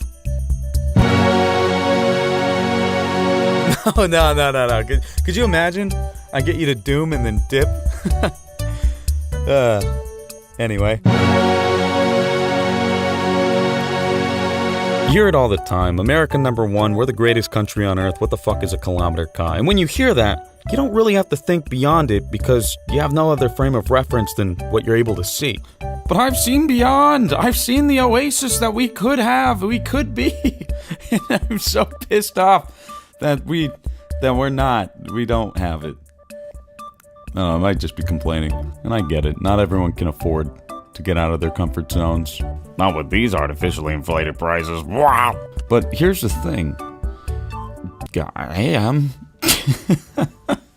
That sounds like a snob. Jesus Christ. Listen, it was between healthcare or going on some trips, and since privatization is the destruction of basic necessities, I chose the latter. England, Australia, Europe, Japan, just a few places I visited that left me dumbfounded. And I hear you, still within a bubble of its own, but you have to understand, it shattered any comprehensive reality-checking walls that I still needed to come down, seeing people step outside of their home and walk to the grocery store. Seeing people leave their homes and walk to work or a friend's house who lived down the street. Being able to walk myself to a nearby train and take laughably short commutes to get to other cities or even countries. With absurdly healthy food everywhere. Shut up, you can't make fun of me. I didn't know we can have this. We live under capitalism, finding the cheapest way to do everything. No matter the cost. Australia and Japan stood out to me the most. Because I stayed there longer. Japan blew my mind in regards to the plethora of public-owned shops. They don't seem to let a single section of their infrastructure go to waste. Every alleyway, every nook and cranny, every skyscraper we see as empty office buildings, they have as markets that just go up. There wasn't a single moment I thought, man, there is nothing to do because of the overwhelming abundance of cool, passionate stores their cities had. Australia, with their light rail system, genuinely made me feel like a toddler on their first carousel ride, eyes wide open with delight as the world gently swayed and spun past. Each moment, a new discovery. I cannot tell you how much of a little kid I felt like, being able to just go anywhere I wanted. It was just weird to me. I think that's why I ended up developing this hatred for our current car-based infrastructure. Why I love proper public transportation. I feel like if we had easy access to actually go out and socialize, we wouldn't be as fucking crazy as we all actively are, especially online. I don't know. I know it's not the best way to think, but I genuinely look at this and I go, man, if I grew up like this, I'd probably find something else to complain about. But I'd have a real-life community.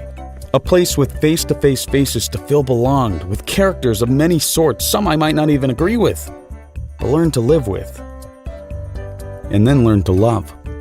A place to call home. Not just the circle jerk of an online community, no offense. When I got back home and sat in my asphalt box, I got this sudden burst of energy to just find something here, where I live, where I was born.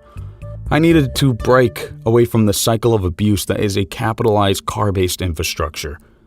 Otherwise, I think I would have dunked my head into a bathtub full of piping hot chili. So I opened my laptop, watched all the top 10 most walkable cities in America videos I could find, traveled more than I should have to visit and physically see these cities in order to see what all the hubbub was about, and I came to the conclusion that we have fucking nothing. Well, except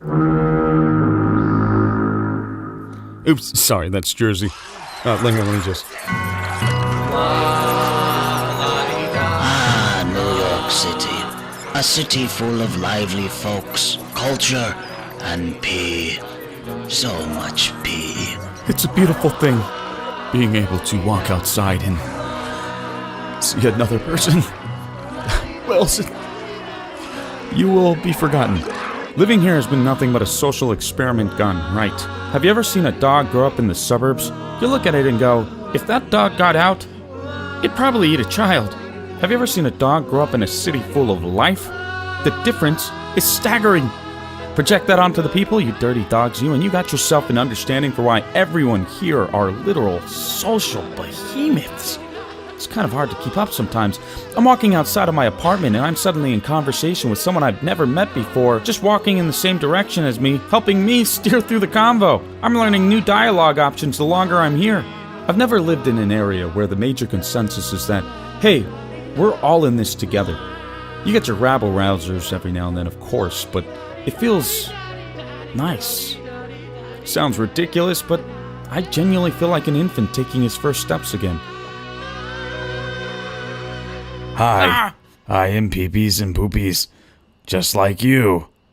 Nailed it. Peepees, you make a lot of money doing evil things, don't you? Yes. Oh. But who's to say what's good and what's evil? Besides the cheap child labor abuse from less established countries, subtracting the cornered markets and takeover of cities, abusing infrastructure laws to allow for my products to flourish through dependency alone. And sure, I raped a few women. But Adam, you have to understand, all I truly want in this world is a friend. Will you be my friend? Oh, Peepees, why didn't you say something earlier? Of course not!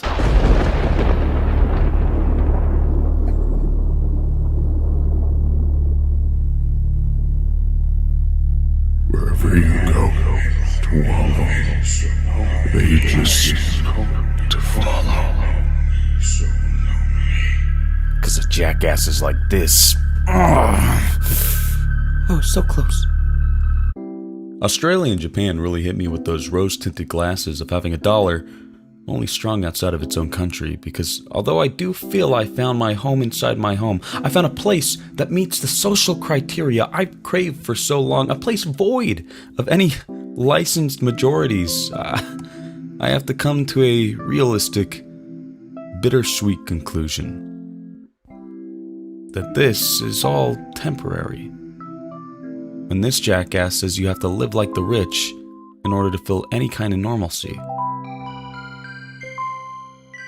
Unless we do something about it. No, not you, trust fund kid. But whatever.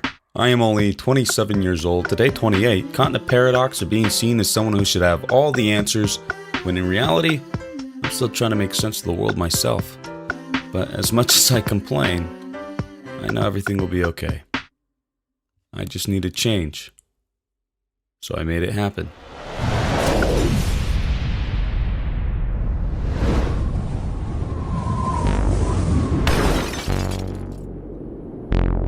If I have to remain lonely, so does the entire world. I'm starting to get real sick of this ugly son of a bitch.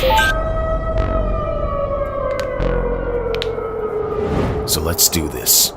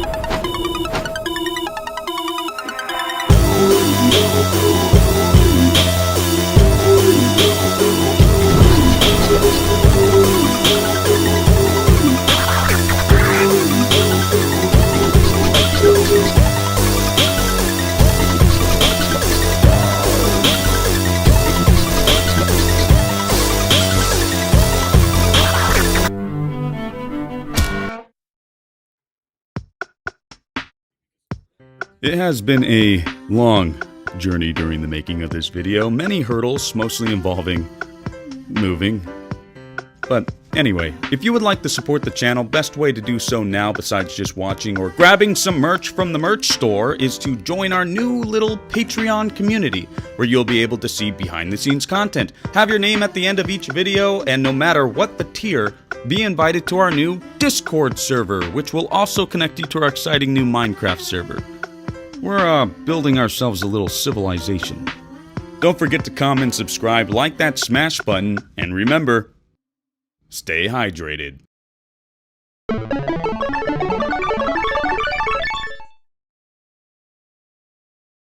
It's happening. I'm finally moving. Goodbye, California. You will not be missed. Well, until I want to move back in like 2 years because I still want to buy like a beachfront or something. Just need to pray a TikToker doesn't get rich off of my music before me. What's that? Why did I leave, I hear you ask? Good question. Good morning, California. Today's forecast calls for hellfire and damnation. It's a boy.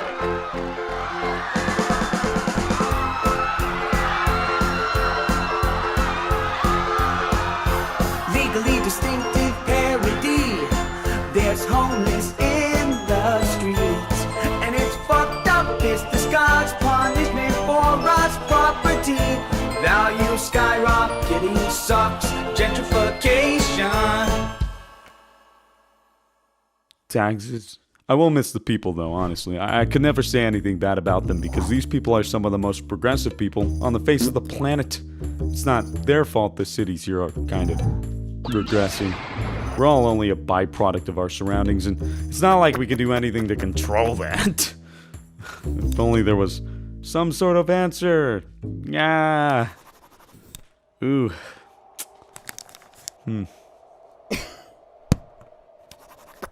Well, I'm beat.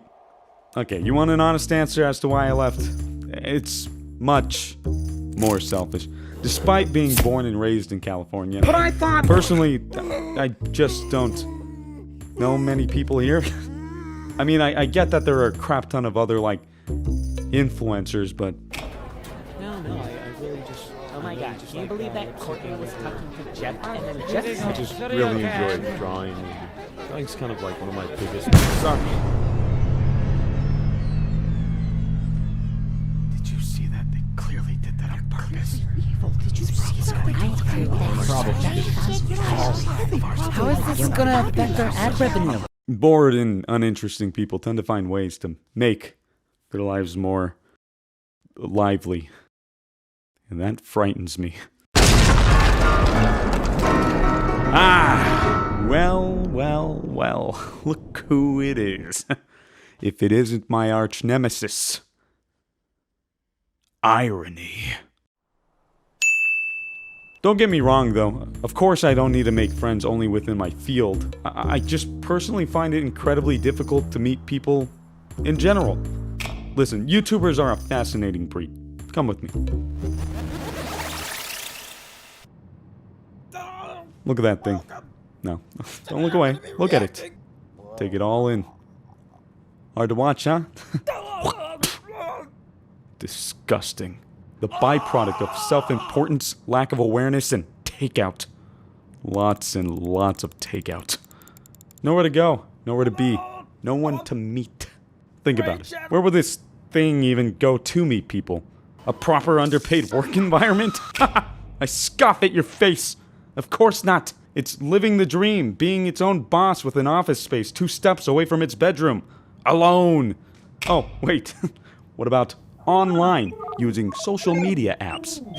No, I insist. Let this creature learn social skills from other socially incoherent ghouls who might actually be really cool people but also live like a million miles away. Ah, no. We got it. The end-all solution. Outside. In the real world. Well, actually, that's not a bad idea. Of course not, you dingus! Don't you know speaking to anyone without a large audience when you yourself have a large audience is manipulation? You make me sick. Plus, that still raises the question, where would it even go to meet people? The grocery store? For me, I just needed something new in my life, and honestly, I don't really know what that is. I'm 24. I only think I know what's best, especially in the eyes of people who think they know what's best. The only thing I really want is to just meet new people. And that got me thinking, what better place to meet new people than the good old-fashioned South? You know, I heard the South isn't so bad. Housing's good, taxes are basically non-existent, and best of all, it's becoming the new hub for content creators such as myself. White massa privilege job stealer! We all don't feel this way down here, but we're pretty damn loud! You know, the East Coast is beautiful. Really just the place to be. And that's where I'm headed. So... Montage! Montage, montage, roadside bathroom. Montage, montage, roadside bathroom. Montage, montage, roadside bathroom. Avoiding red states. Man, I haven't done this in a while. I just want to say I really appreciate the patience you all are having with me and my content. I'm trying to make an attempt at quality over quantity, and you guys continuing to watch my previous content definitely helps me out a lot, so thanks. Anyways, while you're waiting for me to post content, why not watch some content I like watching from these peeps?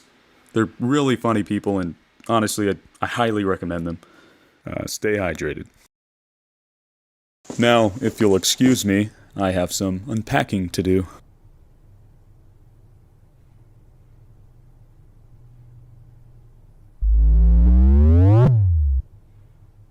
Before this video starts, I just want to let you guys know that I do have a Tumblr page now, a Facebook page, an iFunny page, and, well, here's my Twitter and Snapchat if you guys want to see that. I make comics now, too. I make comics too now. Well, hope you guys enjoy. I got a Snapchat. Okay, bye. Well, we finally made it to 1,000 subscribers, and I'm so freaking happy. You guys don't know how ridiculously happy I am. I'm lost for words. I've been trying to do YouTube for about 8 years. I know I've only had this channel for like 2 years, but I've been trying to do this for a long time, and it actually seems like I'm getting somewhere. And man, thank you guys so much, because I couldn't have done this without you guys, and I'm glad that I can entertain you guys and you guys actually enjoy my content. Honestly, that means so much, and I'm glad that you guys enjoy my content. I'm really glad that I can entertain you guys, and man, I'm just lost for words. I don't know what to say. I can actually potentially make this my career if we continue to grow. And by the looks of it, that's a possible chance. I'm glad. I want to thank you guys so much. And I wish I could have done something way bigger, you know, like an animation or a big video for like my 1,000 subscriber special. But I just got done doing my 100th video special. And that one turned out good and is what helped me get to 1,000 subscribers. And man, I want to thank Jaden Animations and the Odd Ones Out. I probably couldn't have done this without them commenting on my video and subscribing to me. I don't know if Jaden did, but I know for a fact the Odd Ones Out did. Also, Tim Tom subscribed to me. I don't know if you guys heard of him, but he's a really fast growing YouTuber. He only has 3 videos, started a couple months ago. I really enjoy his content, and I look at my subscribers feeds and I see him and he's subscribed. So hey, Tim Tom, hope you enjoy my future content. But yeah, I'm incredibly happy. I don't know what to say, but thank you guys. I really wanted to do like sort of a giveaway, but I can't because I'm poor and broke AF. Yo, I am so happy.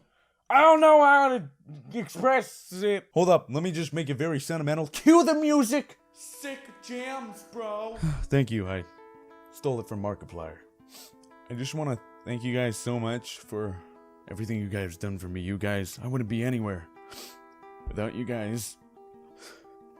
It's just, you guys mean so much to me. And I just want to... Oh, I'm sorry if I blew out your ears. I've been trying to do this for so long. I couldn't have done it without you guys. I keep repeating myself, but man, I'm getting somewhere. I'm freaking getting somewhere. Man, there's actually been times where I actually thought about quitting YouTube because it didn't seem like I was getting anywhere. And I was just gonna give up after 8 years of trying.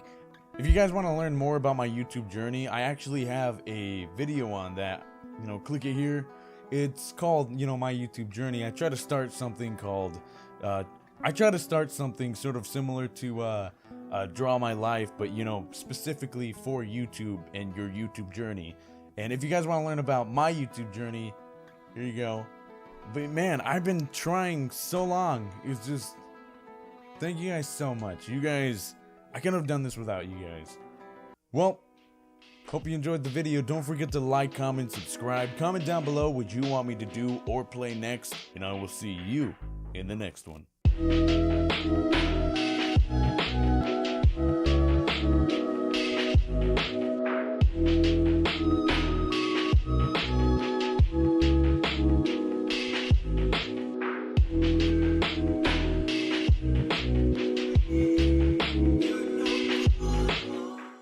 Alright, hey everybody. Today I have another story for you guys, and honestly, I know I said the last one was creepy and unnerving, but this one tops it by a lot. Okay, so it started off like any normal day. Like, it was a good day. It was a nice day. Throughout the day, I did my thing, you know, lived life, went to the gym, worked out, came home, made a video, and the video was terrifying, first of all. The game I played in that video, I hate dolls because they're creepy. And that game I played had everything to do with creepy dolls in an abandoned museum of creepy dolls. It was, you go watch it. It's a good video, and I'm a little bubble blowing baby in it, but, you know, go watch it. But yeah, after posting that video, I felt good, and I was happy. It was a good video, and eventually my family wanted me to come down and watch TV with them. But yeah, we were just sitting down watching movies and stuff and TV shows and whatnot. Eventually everybody got tired and went to bed. And me being me, wanted to stay up longer and watch some Rick and Morty, because Rick and Morty is probably the greatest show I have ever seen. Now, since time does exist, you know, I stayed up very late. Eventually I fell asleep on my couch. Now, I'm sleeping, I'm having a good dream, and eventually the dream just goes dark, and I'm just like, what? Oh god, what's going on here? And I wake up very scared because I felt like somebody was watching me and just staring me down. And when I wake up, I look at my window, and outside of my window is a grown-ass man who had broken into my backyard and is now staring at me through my window. So me being me, I was very tired. I saw the dude. I was creeped out. I was very creeped out, actually. What am I saying? I was sort of terrified. I was really scared, actually. But, you know, I was very tired at the same time. Very tired. Is it bad that I was considering maybe letting him break into the house just so that way I could get a little bit more sleep? Is that bad? I'm gonna assume that's bad. I have a problem. But yes, I mean, jokes aside, I was terrified. And I was staring at this dude, he was just staring at me, and I was like, what is going to happen? Is he gonna break into my house? Is he just gonna continue to stare at me through my window? Am I just gonna have to karate chop his face off? Because I'll do it.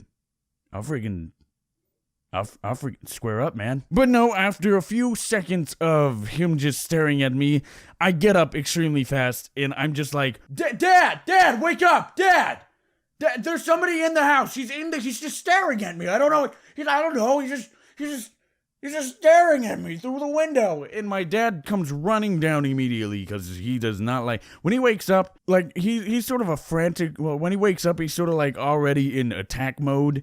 And if I were to wake him up on a normal basis, if I just woke him up, you know, any other day, he would probably wake up and roundhouse kick my face off. And I'm glad he has those reflexes, because honestly, there was a man standing outside of our thing. So he was running down with a bat. So I wait for my dad to come down, and the dude sort of like already like he's sort of walking away in a way. It was even creepier because he wasn't like trying to run away. He was just walking away.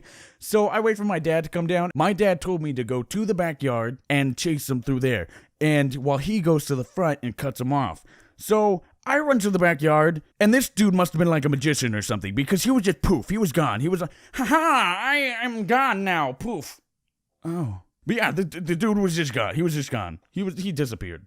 Goodbye, dude. But yeah, so now I'm debating whether or not to get the police involved. And I want to, but I also don't, in a way, because I don't want to deal with all that. Because I'm lazy, sadly. But no, my parents are really thinking about talking to the police about it. We're kind of waiting to see if something else happens to actually get the police involved, because it might have just been a stupid prank by somebody we know or somebody we don't know. Just, stupid people be doing stupid things. And yeah. So, well, that's the time somebody was creepily staring at me through my window. You're welcome.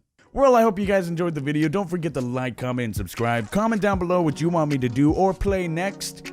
And comment down below if you had a similar story. I love reading stories and I love hearing stories. So, yeah. Well, I will see you in the next one.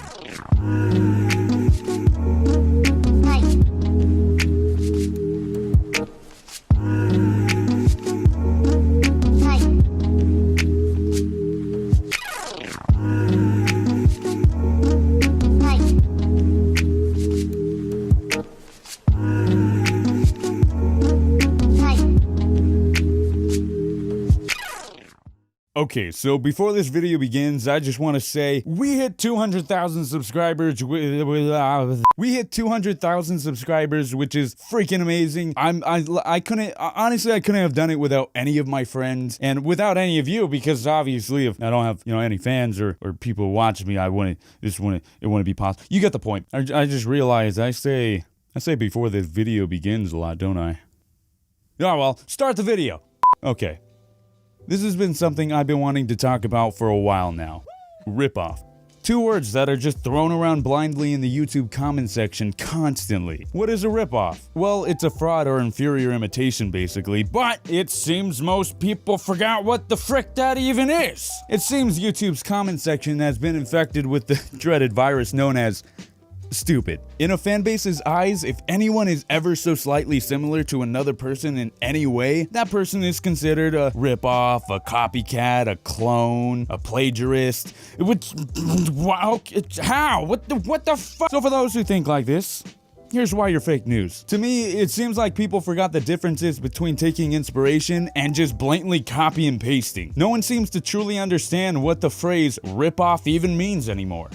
Adam, I think we know a little thing or two about ripoff.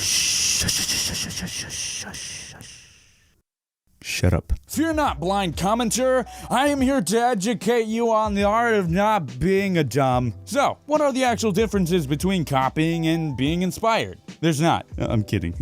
Let me just, here are the key differences. Copy and pasting. 1. Telling jokes, stories, scripts, top 10 lists, etc. word for word without giving any credit. 2. In animation or any art for that matter, literally tracing over someone's character and or reusing it as your own. 3. Just re-uploading someone's video. I feel like there's more that I could say, but I'm too lazy to type anymore. Alright, taking inspiration. 1. Watching someone else's video thinking to yourself, that looks fun as frick, while also thinking, hey, if they can do it, I can too. Then going off on a magical, lustrous journey, creating your own content, which is basically how every content creator is made, because you are strictly passionate about whatever you are creating, and you love it, and makes you happy, and it's great, and you get the point. Hopefully. Just because a person is creating similar content to someone you like doesn't make them a ripoff. Unless they are literally just re-uploading their videos or copy and pasting characters and or words.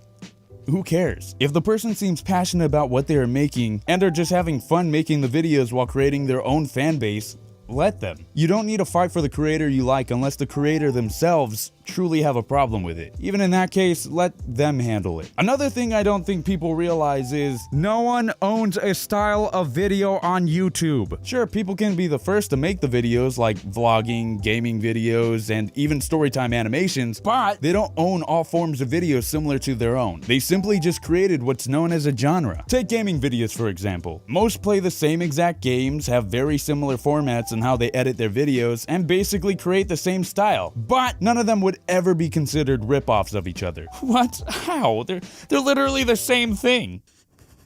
How many times do I have to tell you?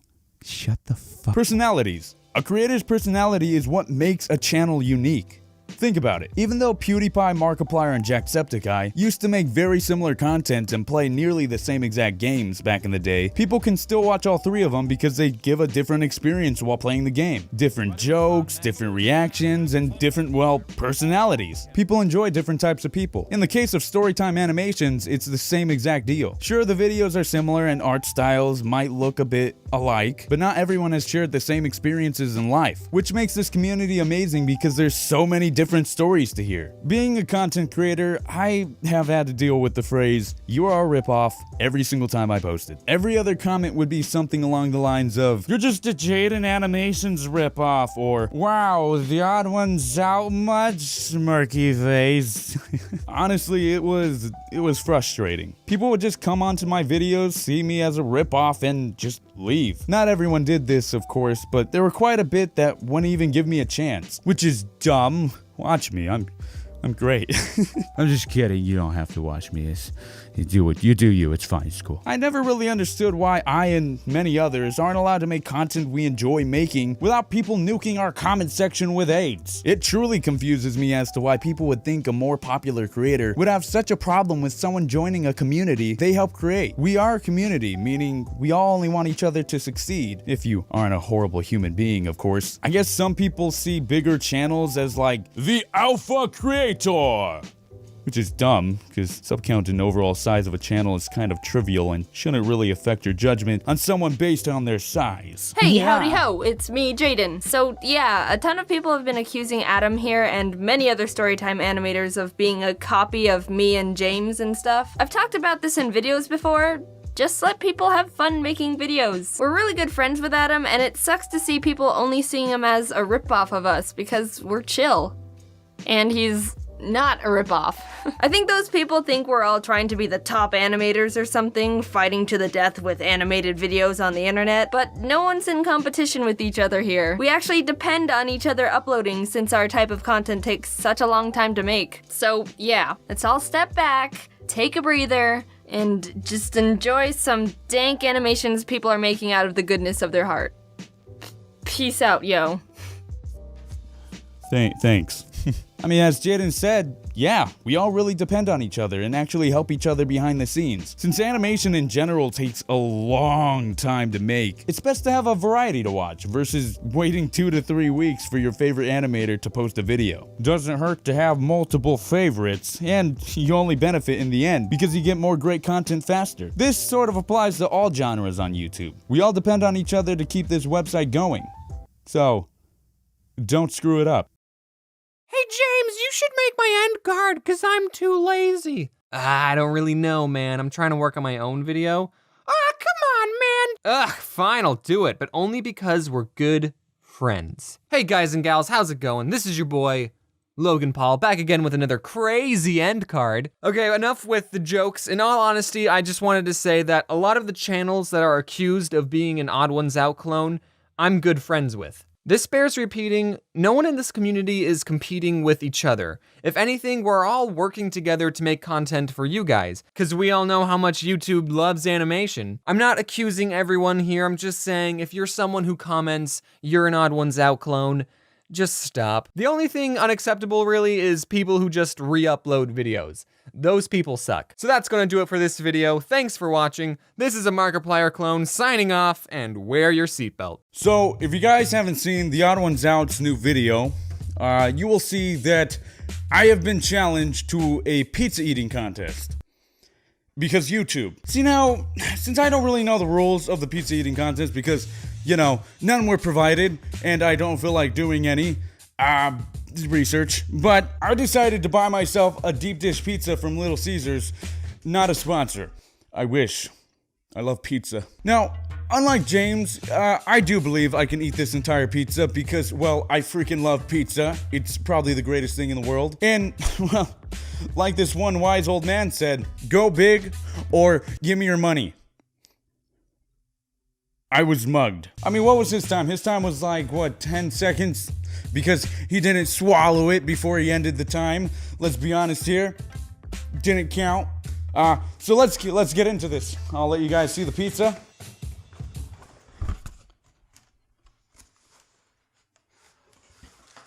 Where's the pizza? Okay, but it was an accident. I didn't. No.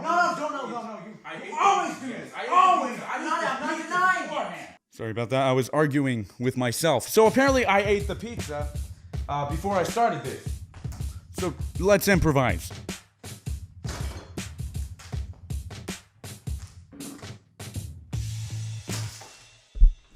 So I don't have much. I have salami. I have ketchup. I have cheese. Let's go find a base.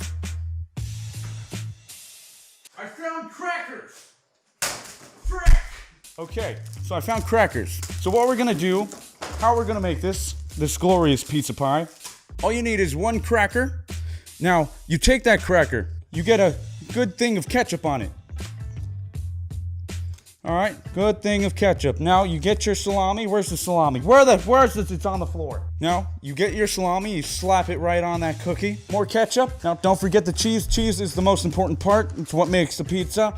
All right, sprinkle a little bit on there. Add more ketchup. And you got yourself a good pizza pie. Whether or not I can finish this pie faster than James can, that's gonna be a challenge. But I'm gonna do it. So let's try this. Oh man, this looks gross. Do I want to do this for a YouTube video? Why not? All right, here we go.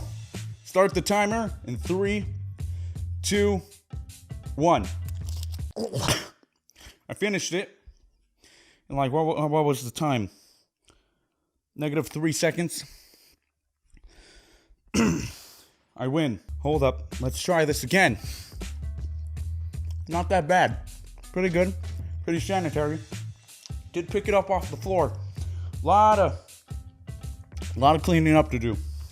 It's gonna. Mom! Mother! This has been the pizza eating challenge. I hope you guys can do this at home. I want to challenge. Who do I want to challenge? I'll pick challengers after I clean up and edit the video. Here are the people I decided to choose. Because whatever. So yeah, don't forget to like, comment, subscribe. Comment down below. Pizza. I will see you in the next one.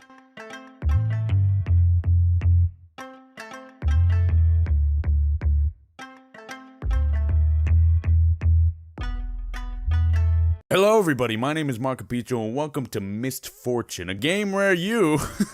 I'm sorry, a lot of people have been saying I look and sound similar to Markiplier, which is honestly a pretty freaking cool compliment because he's a pretty freaking cool guy. So yeah, let's just get on with the video. Okay, just play it. Now this all started back when I used to live in apartments. Now these apartments were pretty freaking decent. They were nice, just there were some pretty shady characters that lived in them too. I mean, we had all sorts of people. We had crazy people, we had sophisticated people, we had just plain normal people, we had hillbillies, we had ghetto people. We were just a diverse community of trash. I'm just kidding, please don't be offended by that joke. No, these apartments were pretty safe. Kind of, not really, but, you know, we used to love walking around them. And one day my buddy and I were just walking around, you know, having a good time, just being kids, you know, exploring the apartment complex and being awesome. Eventually we did get tired, so we decided to do what any kid needed to do at that moment. Sat down in front of a bunch of random strangers' apartments. Obviously you shouldn't do that, so don't mimic what I just said. Get an adult. You need an adult. Seconds later, this sort of trashy looking car pulls up into its driveway that we were sitting right next to. And I kid you not, the most annoying looking douchebag pops himself outside of that car with his trashy looking girlfriend. I don't mean to call girls trash, I respect women, but these freaking salami sandwiches almost killed me. And here's how. Now let me give you a little perspective on what type of person this dude was. He seemed like the type of guy who would probably smoke a cigarette as a kid and be like, I'm so cool. You know, the type of people that think doing bad things are cool or think they're the toughest person in the freaking world? Those people? Yeah, that's basically this guy. So these people start getting out of the car and the dude goes to the trunk, opens it, and I kid you not, pulls out a frickin' shotgun. This idiot starts waving it around as if it isn't, you know, a weapon. And the entire time he's just trying to impress his girlfriend. And his girlfriend was actually into it. Yeah, it's mine. I'm totally badass, I know. Yeah, I like your new shotgun. What kind of voice was that? This guy seriously thought he was the shit because he bought himself a new gun, and his girlfriend was just eating it up, most likely boosting his ego past the point of Killer Keemstar himself. But yeah, it was just annoying. Me and my buddy just start getting very uncomfortable with this random dude that we don't even know waving around his freaking gun. So we decided to get up and start walking away. Keep in mind, we are extremely close to these people, and as we were walking away, all we hear is, "No, babe, down." And me and my friend were just scared out of our minds, standing there, probably with poopy pants. We were so scared, so shocked, and when we turned around, what we saw was a huge freaking hole in the ground shot right next to us because of that moron and his gun. And you know what makes it worse? This grown man, instead of being an adult, decides to grab his girlfriend and his gun and basically just dip. They dipped. Those freaking turds left two kids petrified, decided to run so that way they didn't get in trouble because they're a bunch of freaking frablas. I just made up a word. That's how angry I am right now. So like two normal human beings / children, we decided to call the freaking police. Hello, police? Yeah, some person just shot at me and my friend. And we're scared, and can you come? Okay, bye. What we actually ended up telling the cops on the phone was that there was a couple who were playing with their shotgun, shot it, almost hit two people, made a huge hole in the ground, and then told them their specific address. And then we left. We both went home, acted like the thing never happened. So yeah, I probably maybe got two people sent to jail or a huge fine because they almost freaking murdered me. And if the people who did this just so happen to be watching, go suck an egg. Well, I hope you guys enjoyed that video. Don't forget to...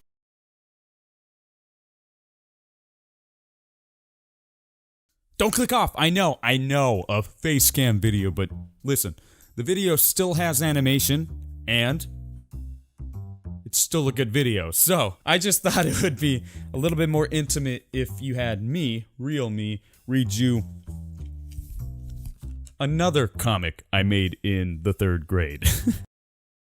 Before I begin, I just realized how barren my background is, and I'm sorry for that. I actually tried to make it look nice. I got a pair of Mario and Luigi pictures and put them up, but I put them up too high, as you can see. Hold on, I wanna make it at least look nice. I found an Ego Raptor poster that I bought a while ago. I really like it. Maybe I can like plop it up right up there. Let's see.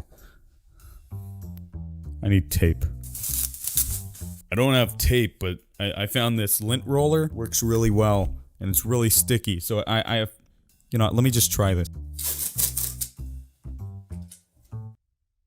Yeah, there. That looks better, right?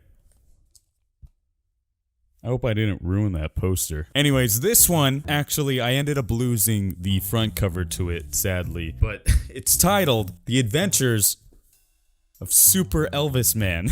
Completely inspired by the legendary rock singer / pop singer Elvis Presley. Wait, is Elvis Presley a pop singer? Pop means popular, right? He was popular at the time. What does pop mean? Alright, so let's begin. And bear with me here, this was made by a 3rd grader, so grammar might be lacking. Let me set the mood a little bit. One day, there was a man that was a rock star. His name was Elvis Presley. I guess I just made Elvis Presley a straight up character. It's not even like based off of him. He is Super Elvis Man. He was the #1 rock star on the charts. Everyone loved him so much that he was able to go on the radio. Which, come on me. I'm dating myself like older than I actually am. I wasn't part of the radio era. I was part of the Pandora era. But when he was walking home, he saw an awesome guitar. But when he picked it up, something strange happened.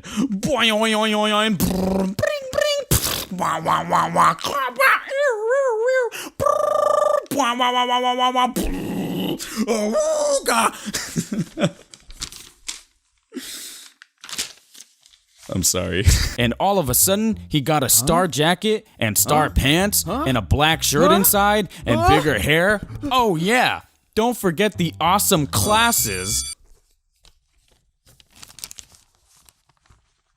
I wrote classes instead of glasses. But when he tried to throw it, the guitar kept on coming back. Ah! Ah! Ah! Ah! Ah! So he kept it, but when he was playing it, he did it so hard, it made a big atomic boom! Can I just say, this is some grade A creativity right here. Look at this. A man, let alone Elvis Presley, being able to get a guitar that turns him into essentially a Super Saiyan version of himself, and being able to shoot a Kamehameha-like sonic boom out of his guitar. That is... that is awesome. Such innocent creativity. So when he went home, a guy named Rocket Stupid was stealing a big diamond. But then, he went over to stop him. He had a guitar that was broken, but when they were fighting, they hit their guitars so hard, there was a big explosion again!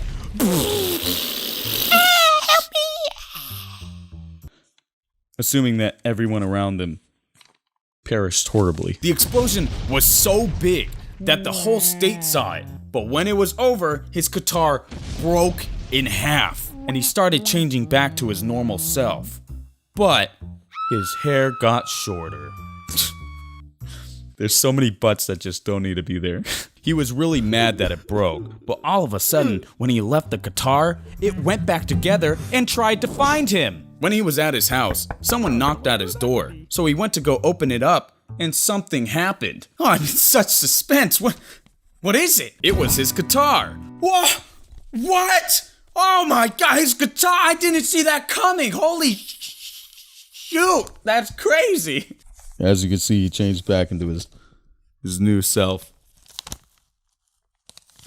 I don't know what that yellow stain is, but it's on every page. So then, the news went on, and Rocket Stupid was robbing that big diamond again!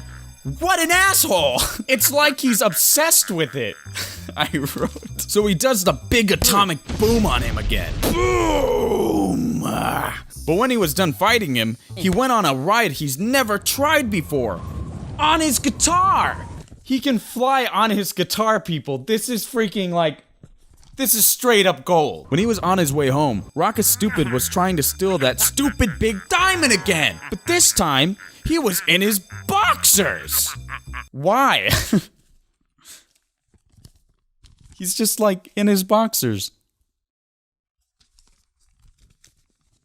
Did something happen that I'm missing? So, he defeated him. It was really weird. But when he got home, he found his place trashed. He found a note.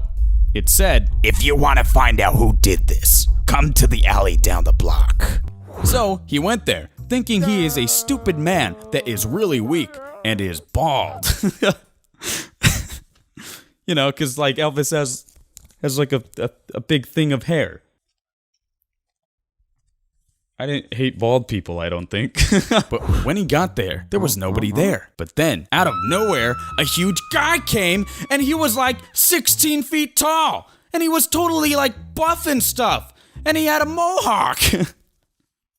I wrote that. I wrote that he was buff and had a mohawk. Maybe I did hate bald people. They fought in battle, but then he broke his glasses.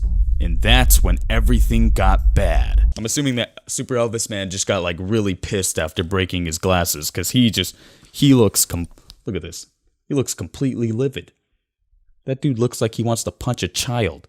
He jumped up in the air and put his guitar on 50 and did an atomic boom right in his face. And he got knocked out. And the guy turned weak and small. He went to the store and bought another pair.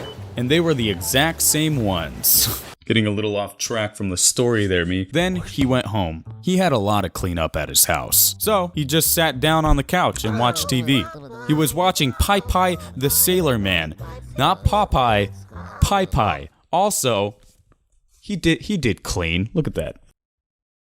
That's all clean there. Ah, look at this. We're coming to a conclusion. Super Elvis Man is about to get his little happily ever after. He was getting bored, bored spelt B-O-A-R-D, so he went to go look at the sunset. He loves watching the sunset. So he just laid down on the grass and watched the sunset. And look at that. Look what he's doing. He's watching the sunset. Wait, uh-oh. What's this? He was riding home, but then out of nowhere, a huge clock came out and hit him. He hit the floor super hard. He was bleeding on his hands. It was hurting him really bad. Ouchies. Ooh, that stinks. Oh, sorry, gonna have to stop you right there. Turns out, during the production of this video, I decided to take a pee-pee poo-poo break. And after said pee-pee poo-poo break, I proceeded to pick up the mic completely backwards. So, the rest of this video's audio is gonna be completely poo-poo pee-pee, and I'm too lazy to fix it. I'm sorry, I know. But when he looked up, there was a huge monster! The monster was taller than 3 two-storied houses put together! That is tall! I love the continuity of all the monsters just hating rock. 'Cause look at this guy. He's just wearing a shirt that says, "You don't rock." He's like asking to get beat up. It was that big, huge guy from before, but bigger and stronger. He fell into a toxic goo, and he was mad because he tried to mug Super Elvis Man and lost. This time, he had to kill the monster. But how? It's pretty dark, younger me. He was thinking, but no ideas. But he found out a new power. He shoots a laser beam out of his top part of his guitar. But it gave him an idea. If he puts it on max, it will make a bigger beam, just like the atomic boom. So he did that. He's twisting the dial here. So he aimed and boom! The monster got killed, and Super Elvis Man was on the news, the newspaper, and magazines. He was awesome. The end. It's great because if you had any doubts if Super Elvis Man was actually awesome or not throughout the entirety of that comic, I made note to reassure you guys. That was Super Elvis Man.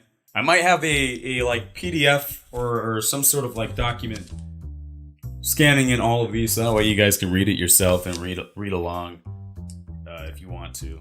I'll try to put a disclaimer at the beginning of the video. But yeah. Pretty cool, right? You know what's funny is that I don't think I've actually listened to an Elvis Presley song before in my life. Alright, hey everybody. Today I'm going to be talking about another story. Now, this one is not scary at all, and it's just stupid. The story is stupid.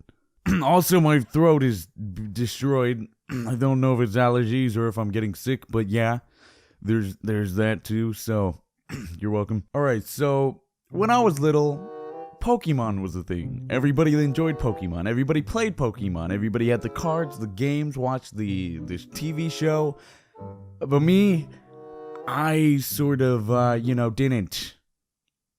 Because my parents thought they were demons. Yeah, so my parents thought Pokemon meant devils or demon monsters in Japanese or whatever, in Chinese, whatever they thought it was.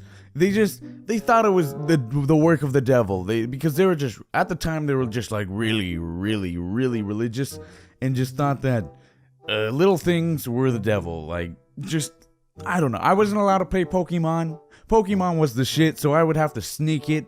Like, I would literally go over to my friend's house, they would give me Pokemon cards, and I would have a little stash, like, sort of like behind my bed in the area, like, sort of like underneath it. And there was one time where my mom actually found the stash, and I got in a lot of trouble. And she's like, You better not be bringing these demons into my house. What are you doing? I don't know why my mom is, like, extremely Texas. But yeah, that's how I imagined it. But no, yeah, it was just, I wasn't allowed to play Pokemon when I was a kid. Parents thought it meant Pokemonsters or Pokedemons.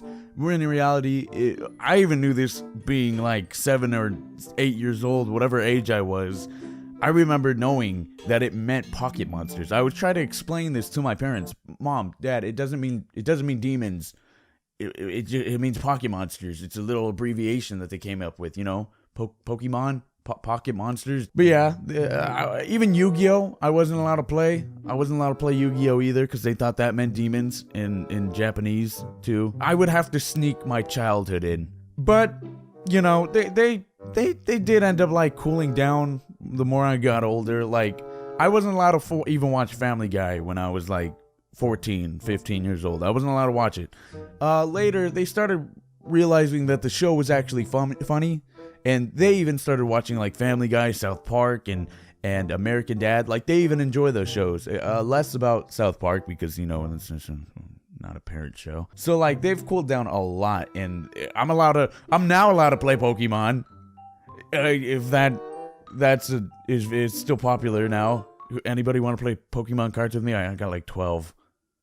One's a Pikachu.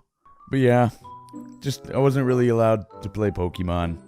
I mean, wait. First of all, I was allowed to play. Let's just throw this in here really quick. I was allowed to play the game, and I actually sometimes I would have to sneak the games. Actually, that's not true.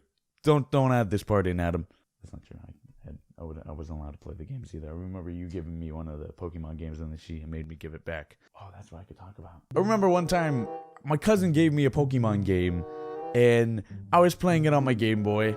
And my mom walks in and sees me playing the game. She's like, "Oh, what game are you playing there, sweetie?" And I was just like, "Nothing. I'm playing Mario. Go away. I'm concentrating." That's Pokemon. Demons! Satan! Yeah, that's not exactly how it happened. But yeah, she took it away, and I didn't have Pokemon anymore. But yeah, well, just wanted to tell you guys about that interesting life fact about me, Adam. Well, I hope you guys enjoyed this story. Don't forget to like, comment, subscribe. Comment down below what you want me to do or play next, and I will see you in the next one.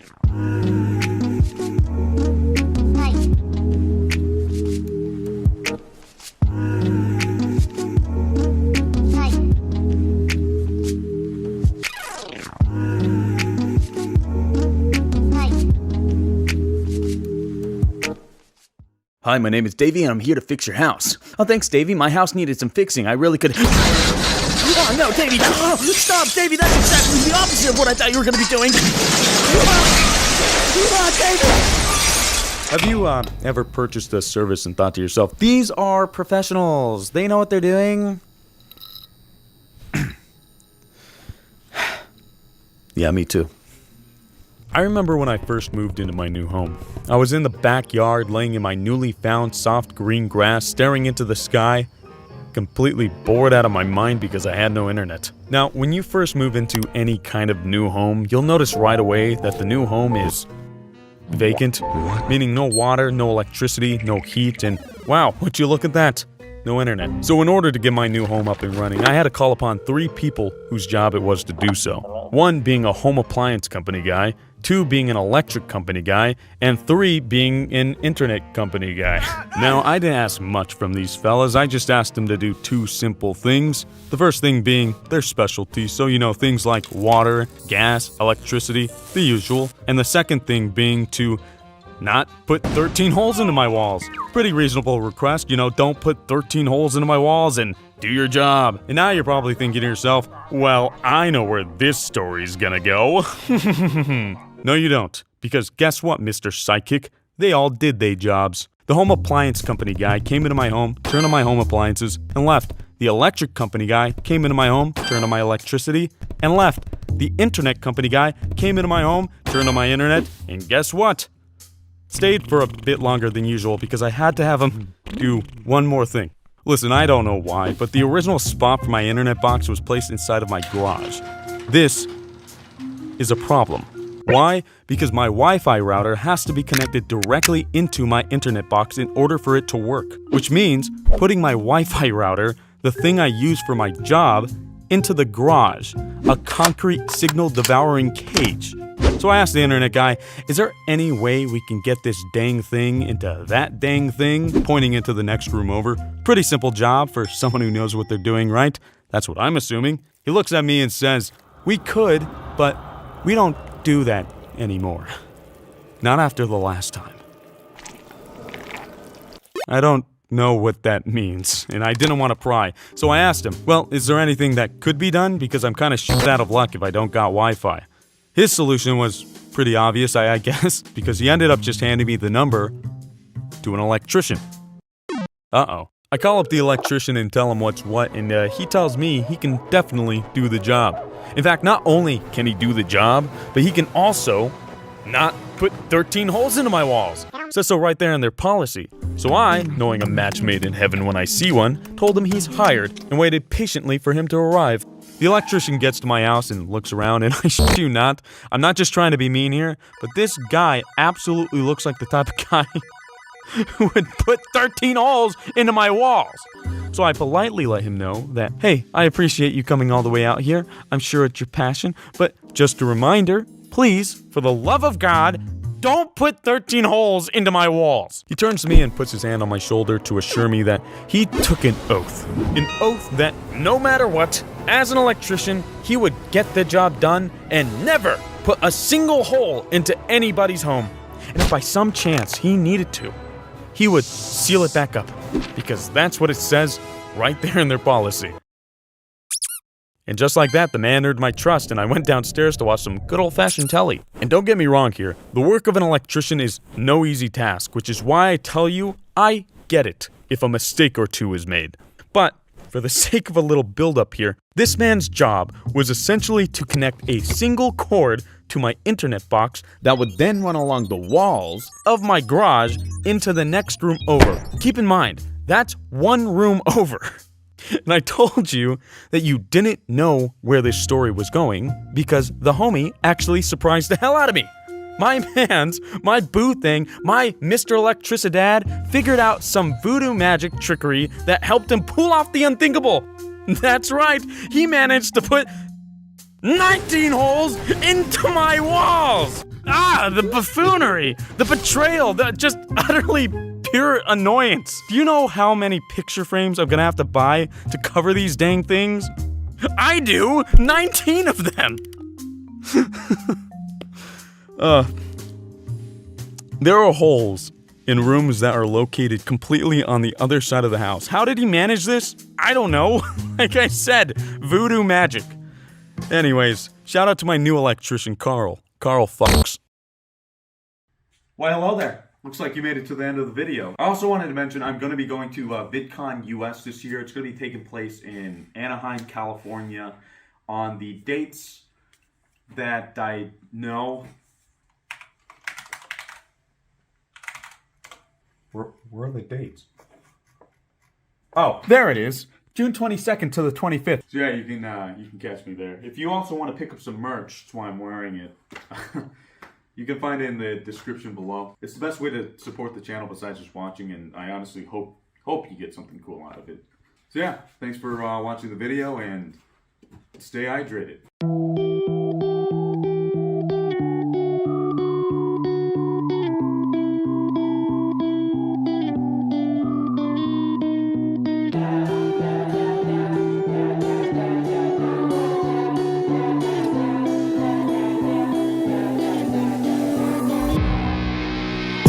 Mad, sad, shaking the back forth. These hacksaw slack jaws kicking in back doors. It's awful, stupid chicken pecking debacles with mouthfuls. Freaking chickens pissing me off. I'm looking at these people who hate and discreet and evil, telling me that I'm never gonna be anything achieved. Worse than I don't even know what's going on anymore. Cause these people looking at me like I'm stupid, irregular. Halt, put in the words in a vault. Looking at drinking, they tell when I'm working, I think I'm just getting them off. Spinning and scoff, picking my dreams, thinking I'm broken and missing the ball. Well, what do they mean? It's gone, it's gone, it's gone, it's gone. Look at me, I will do and will succeed. If I don't care. I'll pull down your underwear. Look at me, I will do and will succeed. If I don't care. I'll pull down your underwear. Well, now I'm looking up and down at the same time, cause I do not give a what.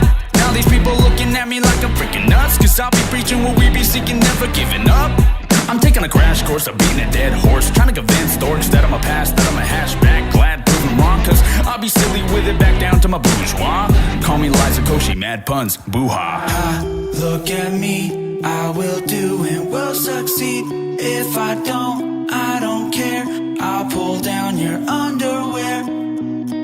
Now I sit down, reflect, and backtrack to those whack from my past who pass trash, who whack bad, who say that I'm nothing, a cast out. Get back in your glass house, cause not only am I something, I'm something else. Look at me, I will do and will succeed. If I don't care. I'll pull down your underwear. Look at me, I will do and will succeed.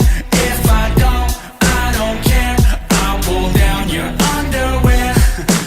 Who do I think I am? I make cartoons on the internet and shit.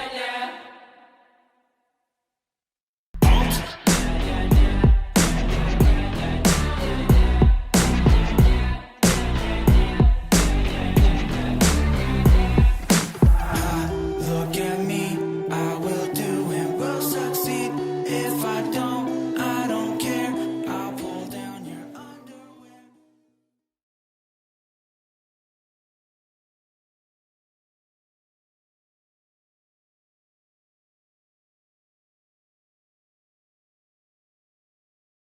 Okay, this camera is quite heavy. I don't have a stand for my camera, so I sort of have to selfie it. Okay, so let me, my arm. Just 1 sec. Alright, let me give you guys a quick backstory as to what happened. So, a couple weeks ago, I think, I was on a live stream with Tim Tom, James, Jaden, and all of them. And during that live stream, James asked me what kind of graphics tablet do I use. I told him I use a $15 graphics tablet that's breaking, that I got from a garage sale, that I was ripped off because it was worth a lot less than I bought it for. I bought it for $25, but found out it was $15. So James, asked me, hey, I got this thing. Do you want it? Because I don't use it. And that thing he sent me is a Cintiq. And I'm gonna try to get my address in there. But yeah, it's a Cintiq. And oh my god, James, God, he is such a good friend, such a good person. Man, he's awesome. Now, James doesn't realize I am going to be doing something of equal value because this Cintiq is worth a lot of money. So I really wanted to thank James and in a way. And so now I'm making this video. I'm gonna do an unboxing of this Cintiq. James said, yeah, that'd be a good idea. Okay, let's do it.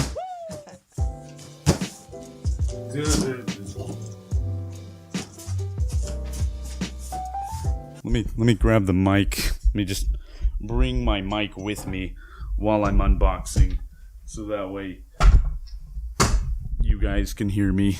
I don't really know how to do unboxings. I have this very cheap light that I bought that it's making my house so hot. Yeah. I gotta be careful because this thing is... What is that? What is this? Wait, where'd it go? I thought I saw something. Did I imagine it? No, I did. James, do you want this back? I don't think you meant to send this. Send this. I'll ship this back to you, don't worry. Yeah. What is this? Oh, it's a bag. A bag full of... So, this Cintiq has come with some wires, and it's stuck. What is it stuck on? Oh, you know what? That one of those wires might be plugged into the Cintiq. Oh, hello. Hello there, Pinky. How's it going? You can f*** off. James is honestly such a good friend, because Jesus Christ, this is worth so much money. And what you don't know, James, is I'm planning on doing something of equal value for you in the future when I'm not broke. I found another one. Do you want these back, James? Before I show you guys the Cintiq, let me just show you. It's with all these Magic the Gathering cards. What is this guy? Just human. Oh, this is great. This is amazing. Thank you for the crumbled up dollar too. That I needed this. James, at this point, are you meaning to send this stuff? Do you want this back? Because, oh my god, let me just try to focus. Hello, dog. Can you not bark your brains out? Thanks for the free Sonic game, too. Dude, did you mean to send all this stuff? Cause... Alright, let's get to the Cintiq. Okay, so there is the Cintiq. Oh my god, it is amazing. I love the little custom design. Thanks, James. It's A1. Oh man, I love all the Magic the Gathering cards too, and this one crumbled up dollar. Honestly though, James, I'm gonna do something of equal value for you, man. In the future, like this is crazy what you did for me. This costs like a lot of money. Don't know exactly how much, but wow, you're honestly, dude. James from The Odd Ones Out, a really freaking good person, a really freaking good friend. So yeah. Wait, I totally didn't see these. He sent me a bunch of unfinished thank yous. Thank you, James. Okay, so I totally forgot to... I forgot two things. First, I forgot to actually show you guys that this works. It works. It's good. It's good go. It's good. It's a good tablet. Yeah. Second thing is, okay, so the reason why James offered me this in the first place, I told you when he did, why he did, but why he offered this Cintiq, this expensive thing, is because he had it shelved for about a year. The reason he shelved it was because, and let it just collect dust, was because when he bought it, he thought he was getting an upgrade. He thought he was, you know, he was getting a better tablet, which probably he was. I don't really know what tablet he's using now, but I think it's really good. But the reason why he shelved it, the main reason, is because he didn't like the way his wrist was resting on it.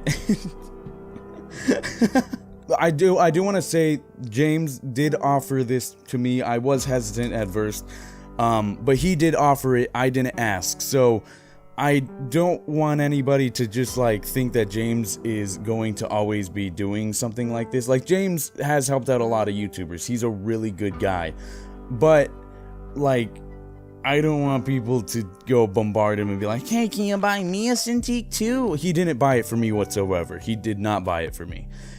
He had it laying around and he thought maybe I could put it into good use. And I said, yes, I would love to take this off your hands. So, also, James, still gonna be doing something of equal value for you in the future. Remember that. But yeah, that's all I gotta say. Okay, bye.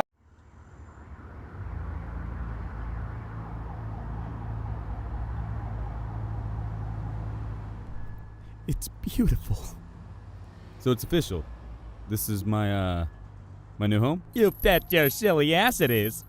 Well, I mean, for the next 12 months, of course.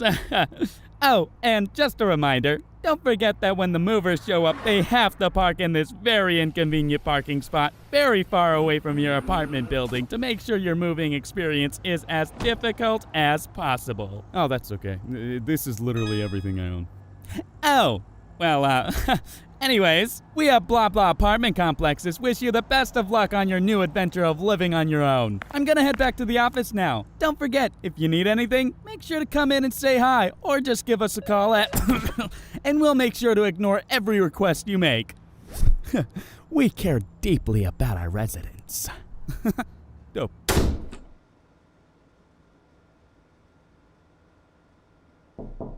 Huh? I wonder who that could be. A Girl Scout? What the? Yo, this bitch better have Samoas.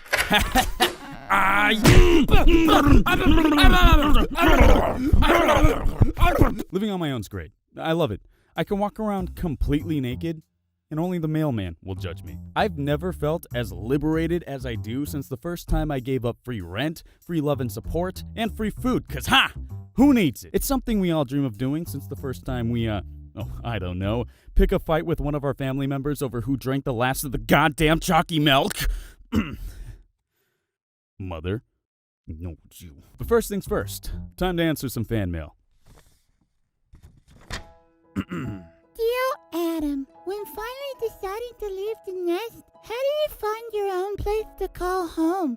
From your #1 fan, Terrence. Aw, he left a little picture of himself holding some fan art of me.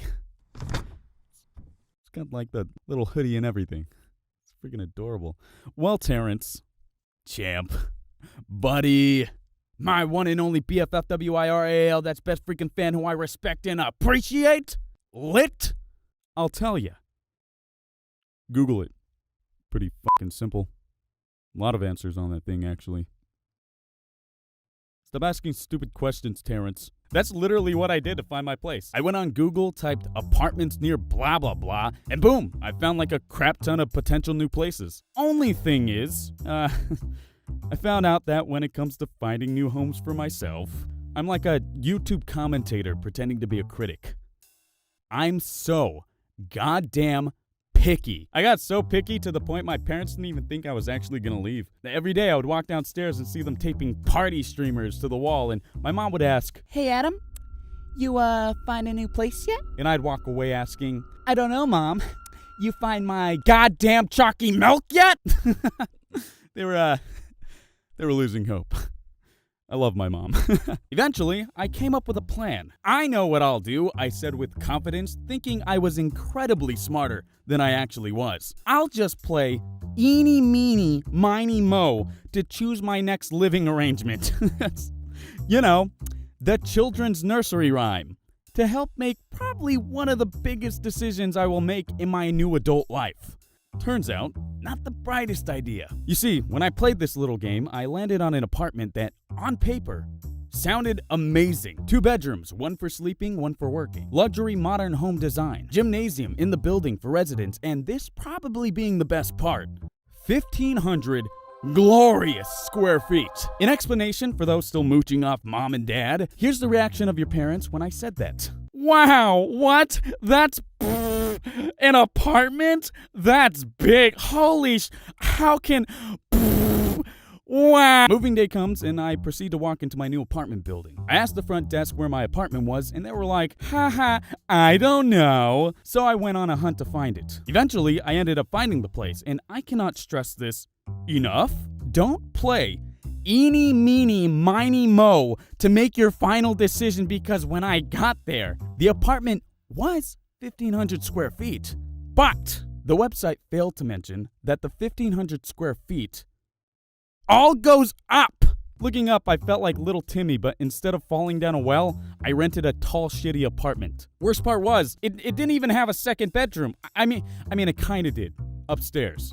But that was being covered by a huge gaping square hole right in the middle of it. That was conveniently high enough for anyone who rented this place and figured out, oh no, maybe playing eeny, meeny, miny, mo wasn't the best idea to solve my indecisiveness.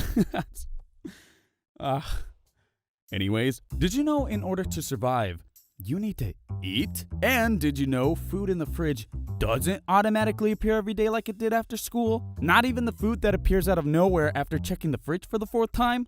Because I didn't. For the first month of me living on my own, I just kind of winged it when it came to the whole grocery shopping thing. Like, I'd go on Google, search up different grocery lists, and see if I'll still be alive within a week. And okay, these grocery lists are no help at all, I swear. You ever just Google up your groceries? It's always the same thing. Top 10 healthy foods you need or you'll die. Trust us, LOLXD. Number 1, almonds. I don't know. Number 2, stolen chalky milk. Number 3, well, what do you think? I don't know. Internet, tell me. What do I think? Boom, pop-up ad. Next thing I know, I'm back from the grocery store, now knowing what flavored ice cream I am, Nutella, with a new bag of groceries that I stare at for about 5 minutes and realize, well, none of this is edible. I till this day have no solution for this. I'm very hungry. Huh? Is that a knock at the door? I'm not expecting company today. I wonder who that could be. Responsibilities! Oh, I'm sorry. Did you think living on your own was going to be easy peasy lemon?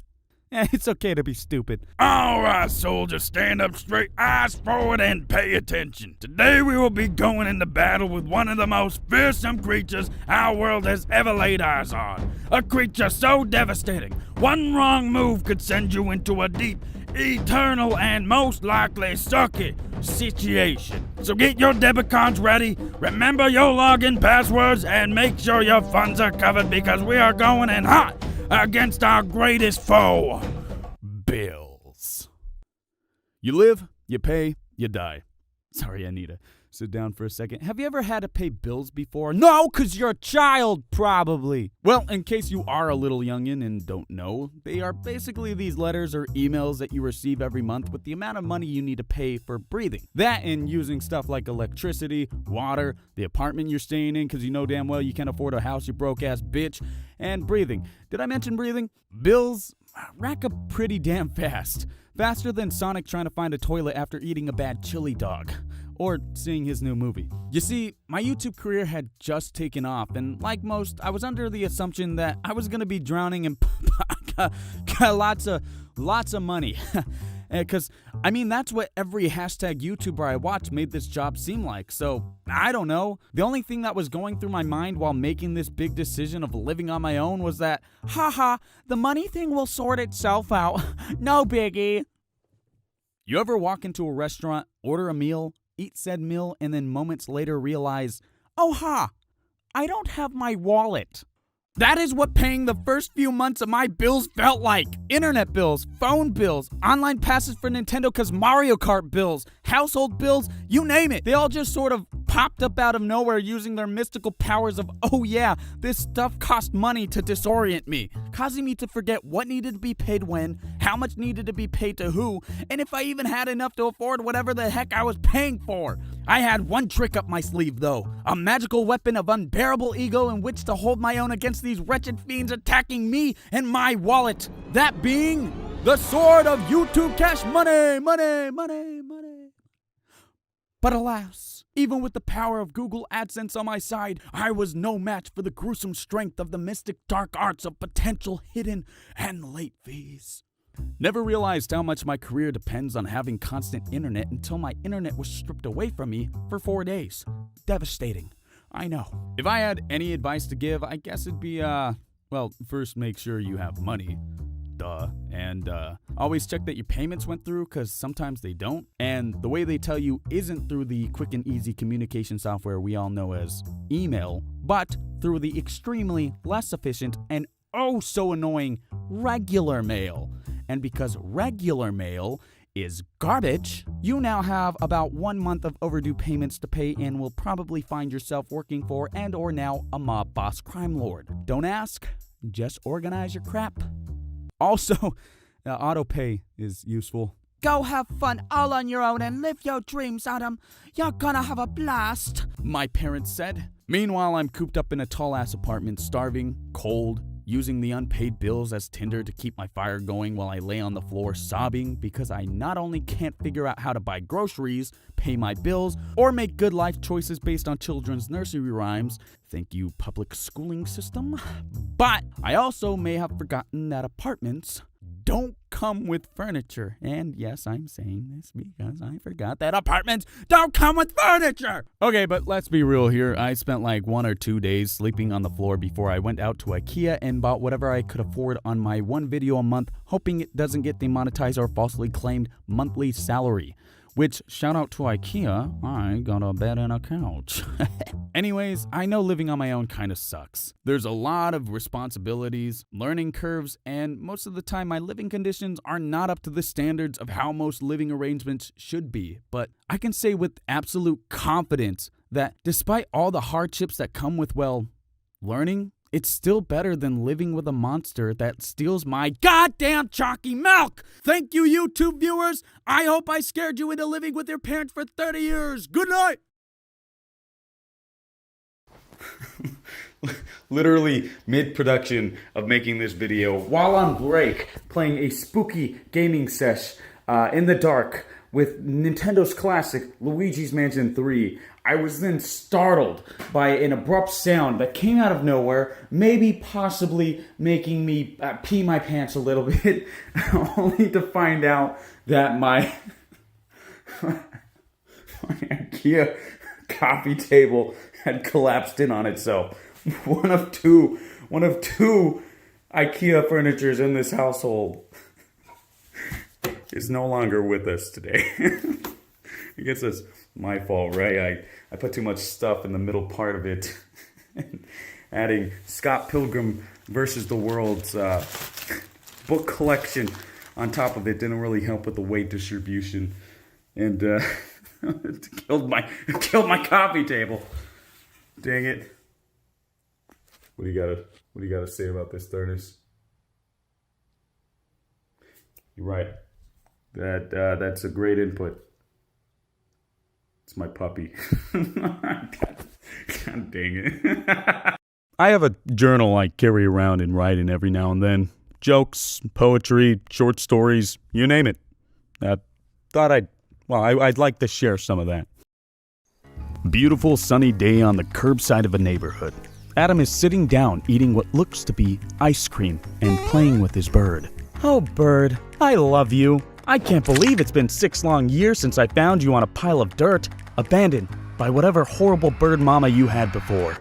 Well, I'm here for you now. I'm your new mama, one that isn't a stupid f***ing bird. Adam looks at Bird and gives him a kiss on the cheek. Bird shows his affection by giving Adam a kiss on the cheek back. Adam then gives Bird his ice cream, but is suddenly hit with a flash of yellow light. Ah, what the? Within the blink of an eye, Adam suddenly vanished, leaving Bird on the sidewalk, alone and confused. Bird, wondering where Adam went, looks around, trying to find his beloved owner. Not being able to see him, Bird stresses the frick out, causing him to break his streak. A faint voice cries out, Whoa! Careful! You almost squished me! Bird looks down in the direction of the voice, only to discover that Adam has been shrunk down to the size of a grasshopper. Like in that one movie about that guy shrinking children or whatever. I've never seen it. Oh my god, I'm small. I'm small! Why am I small? Adam looks down in absolute awe. His world has now been made supersized. Just like that asshole kid on the other side of the street, staring at him down. The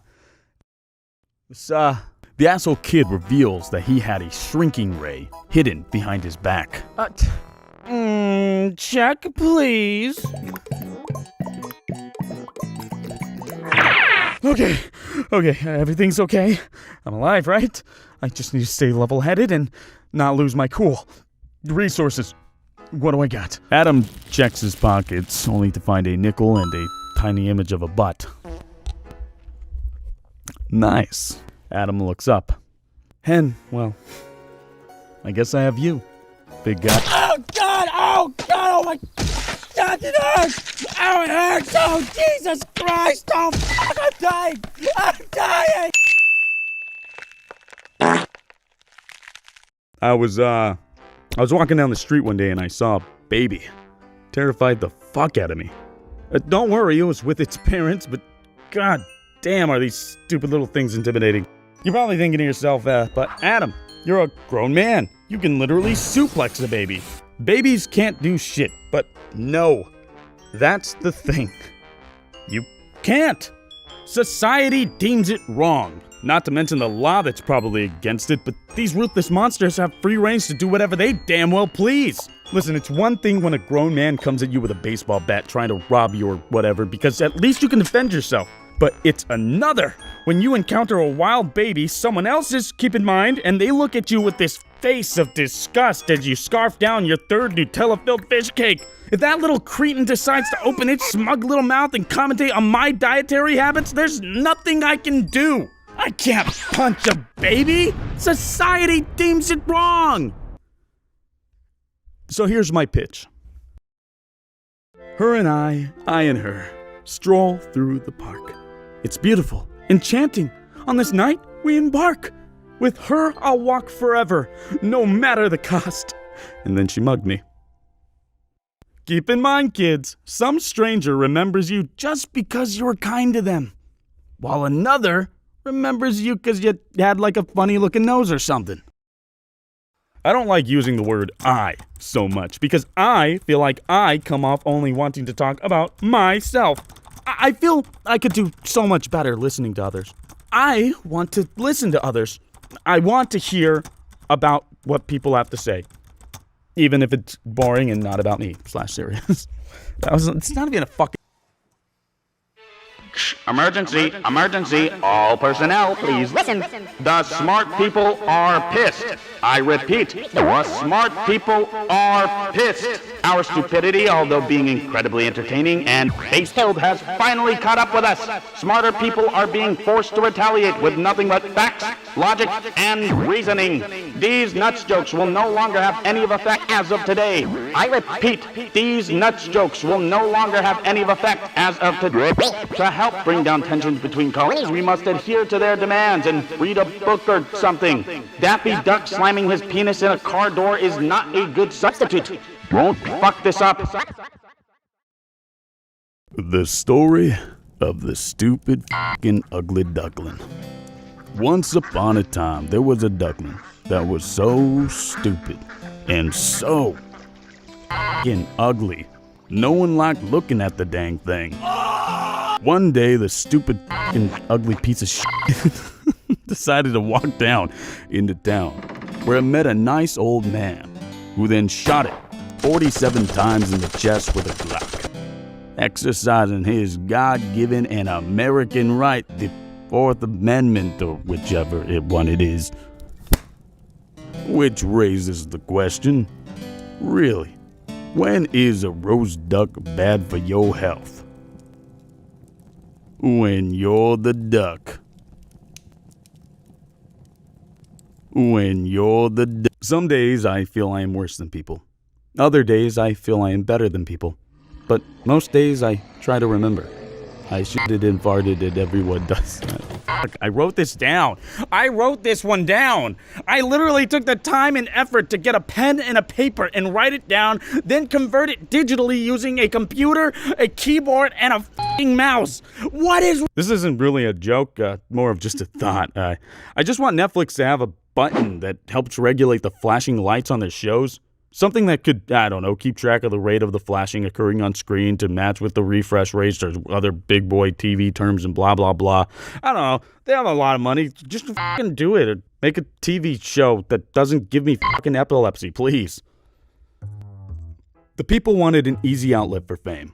The market said, "We got you, fam," and sent us social medias. The people rejoiced as putting out content got easier and easier.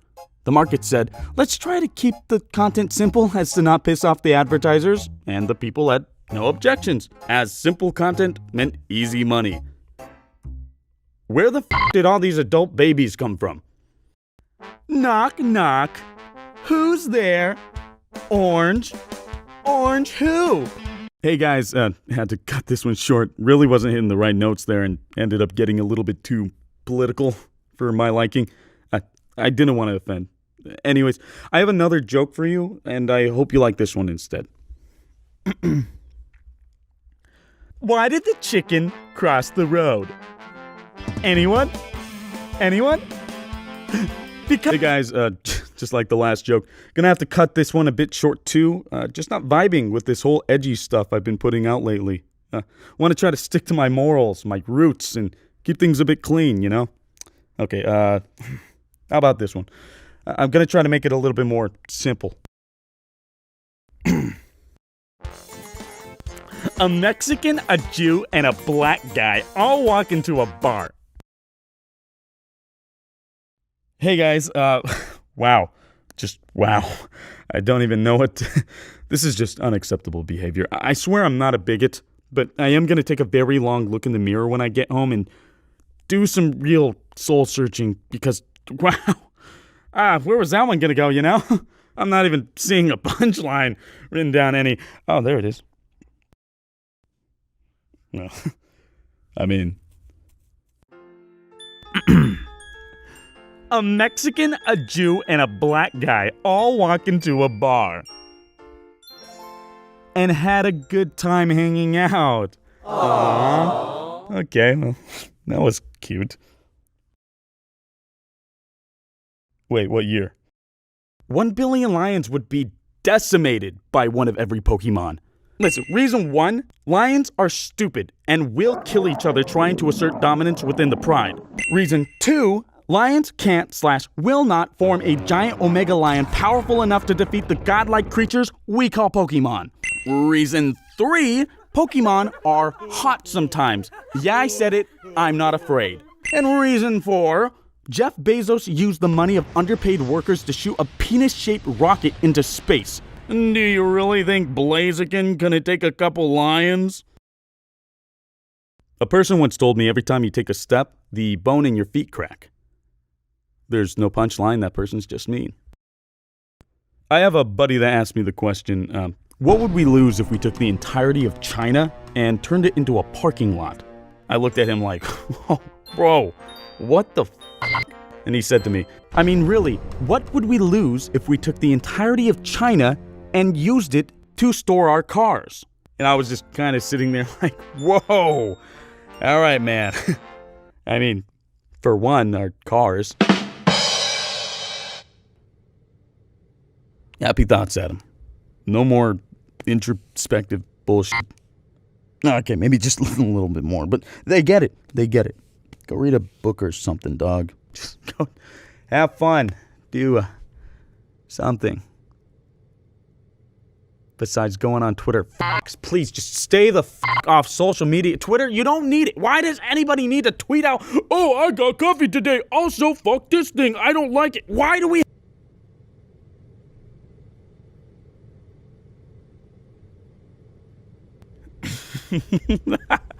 Stupid fucking ugly piece of shit.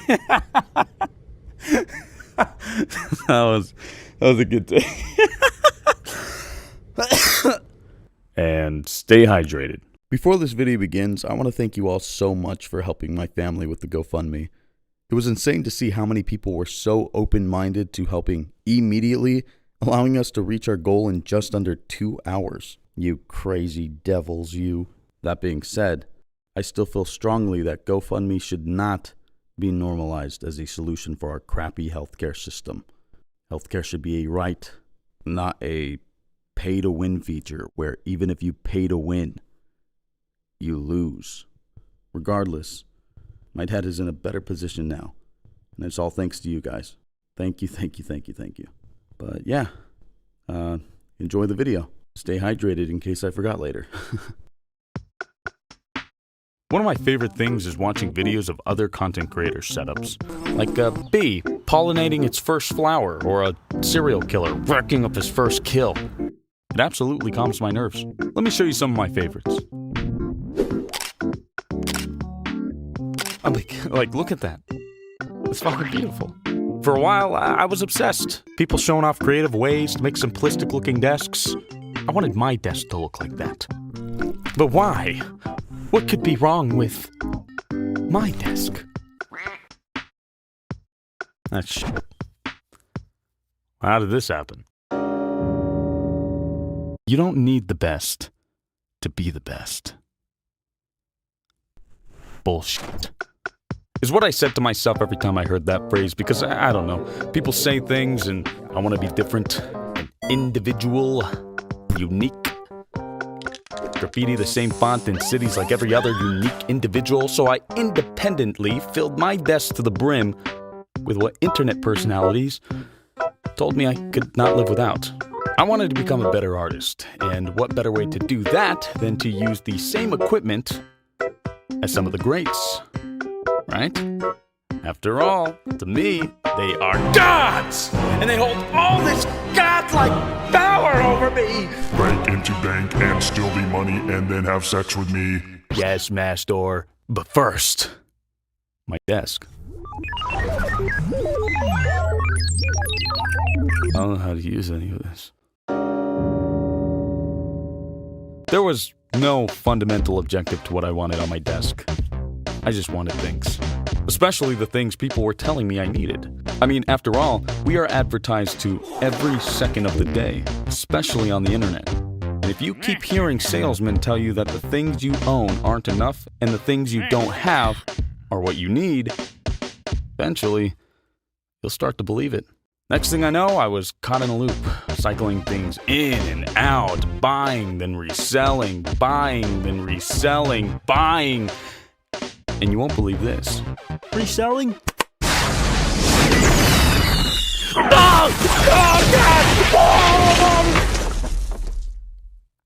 He startled me. But yes. And in retrospect, I should have had more self-control. One YouTube career later, and I found myself falling into the jaws of the cluttered catastrophe that is materialism. And it sucked. But don't you worry. Remember when I said I loved watching videos of other content creators' setups? Of course you do. Why wouldn't you? Of course you do. Why wouldn't you? I realized an essential approach many of these fellow desk enthusiasts were taking that I felt like I needed as well. Not a be-all solution, but definitely something new. And that was... There are many personal definitions of what minimalism is, and I will say there are a lot of things I actually don't agree with, like some aspects of time management, in some cases the way you live, and especially that of the elements coming from the rich, which are... to make everything look as boring as possible.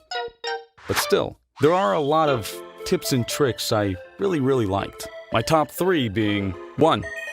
Less doesn't mean worse. I grew up in a bit of a rougher patch with my parents trying their damn hardest to keep up with 3 kids in at least an apartment, for the portion of my childhood, so I never really was able to get pretty much anything I wanted. But once I started making my own source of income, it became effortless to purchase something when I typically couldn't before. I wouldn't go as far as calling myself a shopaholic because I think the way I grew up engraved money consciousness into the back of my mind at all times, but when I felt I needed something for my art...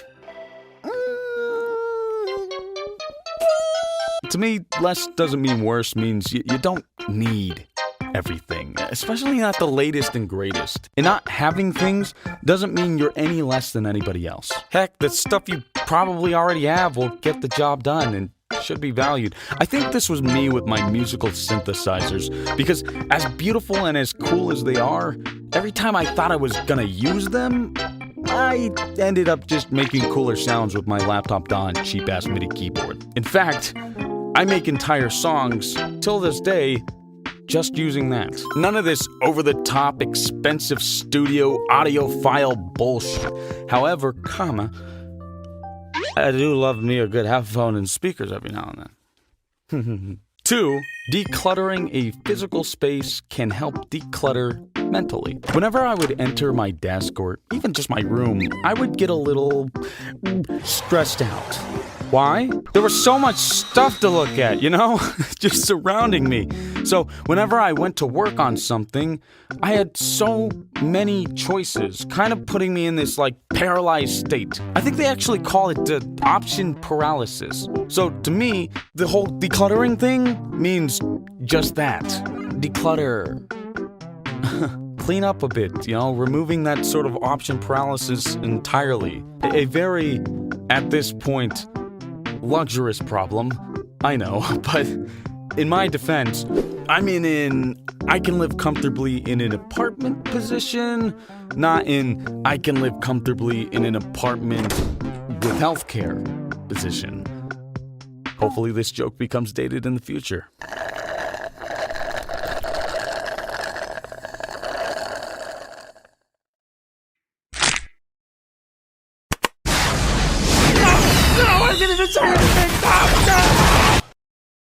He startled me. 3, everything I own/need has a purpose. Look at all this. What is this? I don't need any of this shit. What is the purpose of this? What's the purpose of that thing there? I don't know. To make my desk look nice? Well, guess what? It doesn't. It makes my desk look ugly. You stupid idiot. Me, I guess, past me. I'm sorry. Listen, I'm sorry. No, it's all good. No, it's all good. Come back. He left. Great. I'll remember that in the future. That really was just the purpose for these things, just to get some street cred from other content creators. But I guess, What good is that street cred if my skill level is as good as it was if I was using some of the quote-unquote unstreet cred equipment? You know, the stuff that got me recognized in the first place?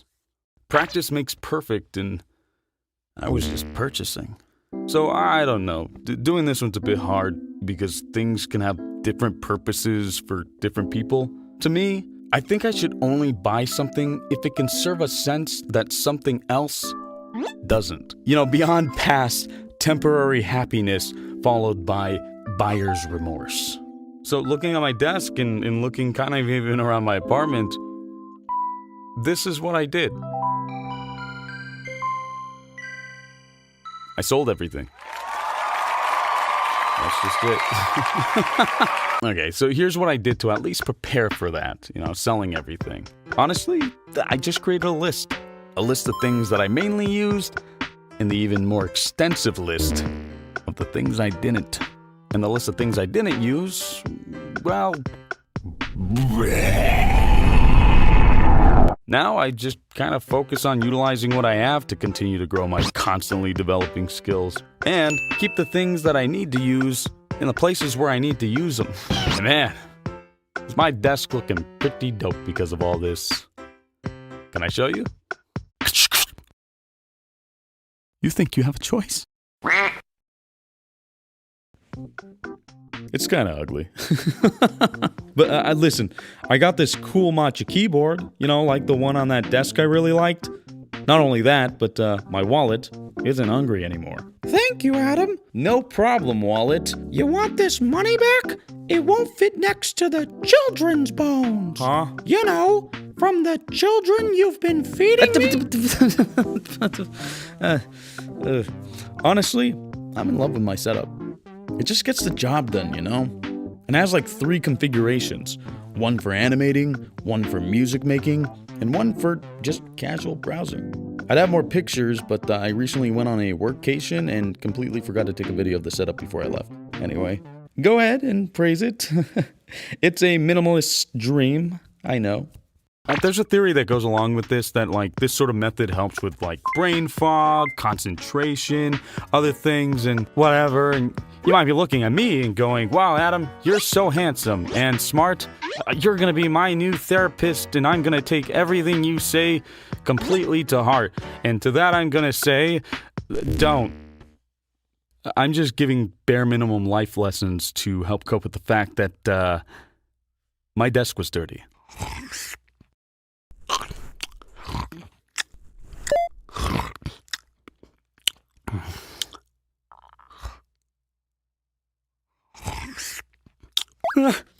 Hey man, I feel like we've just kind of gotten off on the wrong foot. Huh? You know, there seems to be a lot of disconnect between us. Huh? I don't know, I could just be feeling insecure, but whenever we're in the same room, things just kind of escalate. And we kind of don't really communicate at all. I don't know, there seems to be communication, there seems to be not. We kind of just gloss over that bit and just go right at it, you know? Just right fucking at it. I just think me and you we could do better. Yeah, I just think you're really quick to... Yeah, I just really hate to make it, you know? Especially boo.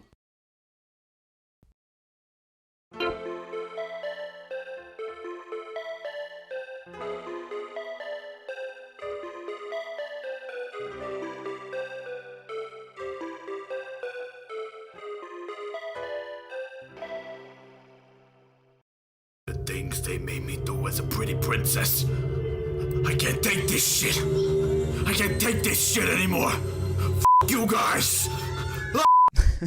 Okay, so judging by the title, you're probably sitting there on your toilet or your computer or your phone, and you're probably thinking, what? What? Now let me explain. Okay, so back when I was younger, I was around 13 years old, and the first ever time I found Egoraptor was his Charmander video. I don't know if any of you guys remember that one, but it was a good-ass freaking video. I'm pretty sure it was all improv. I'm pretty sure he was just bored when he made it, and it was goddamn freaking good. I'll choose you, Pokemon Pikachu. I choose. That's not at all what he said. But yeah, that's the first ever time I've watched Ego Raptor, and I was sort of scared to even show my parents anything at that age because I didn't want them to, take it away from me and say it's the devil. Yeah, that happens. He does. She does that. My parents does that sometimes. I mean, they cool down a lot now.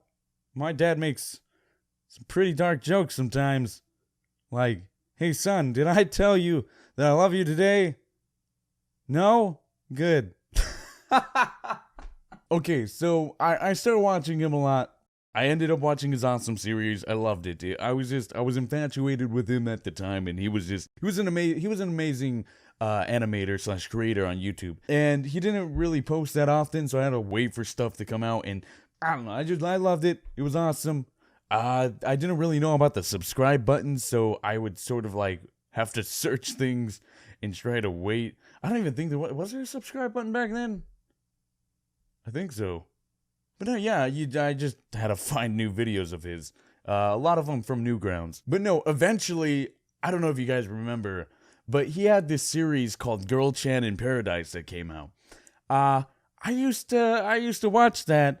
And my mom caught me watching it one time, and she's like, "Hey, honey, what is that?" It's Girl Chan in Paradise. Oh, really? Let me look at it. Don't watch it. No, it's just If I wanted you to say something, that is true. What? To watch this, you become stupid. As dumb as that sounds, it is freaking true. I don't know what my mom was thinking. I don't know, somehow I was gonna magically just become brain dead from watching a video. My brain was just gonna shut off. Well, big surprise! I'm only mildly stupid. But yeah, she didn't like it. She thought it was gonna make me stupid. And and I don't know, I loved it. It was stupid funny, and I love stupid humor. Like Mr. Literal. Mr. Literal was freaking hilarious, and I'm pretty sure he mentioned that was all improv. And I thought that was freaking awesome. The animation was awesome. Everything was awesome about it. I loved Ego Raptor at the time. And he's a big inspiration to me as of right now, for my animations. Now, the biggest reason as to why my mom didn't want me watching him anymore. Now, this is the biggest video he's made, and it was 4 years ago. Obviously, as a kid, I would sneak watch him all the time. Like when you would go and sneak watch like South Park or Family Guy at like 12 o'clock at night on Adult Swim. It was sort of like that. I would sneak watch him on YouTube. I didn't necessarily have like a smartphone or anything, so I had to like either sneak the laptop or go downstairs and watch late at night on the computer, and man, I had a blast watching him. He was freaking hilarious. But the biggest reason as to why I wasn't allowed to watch him was his awesome series, Poke Awesome, Just a Pokemon Battle. Now let me explain. As you guys know, there's a lot of cussing inside of that video, and that's probably a main reason why my mom or my dad would not let me watch the videos, because he cusses a lot. Let's just be real. He cusses a lot. And being a kid, I find that hilarious. I was around 14, 15 at the time. 15, and I got ballsy one day, and I tripped and got mad, and what came out of my mouth was, "Oh God, my fucking knee! That's my knee! Damn it! Shit! Why didn't you evolve me, you asshole?" Yeah. My mom got so pissed off, because it was in front of her. She got so pissed off, she asked me where I heard that from, and being scared and not wanting to be in trouble, I showed her, and she flipped out when she found out it was freaking Ego Raptor. And it was just, I got in so much trouble. I hit the mic. I got in so much trouble for freaking quoting stupid Ego Raptor. You got me in trouble, Ego Raptor, you freaking dickbag. But yeah, no, that got me in extreme amounts of trouble. And of course, I still watched him because, he's awesome. I mean, look at the series. It's named Awesome Series. You stupid. Another thing that got me in extreme amounts of trouble, you guys remember the video called Link to the Awesome? Well, he says a certain line in it that would probably piss off a parent. And, you know, not do well with a very religious parent who at the time thought Pokemon was the devil. You want to know what it was? I want to put my wiener in that! Yeah. Yeah. That would sort of piss off my mom / my dad, because my dad was mad when I said that too. And I don't remember why I said it. I was probably thinking about it, and I started laughing in my head, and it just burst out of my mouth, because I sometimes do that. When I think of something funny, or if I'm just thinking something in general, sometimes it would just burst out of my mouth. Just out of there. It would just... My mom flipped her shit. She freaking took away video games for a complete 2 months.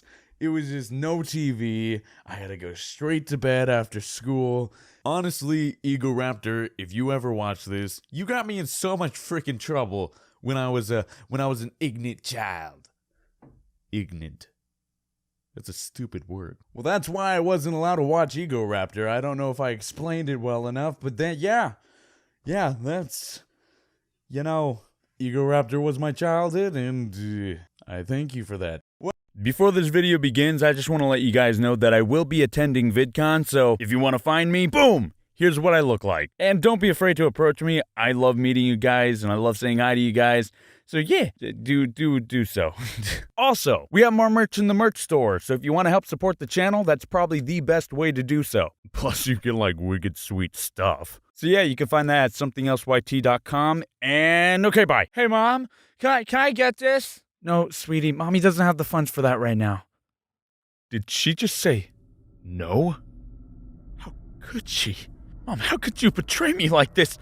How could you do this to me? Your son! I thought you loved me. I thought I meant something to you. I thought you cared. Is this what it feels like to be betrayed? To be deserted? To be unloved? Why? Mother, why? Everything was so much more dramatic when I was a kid. Like, movie dramatic. Have you ever thought about this? Like, you ever just think back to a moment in your life where you were a kid and just wonder, why did that play out like a scene from every Twilight movie ever made? Because I do. I noticed that my core memories are either A, stupidly funny and just make me laugh whenever I think of them, or B, stupidly dramatic. Which in itself can be funny, but like, also, the frick, little me. You okay? Most of these memories take place around elementary to middle school years, which I find hilarious. And each scenario is played out like a B-movie. And no, when I say B-movie, I don't mean the B-movie. I mean like a literal movie that had such a low budget and bad actors that you can't help but laugh or cringe. Come on, guys. That meme is like super dead, along with my will to live. Like, for example, in elementary school, during recess, I was sitting down with my girlfriend at the time. Hold up. Girlfriend, quote unquote. I'm just gonna say it. Anything before high school doesn't count. Changed my mind. Let's call her, Cup. Let's call her Cup. Yeah. And I were just chillaxing under a tree. We're mostly just trying to do that thing in the movies that you see where you look at the clouds and try to find objects in their shape, but there wasn't any clouds. That cloud looks like an invisible elephant. Huh, I think it just looks like my dad. I'm sorry, that was bad. And suddenly this other girl came over and told me that she wanted to talk to me. Adam, can I, What?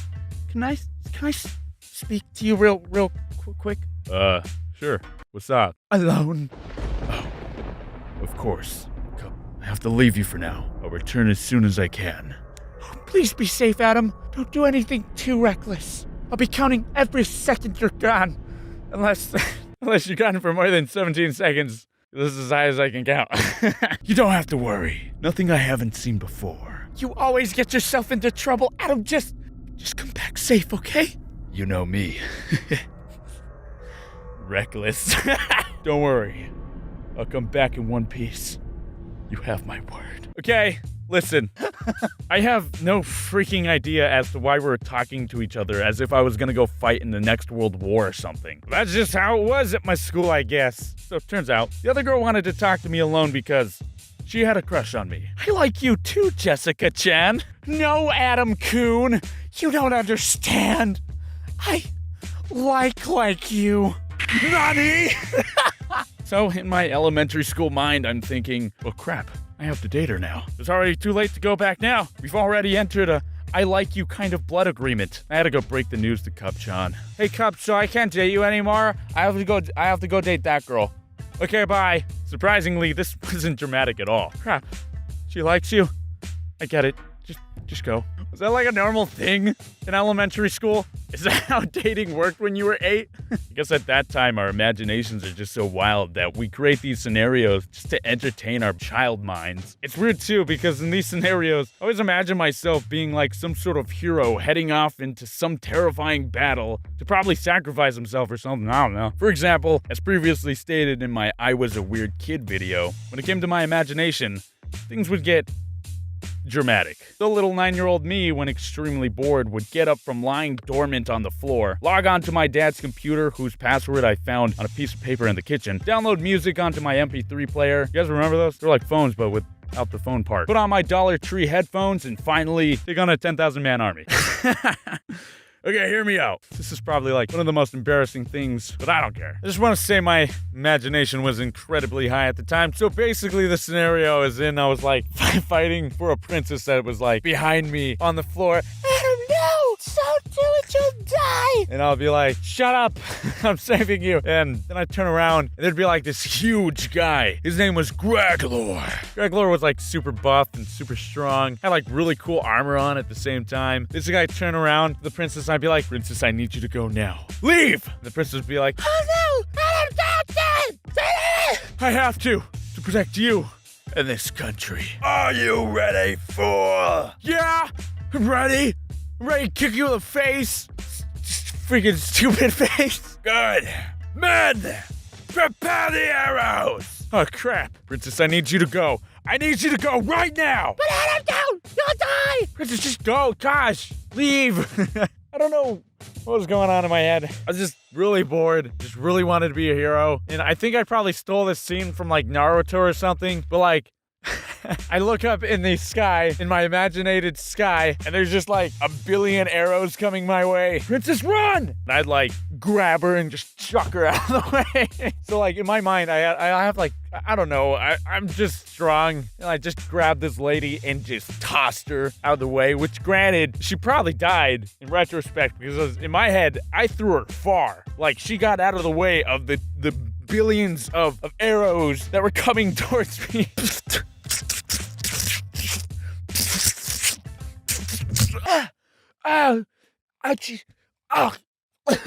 Like I got shot with arrows a bunch of times, but somehow like I managed to live in this scenario. And Greglor starts coming, like he starts walking towards me. He's like,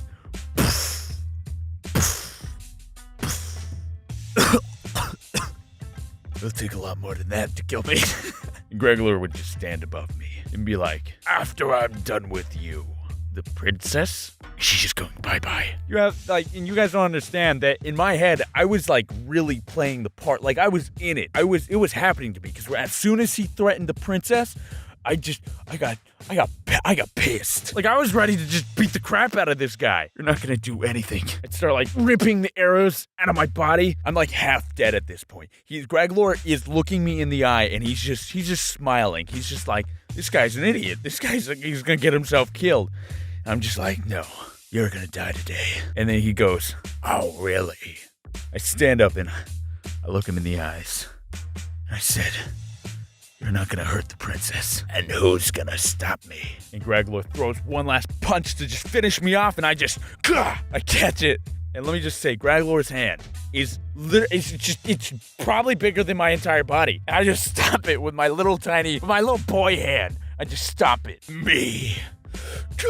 And I punch him in the gut, and then he goes flying, and he like flies away, and he's like going through his army and just crashing into everyone. I scream, and then my parents wonder what's going on in my room, and I just go, nothing, it's okay, nothing, everything's fine, it's whatever. Yeah, Basically, I'd just like go hardcore mode in a game of pretend, and it'd be the funnest crap in the world. And hey, don't judge. You know you would have done the same thing if you were just incredibly bored with nothing to do. I really hope I'm not the only one who did this. Anywho, I guess I was just a little drama queen. I think the best part about all this is growing up with very religious parents at the time. They're chiller now. I wasn't really allowed to watch much. So movies with killing, guns, fighting, Pokemon, Ouija boards, I wasn't allowed to watch it. So I have literally no idea where any of these scenes came from. I want to say Naruto, but at the same time, was Naruto a thing back then? I blame anime. I'm just gonna blame anime.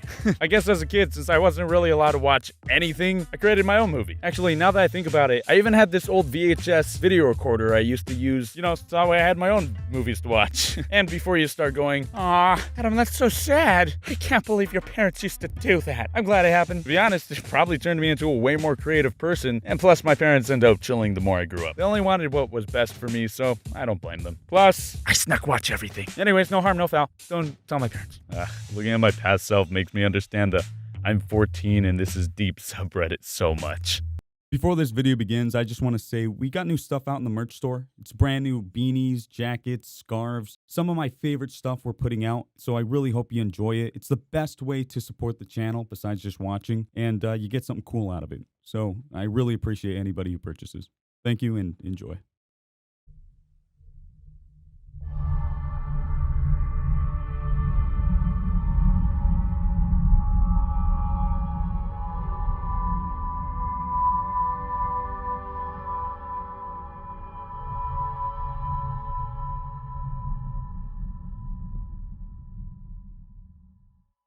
Hey, how's everyone doing? Woo! Awesome! It's great. You want to know what bugs me more than anything on the face of this planet? Towels. Did you know towels are the leading cause of dry skin? Anyways, school. Am I right? Boring. Man, there was this one time I was walking down a hallway and my teacher... Big stinky, right better. Have you ever eaten an apple worried your jaw might just break in half? Oh my god. I'm Adam and these are my irrational Do better! You stink! Lick my butt! Who said that? Show yourself. You want the stage?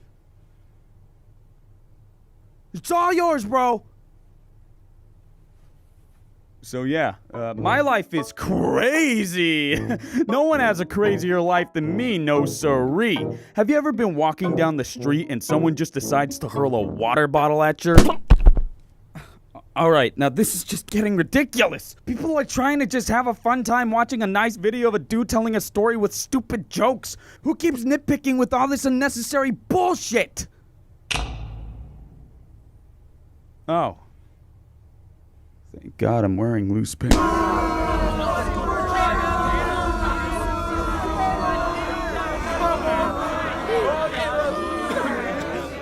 knew it. I think you suck. Try it again.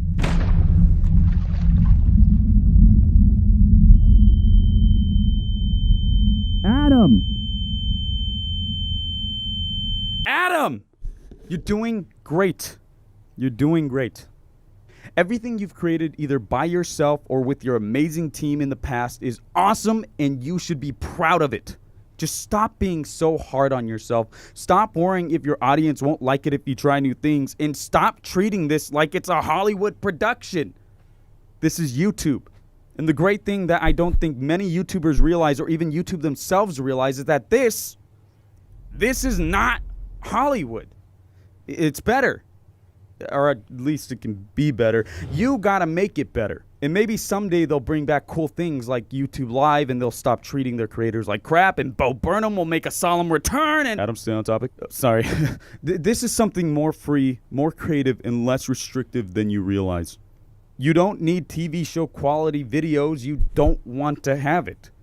Use that budget for big boy shit. People just want to see you have fun. Because when you're having fun, your audience is having fun. You can do this. Now hold still. I got one more swing in me. Wait, what?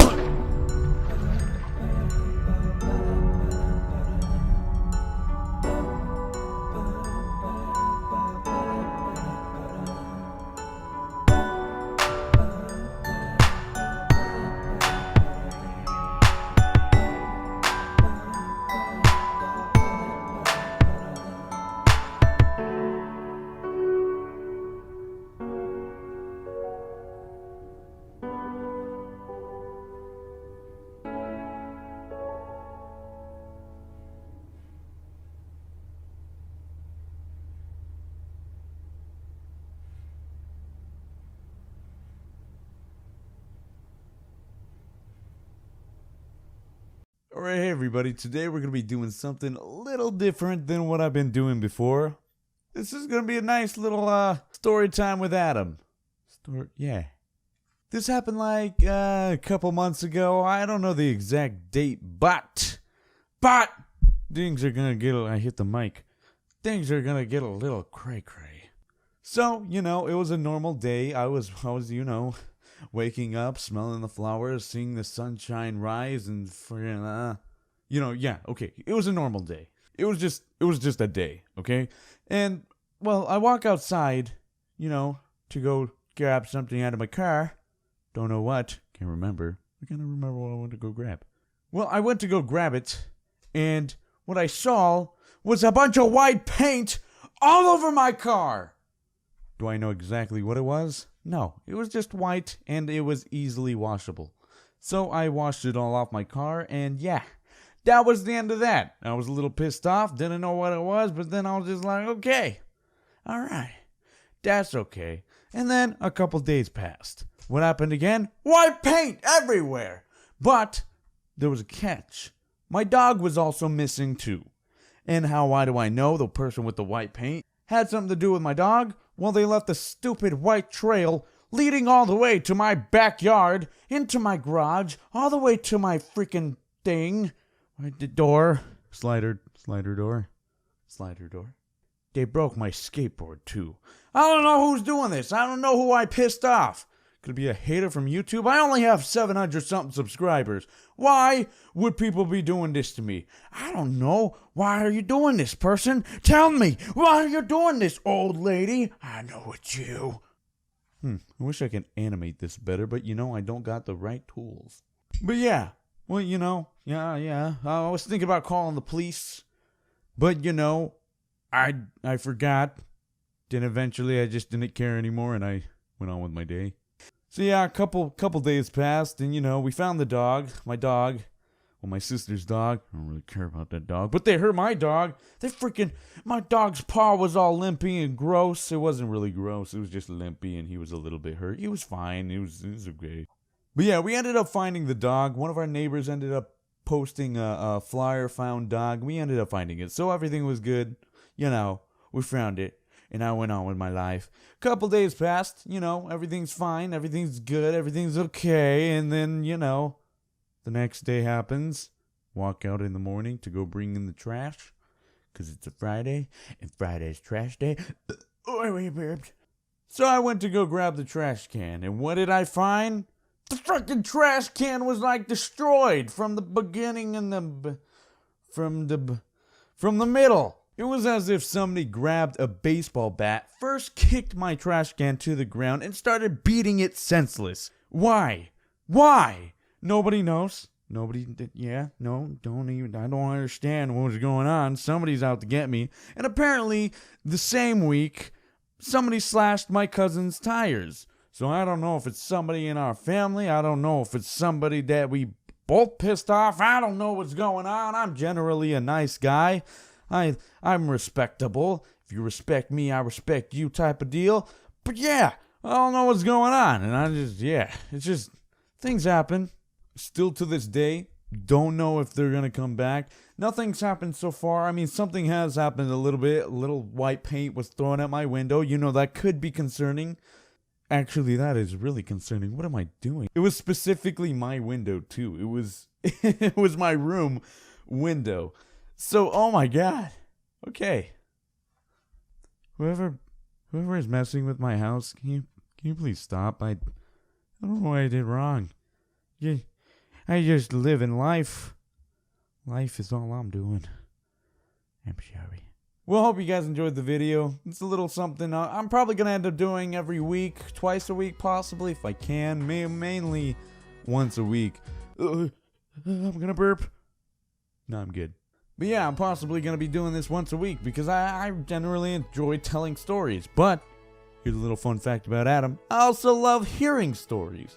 So yeah, tell me something that happened to you in the comment section that was equivalent to this, or just something random you want to tell me. Well, don't forget to like, comment, and subscribe. Comment down below what you want me to do or play next, and I will see you in the next one.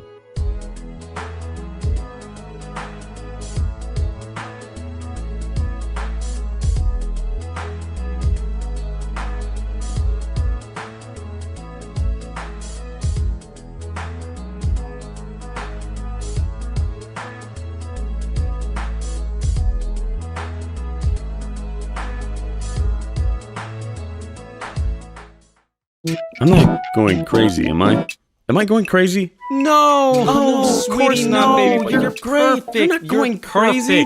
What makes you say that? I don't know. It feels like every single time I open my phone, it's just... Hey guys, look at this thing that ruined my day. Doesn't it just ruin your day? Yes! Drink up, kitten. Can we not hesitate but to rant? Give more light to the things we hate over the things we love. You know what? What? I'm gonna do it. Do what? I'm gonna talk about the things I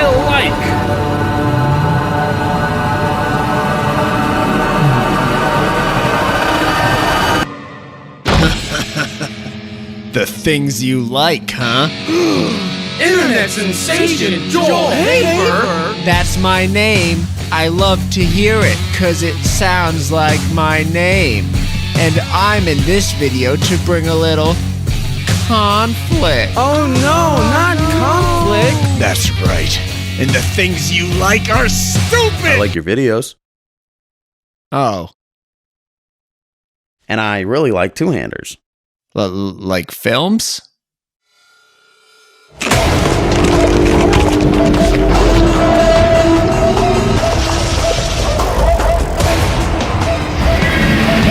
I also really like giant monsters, and when characters a fraction of the size try to take them on. It's a big reason as to why I love the game Elden Ring.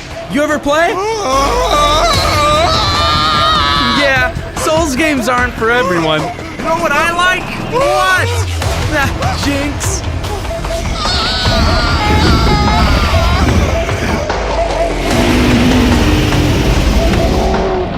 A hero's end. Bring it on! You know what else I like? No! Space! I like how big it is. We're so tiny, so insignificant, yet I'm still able to enjoy my time playing my Steam Deck on a space rock, hurtling through an open cosmos full of who knows what's out there. It really makes you think.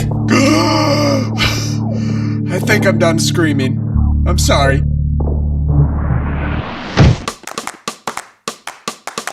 Cause there's a lot of things I like, and I'll try to make it brief.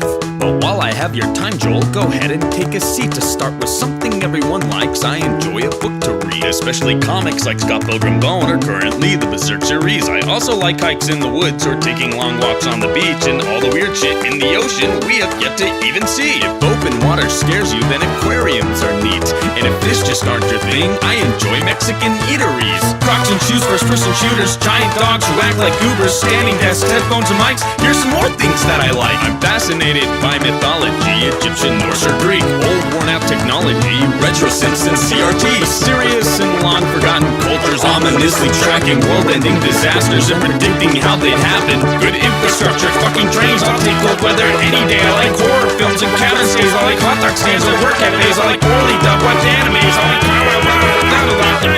Wait, please, slow down.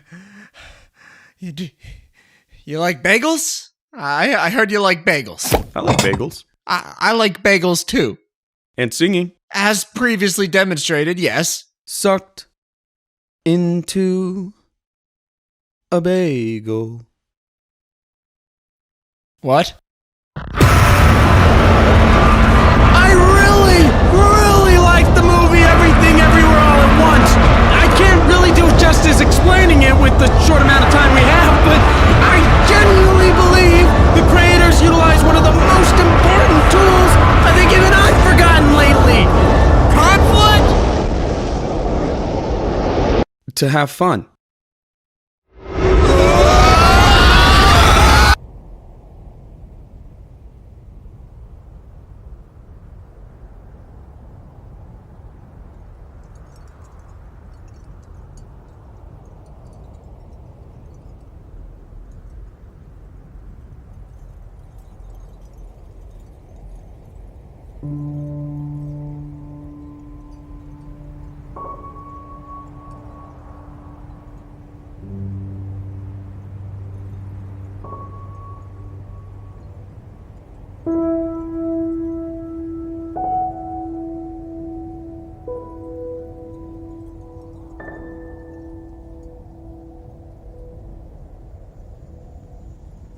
Having a voice?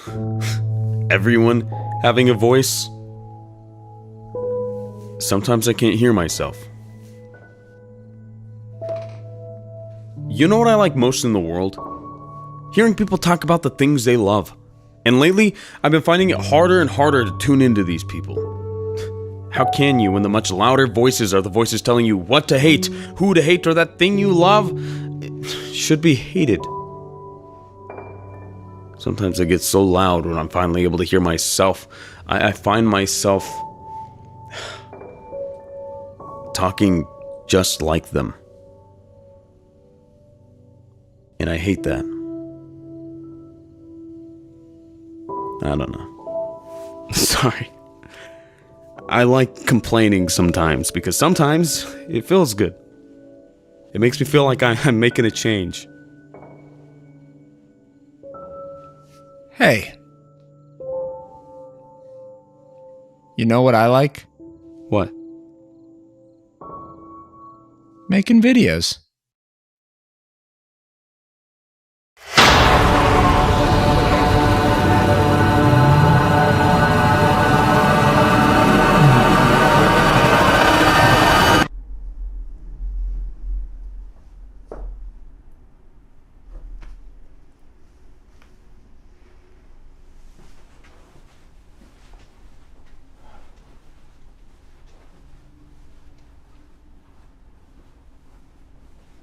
Stay hydrated.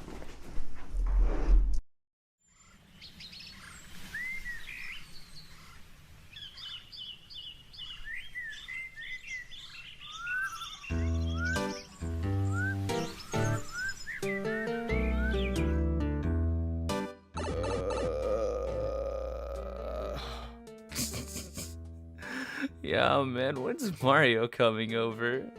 I haven't kidnapped Peach yet, so... I mean, if he shows up, he'd kind of be uninvited. And that'd be really disappointing, because my house is kind of a mess. I just kind of asked him to politely leave. He's not coming over right now, is he? Because I gotta clean. Gotta get the Goombas in check. And I probably have to invite Luigi, because if Mario's coming over, I don't want Luigi to feel left out. Maybe I should invite everybody over. Peach, Luigi, Daisy, Waluigi. Poor dude. Got snubbed from Smash Bros. Feels so bad. He's just like a side character. He never gets a win. Yeah, like, I invite Wario, but he's kind of an asshole. Oh, look who it is. Hello? Hello, it's me, Mario. Yahoo! Oh, Mario. Hey, buddy. How's it going? Is there any particular reason why you called? Yeah, bro. We hanging out for the stomping of the Goombas? Are you on your way right now? Oh yeah, I'm in my pipe mobile. Do you have an ETA on when you're on your way? When do you think you're gonna arrive? Because my house is incredibly clean right now. I just wanted you to know that. Oh, it's really clean? Why would you want me to know that? Dude, well, I told you that because it's just really clean and I'm proud of it. Well, if it needs more cleaning, I got a little vacuum cleaner on my back. Well, no, it's perfectly clean. I mean, you're like interrogating me about this whole dirty house, clean house thing. Where's your brother? Why don't you go pick him up and take your time before you get here? I got bad news, Bowser. What? Luigi ain't making it this year. What? Luigi ain't making it, man. What are you talking about? Some candy corn accident happened. No! I was so excited to show him how clean my house was. Yeah, man. I'm really feeling down today. Well, I don't know what you want me to do. I'm like just sitting near my house that's very clean. Does that mean you're gonna come earlier? Because you know you could still take your time if you want. Don't come earlier. Pete left me, man. Peach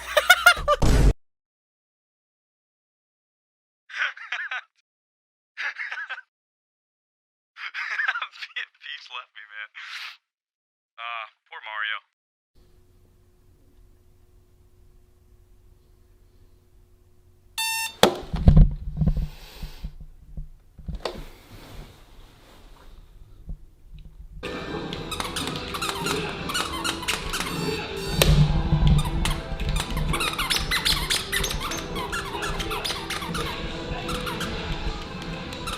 It's time.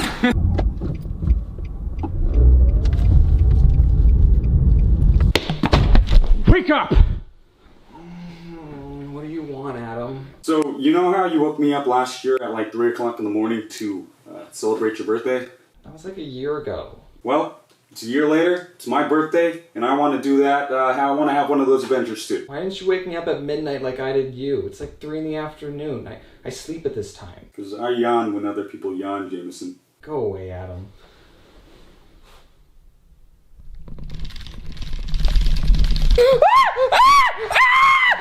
No means no, Adam!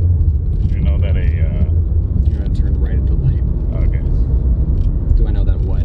Did you know that a cow and a bison, like a cow-bison hybrid, is called a beefalo? It's gonna take 17 minutes. Why does it take so long to get them all? I don't think you heard my joke. A beefalo? You didn't laugh. Where'd it go? It's trying to escape. Here's my rice. Jameson! Jameson, where are you, buddy? James? Hey, come here. You can't run away from me like that, okay? Guess what I'm eating? Look at, you see this paper? Does it show up? I'm gonna blur it. No! It's a sandwich. It's a sandwich shop. It's a very small local place. Have you heard of it? This is Jersey Mike's. It's called Subway. I die a little bit inside too. Okay? You've ruined Subway for me. Anyway, maybe we should be focusing on driving. Oh yeah, you're right. Okay, so turn left. Oh my god. Wait, what time is it? 4:20. 4:19. Hold on. Give it 60 seconds. It is so hot. I'm like, my hands are messy. I'm feeling sweaty. I'm like a little claustrophobic. It's 4:20. Okay, so recently I hit 2 million subscribers. Today we're gonna be celebrating that. Also, it is my birthday, and I ended up getting a cake to throw on my bag of rice. And honestly, I think it's just like, here's some rice. Did it actually hurt? I don't like this. Hey, remember when we were doing the math video and we were looking for scissors? Yeah. And you didn't find the scissors like at all? Yeah. I'm not gonna get you your scissors. This is your house. Oh wait, yeah. Where's the where is the frick? What? Whoa, Whoa, did you this slip? is a bad idea. I forgot hardwood and rice makes things slippery. Oh geez, yeah, look at all that rice. Wait, is rice flammable? Let's see. Wait, no. oh yeah. It's made of plastic. Is rice flammable? There's about 2 million rices in this, right? Oh wait, Focus. Answer. Focus. It's displayed on your iPhone. I can't see on my iPhone. Well, we'll never know. But no, for real though, maybe we should get like some water. Yeah, honestly, while I set this up, go get water. I need 2 hands. Okay, here we go. Let's go. I'm on a crane. Does it look like the lighter's my wiener? There we go. All right. When do I blow it out? Happy birthday to you. Wait, happy. I can't get copyrighted for this, right? Did you just spit in my room? Oh, I got some fire in my mouth.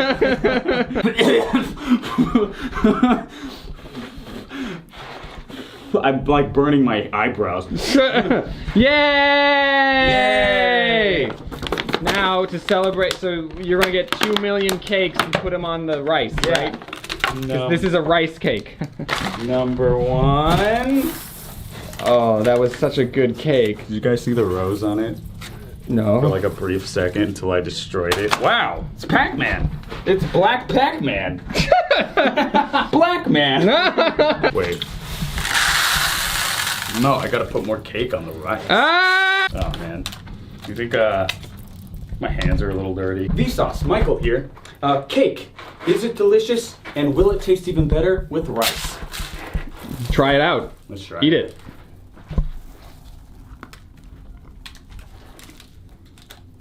Yes. I choked on a piece of rice. Ew. Hold on, I need water. Oh god. Oh no! Oh, you're drinking out of the safety water. Oh my god. You asked the lady, you told her like, hey, can I get a, she was like, do you want anything written on it? And you were like, a smiley face. And then she did this smiley face, and then you were like, can you add horns on it? You know, I just realized. What'd you realize? You didn't show this? I never mentioned the smiley face. Okay, if we find yellow frosting in here. Alright, let's find it. There it is! Oh! It's right here! It's a little smiley, it's a little me. You know, she spent like 5 minutes on that. She was a really sweet old Yeah, lady. right? Am I a demon? Yeah, if you like look into the camera's eyes. Ah! Do you Do like I look having like a demon? your eyeballs have like no irises? Do they have the circles in their eyes? My eyes, the light circles? Yeah, your eyes, your glasses kind of stop them a little bit. Give me a thumbs up. It's a blue light. Happy birthday. Man, imagine if this is how we did celebrate birthdays. If we like ruined cakes. Oh! Am I in front of it? Whoa! Whoa! You're I'm in crazy land! Oh! It's probably just gonna be like in front of Jake Paul's house. Here, I want to do something. Okay. Whoa, I'm in space. Whoa! Zero gravity. Zero gravity and that Whoa. 1 square. Yeah, no, it's like very, like you can't do anything. Pretty sure like, right? Isn't it birds? Birds, if they eat too much, like if they eat rice, they explode. I think so. Hey Siri. Do birds explode when eat rice? You want to see why Google is better than Siri? I know Google is better than, but yeah, tell me why. Where's Siri? It's in the pocket. Tell Siri to beatbox. Hey Siri. Can you beatbox? Here's one I've been practicing. Boots and cats and boots and cats and boots and cats and boots and cats and boots. I can do this all day. Cats and boots and cats and boots and cats and boots and cats and boots and cats and boots and cats and boots and cats. Okay. All right, Google. No, shut up. Okay, Google. Beatbox. I've been practicing for this moment.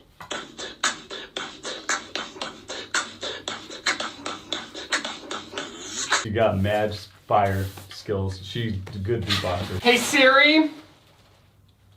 Do you love me? I think you're pretty great. Thanks. Okay, Google. Do you love me? I love you a whole lot, but let's get more specific. Wow. Want to answer a few quick questions so we can figure out our special kind of bond? Are you trying to? She's trying to make me do a survey. I mean, at least she said that she loved you. Using me! Siri just was like, I like you as a friend. At least you're friends!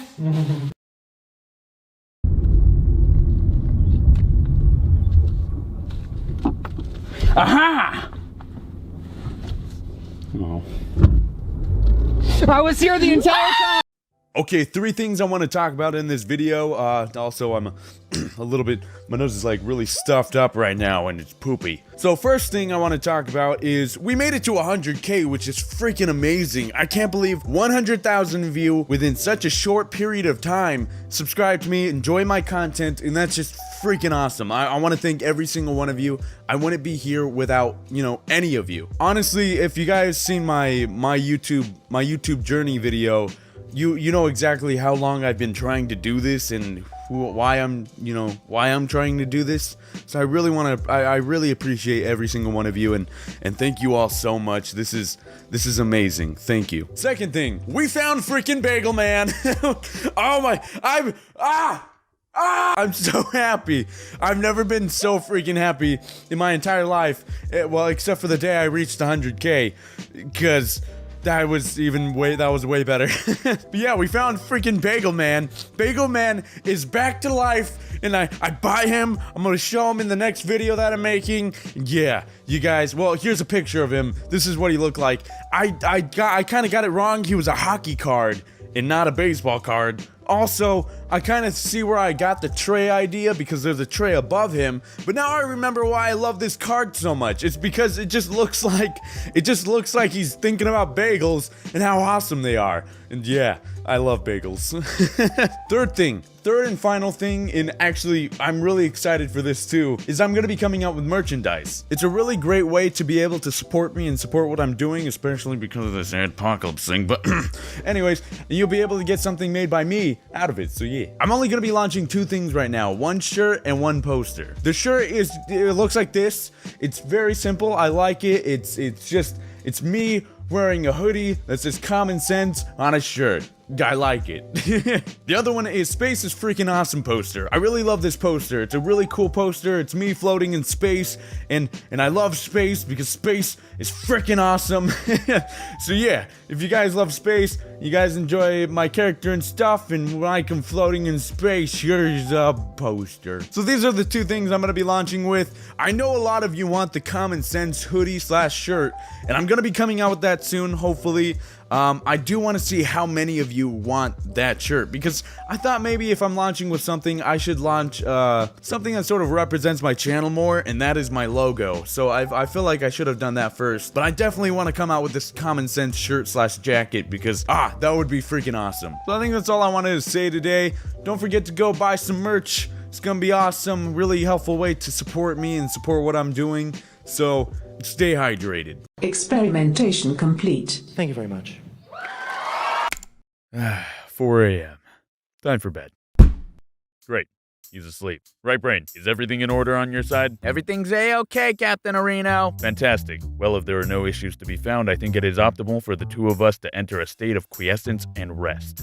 What? Sleep, right brain. I've never heard you say that before. Wait! Can we watch a movie? You know we can't. Come on! One movie. That's it. I'm sure there's a fresh tape created from today's memories in the dream machine, so go get it. So wait!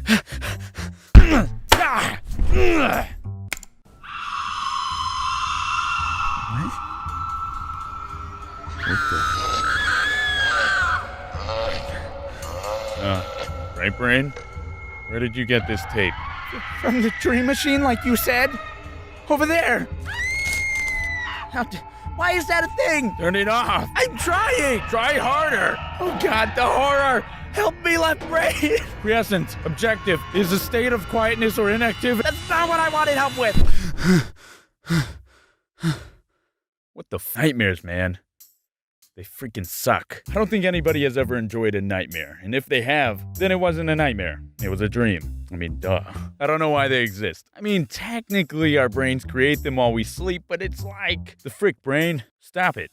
Oh god, no, I didn't.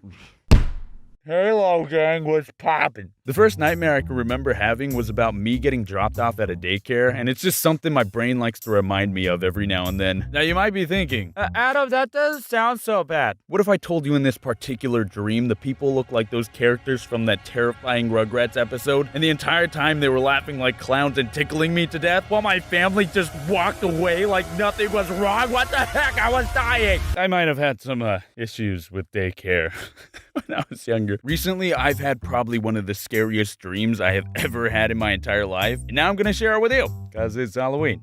Boo. If it's as scary as your first one, I don't think we have too much to worry about. It all started with a game not so well known in my dream city, but those who have heard of it were terrified. A sort of creepypasta-like concept that people said was the real deal. But like, so do all creepypastas, so I mean it's whatever. A game called Mama Seeks. The game goes like this. First, what you'll need to do is activate it. In order to do so, you'll need a flameless candle, because Mama wants you to be safe, something of personal value, and the ability to count to 10. Once you have everything, you need to place down the candle alongside your personal item and chant the following. Mama, mama, hear our shriek. Mama, mama, come and seek. As soon as you do that, you'll need to count to 10, giving you enough time to think about actually going through with activating the game, while also giving you time to hide. Now let's say you and some friends activated the game. Once the game is activated, one of you is screwed. Mama will choose one of you at random, or if you're alone, you, and will do everything she can to find and murder them. The only way you can get Mama to not come after you is very simple. All you have to do is get close to someone, double tap them, and Mama is now transferred onto that person. But here's the thing. You're now making the conscious decision to end somebody just by tapping them. No real motive but to save your own skin. You don't know if they know the game. You don't know if they'd believe you even if you told them. All you know is if you double tap them, you're free. They're not. The good news is if you double tap someone, they can't double tap you back. Once you transfer Mama onto someone else, you have now beat the game. But if someone who activated it from a different game double taps you, Mama Seeks. Wait, there could be multiple games? Is there stepmamas? I think that's a bit beyond the scope of things. What if you have two mamas and you double tap both mamas? Did Mama fight to the death? Holy crap, you're right.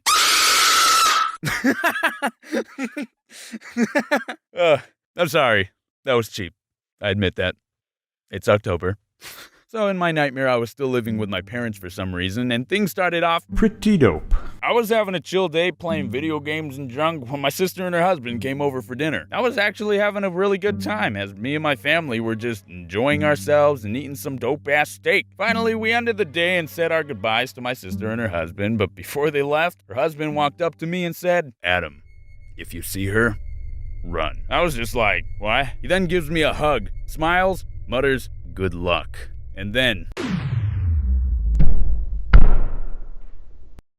Frickin' Tyler. The motherfricker double tapped me. I could understand if it was my Instagram. I upload some quality stuff on there, but not here. I know this was a dream, but I was mad at him for like a solid 2 days after that. And because it's a dream, and for some reason dreams are terrible with transitions, I'm now at school, still confused why he said good luck. I start to head to class and I overhear a couple kids talking about some dumb game about how you have to do this thing and activate it. It's called Mama Seeks, blah, blah, blah. I thought it was dumb, so I ignored it. I guess this was my dream's way of explaining the rules to me, because as soon as I got home, that's when shit got real. I walk into my house and start heading upstairs when all of a sudden I see a figure sprint towards my bedroom and slam into it. Nope, nope, not today. The lights go completely dark and it's somehow nighttime now. I yell over to my parents who were in the living room watching TV, asking what the heck is happening to the lights, and they were just like, huh? Of course. Holy crap, this game is real. Are you okay? Yeah, I'm fine. Okay, so apparently they can't see whatever the ghost is doing. It seems lazy. Okay, Adam, you need to think. How did they say to get rid of it again? I get up from the floor and I start heading towards the front door because, like, if this house is cursed or whatever, I ain't staying in it. But of course, it's a nightmare. Freaking door disappeared. Okay, cool, frick me then. I turn around, run halfway up the stairs, and just sort of sit, because I'm freaking out at this point. I just start trying to remember how to stop the game. Come on, Adam, you know how to stop this. Just think.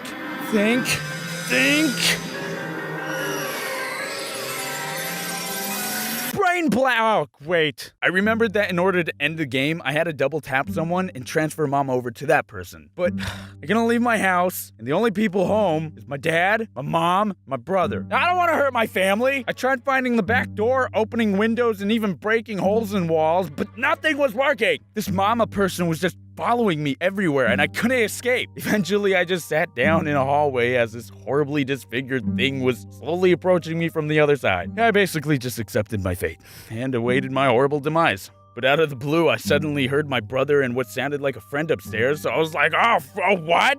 Does Caleb have a friend over? Ah, frick you, I should have won. Maybe, if you stop sucking.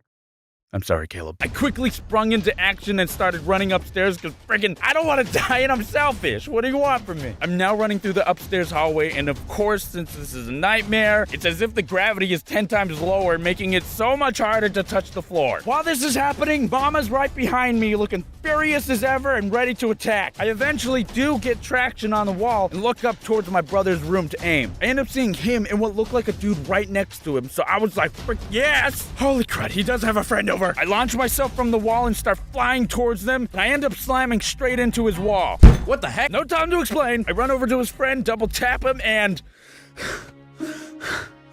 holy crap. It's over. It's finally freaking over. I was about to happily explain to him until another voice sounded mildly confused, asked from behind me. Caleb, you getting mugged?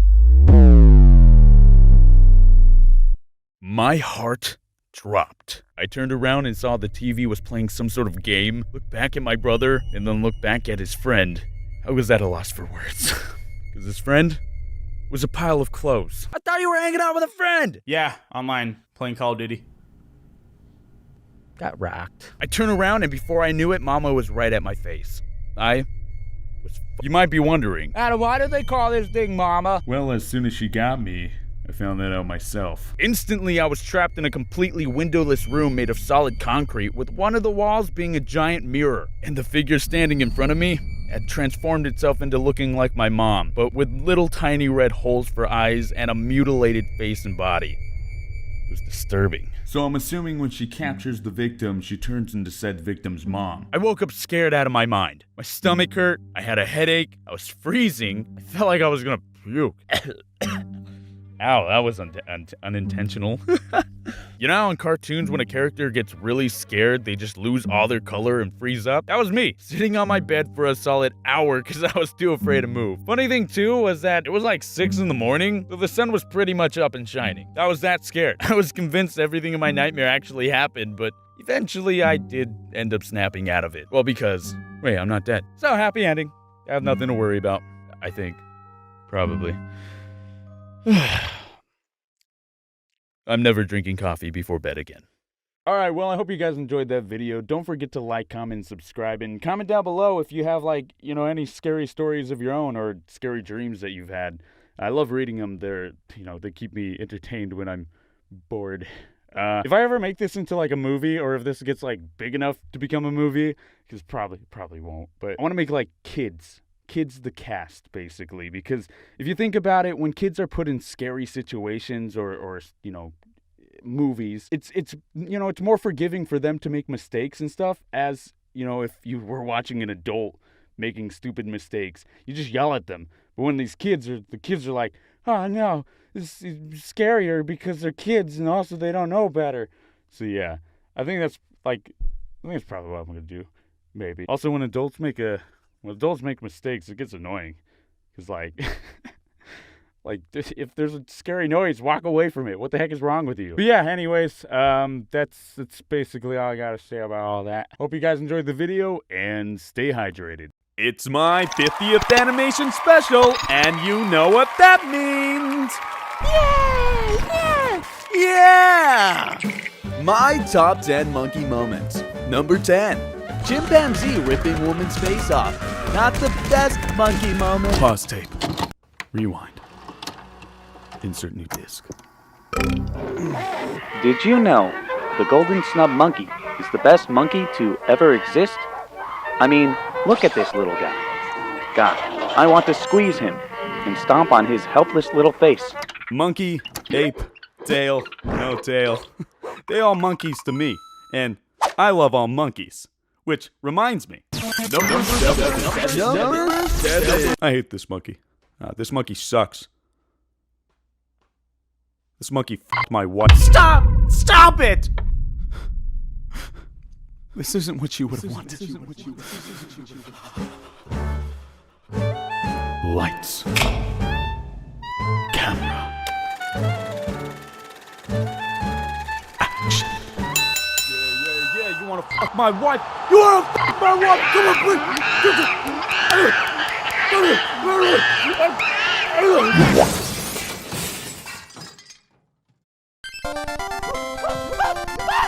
I think the cutest thing on the face of the planet is when like a monkey is shown a magic trick, because it's just pure innocence. Stop. This is monkey moments. Oh, poor baby.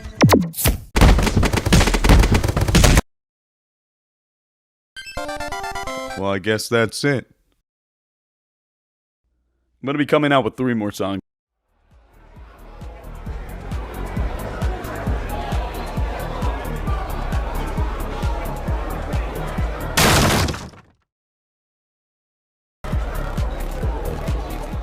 Okay, Adam.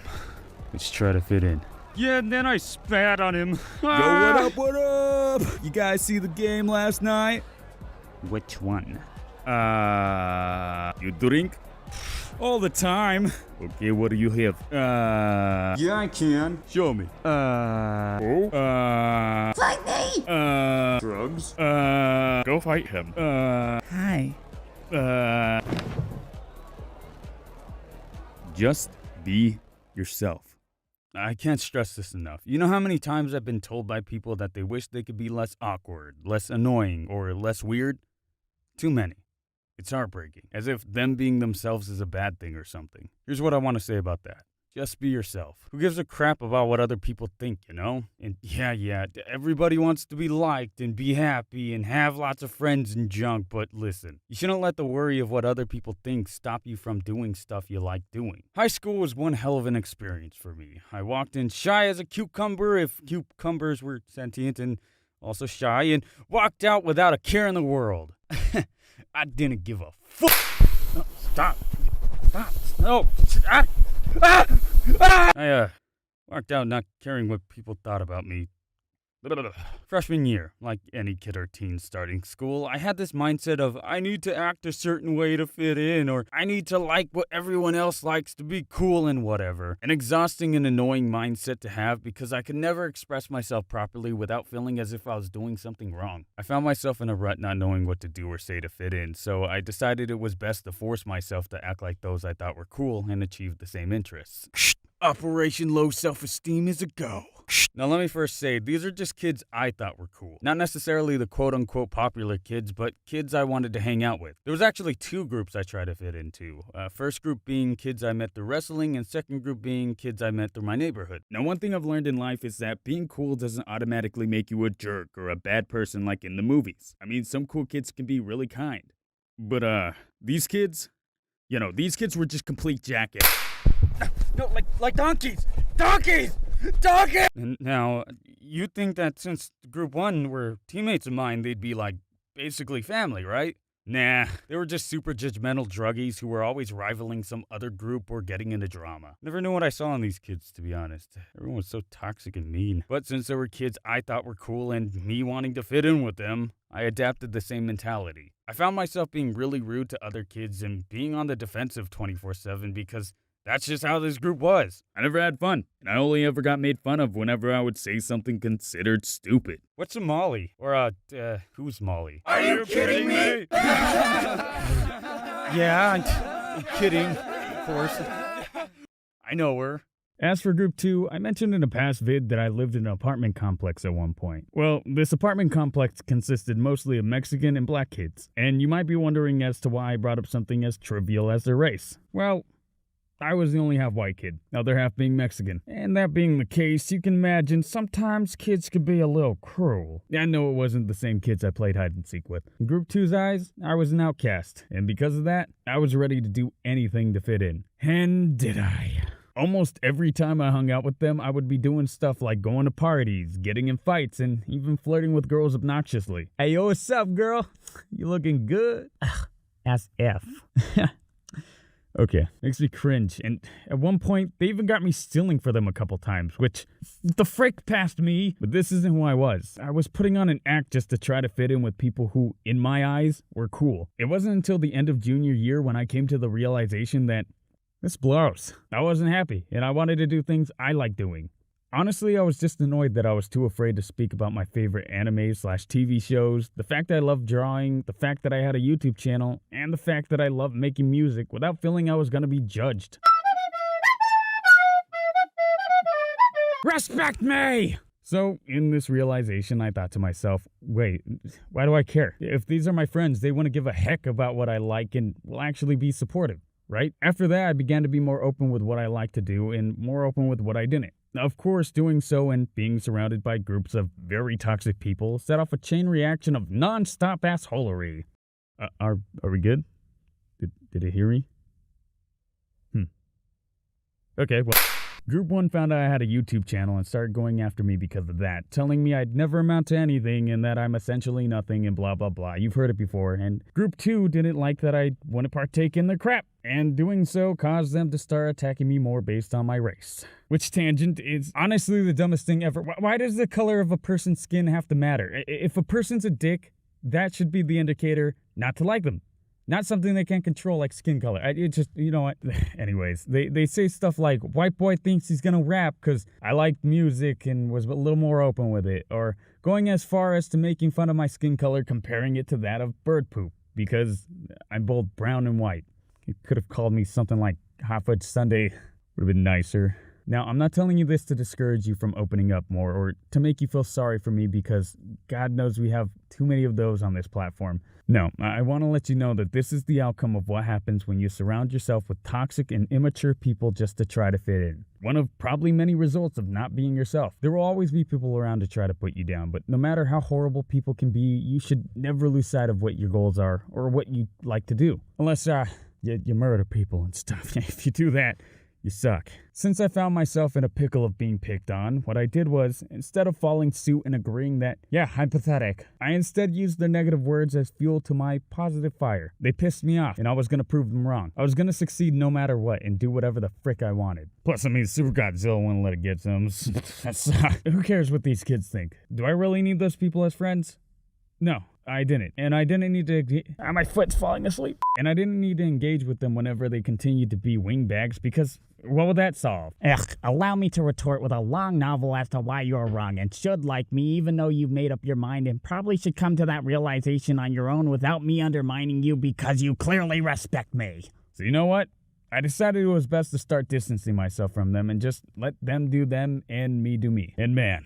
being myself was way more beneficial in the end run. It's in the long run. In the end run isn't even an expression. Shut up, I'm being myself. Sucks it took me until the end of junior year to figure it out, but come senior year, I found myself more open to talk to people and people more open to talk to me. I was able to make better friends who actually liked me for me, surrounding myself with way better people. Essentially, I had more friends that year than the previous years combined. They were genuine people, those who aren't afraid to be themselves, not care what people think, and just be more lively. It's easy to feel sorry for yourself and take the words of some rando jerks to heart, but we can't just be defeated so easily. We gotta stay strong. So what I'm trying to say is, just be yourself. Now, I mean, of course, if you want to change for the sake of improvement, frickin' go for it. Figuring out ways to live a healthy lifestyle because the one you've chosen isn't working for you is great. All I mean is you don't have to give up the things you care about because out of the 7 billion people in this world, a few jerks won't like what you do. I mean, come on, that's a lot of people. There's bound to be people out there who like you for you. As for the kids who picked on me for doing what I liked, that Hot Fudge Sundae is gonna be releasing a song real soon. Lyrics written 100% by me. So look out for that frickers. Ooh, Hot Fudge Sundaes sound actually pretty good right now. Well, I hope you guys enjoyed that video. Don't forget to like, comment, subscribe. I am tired and dying right now. So sorry it took me so long to get another video out. I've been healing from jaw surgery and just been out of it trying to heal and trying to do this at the same time. It's very exhausting, but I'm all healed up, I think. You got 2 more months to go. Or like 1 more month to go, I don't know. It's whatever. But anyways, I'm back. I'm ready to make more content. I'm ready to post a lot more frequently. And, yeah, I got like 2 more months to go for healing stuff. It's whatever. I'll do well. I'm back on noodles. I said what I wanted to say. I'm just letting the fan art move and stuff. And you got people's fan art inside the video. Once again, don't forget to like, comment, subscribe. Hope you enjoy the video. Okay, stay hydrated.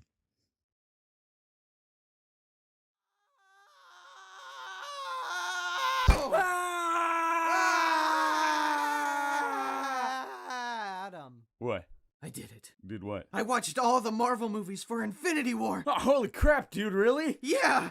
Okay, but we already watched Infinity War. There's like 3 more movies that came out, and we're all hyped for Endgame now. Comes out in like a couple days. Oh, what the fuck? It's watching. Anyways, yeah, did you really watch them all? Well, I mean, I watched your recap. You should do more of those. I'm not passionate about any other movie series other than the MCU, so, probably not. Oh. Watch the damn movies! Okay. What is this Endgame, anyways? You son of a... Only the final conclusion to a 10-year buildup that I and many other people have been waiting for in the event that our unhealthy obsessions for this franchise will be fulfilled and satisfied. Oh. Anyways, I can't watch this movie with you. Wait, what the frick? Why not? You won't understand some things. So what? So what? You expect me to go see probably what's going to be one of the greatest movies ever made from one of the greatest franchises ever made with you? Someone who has only seen my recap that did a lot better than I thought it would for said franchise? I mean, yeah. We've been through this before. Fine. I'll go watch the damn movies. There's no time. I have plenty of time. You know what? Let me just save you the trouble. How about this? I'll just explain the 3 movies that came out, and then we can go watch Endgame. But you have to promise me that you will go watch all the Marvel movies after, legally, to support the creators and actors for building up this entire world for so long, creating a universe that helped not only me, but millions of people get through tough times, and to also pay respects to a truly great man, a truly great creator, and truly the greatest inspiration, Stan Lee, for creating this amazing universe we now call Marvel. God only knows what's gonna happen to the MCU after this one. All right, it's a deal. Okay then. In the meantime, if you haven't already and need to know basically everything starting from the movie that started it all, Iron Man, head on over to my last recap titled Basically Everything You Need to Know Before Infinity War. Then come back to this one. Who are you talking to? No one, shut up. Now, allow me to weave you a tale. Why do I need a fursuit? Alright, let me quickly refresh your memory on what these things called the Infinity Stones are. In this universe, there are 6 stones that could give a person who wields them a crap ton of power. There's the Tesseract, aka the Space Stone, the Ether, aka the Reality Stone, the Power Stone, the Time Stone, the Mind Stone, and finally, the Rhyme Stone. I'm just kidding, it's called the Soul Stone. Using this device called the Infinity Gauntlet, a person is able to harness the power of all the stones to basically do whatever the heck they want. In this case, Thanos wields the gauntlet, has one of the stone, the Power Stone, and is now on a quest to finding the rest of them. We see this quest happen in the greatest movie in the Marvel franchise so far, Avengers Infinity War. So after the credits for Thor Ragnarok, true fans stay, we see a giant ship pop out of nowhere behind Thor's ship that carried him, his new girlfriend, Hulk, and all of Asgard. They were on that ship because Thor's flat earth looking ass planet ended up getting destroyed. Reason I brought that up is because in the beginning of Infinity War, we immediately just jump into it and quickly find out that the giant ship was owned by Thanos and his homies. They board Thor's ship and just like murdered everyone, leaving Thor, Heimdall, and Loki as the last 3 survivors. Thanos grabs Thor, looks at Loki, and says, "Hey, I'ma kill this dude if you don't give me the Tesseract." But Thor interrupts him and says, "You dummy, that crap freaking blew up with my planet. Isn't that right, Loki?" Well, not exactly. You really are the worst, brother. Thanos reaches for the Tesseract, but before he could grab it, Loki pulls a fast one and is like, "Hey, guess what? We have a Hulk." As the Hulk pops out of nowhere and just starts beating the crap out of Thanos. One of Thanos' little henchmen was about to jump in, but the other henchman was like, "Bro, it's all good. He got this." Causing the Hulk to get nerfed while Thanos literally puts him to the ground. Immediately after, Heimdall the Gatekeeper, aka Thor's bestie for life, manages to send the Hulk to Earth in order to warn the Avengers. Doing so ended up pissing off Thanos. So, Thanos, it kills him. After that, Thanos smashes the Tesseract into his gauntlet, walks over to Loki, snaps his neck, and dips. In all fairness, Loki tried to kill him first. He tried to pull an Eminem and went straight for Thanos' jugular. But remember, Loki is a god of mischief, so, could mean something, I don't know. Wait. Didn't you say Thor had a girlfriend from the movie Thor Ragnarok? Yeah. What happened to her? I don't know. Oh, okay. Hulk then crash lands into Doctor Strange's hideout as Brucey Boy and is like, bro, you won't believe this, thus explaining Thanos' plan to destroy half of all life. So Doctor Strange hits up Tony Stark, aka Iron Man, and is also like, bro, you won't believe this. Moments later, Thanos' homies show up demanding the time stone from Strange, and Strange is like, I ain't giving it to you. Seeing his friend being threatened, Tony rolls up his sleeves, looks the dudes dead in the eye, and says, if you don't leave this planet, I will personally have my friend beat you up. Go get him, Brucey! And then we find out that Bruce can't turn into the Hulk. It's unclear why, but some assume that the Hulk's either just done with Brucey Boy's bullcrap or, is scared. I don't know. Dude, really? In front of the aliens? You're embarrassing me. Meanwhile, across the city, Peter Parker, aka Spider-Man, was on his way to school and sees all this happening in the distance. So, he ditches because he most likely forgot to do his homework the night before. Doctor Strange ends up getting nerfed and captured, forcing Peter and Tony to head up into space to save him. Also, Peter's got a new Spidey suit. It's shiny. I like it. Around the same time in Scotland, two of Thanos' other henchmen try jumping Wanda Maximoff, aka the Scarlet Witch, and Vision, aka Vision, who are just chilling on a date. Due to the nerfing, Wanda and Vision end up getting their asses handed to them, starting the new hip trend of Vision constantly getting stabbed. He has a freaking Infinity Stone. How the heck does Captain America then shows up and somehow beats the crap out of the two overly powered henchmen who had just taken out two of the Avengers' strongest team members? Oh yeah, also Black Widow and Bird Guy were there too. The two henchmen retreat, leaving our heroes to head back to their headquarters, where Vision comes up with the brilliant plan to have his stone on his forehead destroyed. But doing so would, how do I put this? End him! What? End me! What? End me! No! End me! But I love you! End me! The reason being is because if Vision's stone is destroyed, Thanos can't finish bedazzling his gauntlet of power, meaning the dude can't destroy half of all life. The downside is, well, Vision will die. Better than getting stabbed every 2 seconds. Little bitch. Meanwhile, in a galaxy far, far away, the Guardians, aka Star-Lord, Gamora, Teenage Groot, Drax, Rocket, and some ant-looking ass girl are just cruising around space. Getting a distress signal by a nearby ship, they decide to head over to see what the damage was. Like a bug on a windshield, Thor splats onto the scene and explains what the heck just happened. Fueled with jealousy because of how gosh darn handsome Thor is, Star-Lord decides to put their differences aside and help Thor on the quest to defeat Thanos. On the other hand, though, Thor had other plans. Yep, well, if you need me, I'll be getting a new hammer. Come, wooden rat guy! After Thor leaves, Star-Lord and the gang head over to where they stashed the Reality Stone or Power Stone, but quickly find out that, frick, the dude's already got it. Thanos then turns Star-Lord's gun into bubbles, snatches Gamora, and dips. My girlfriend. They get back to his base and Thanos is like, hey, give me the Soul Stone. And Gamora's like, no, please, no, please, no. Pretty pleased with the I won't kill your sister on top. Alright, fine. And head over to a place called Vormir where apparently the stone was. They walk up a hill and holy moly, look who it is. Frickin' Red Skull. So that's where he was beamed away to at the end of Captain America. Wish I mentioned that in my last recap. Oh well! Meanwhile, Stark and Parker successfully save Doctor Strange by throwing his captor into the vacuum of space. With no one who actually knows how to fly the ship, they crash land onto Thanos' dead homeworld, where conveniently Nebula, aka Gamora's sister, told the Guardians to meet her at. While the others develop a plan, Doctor Strange has a time seizure using the Time Stone and lets everyone know that, hey, so I just looked through a lot of outcomes right now. And, how many do we win? All of them. Haha, just kidding. We only win one.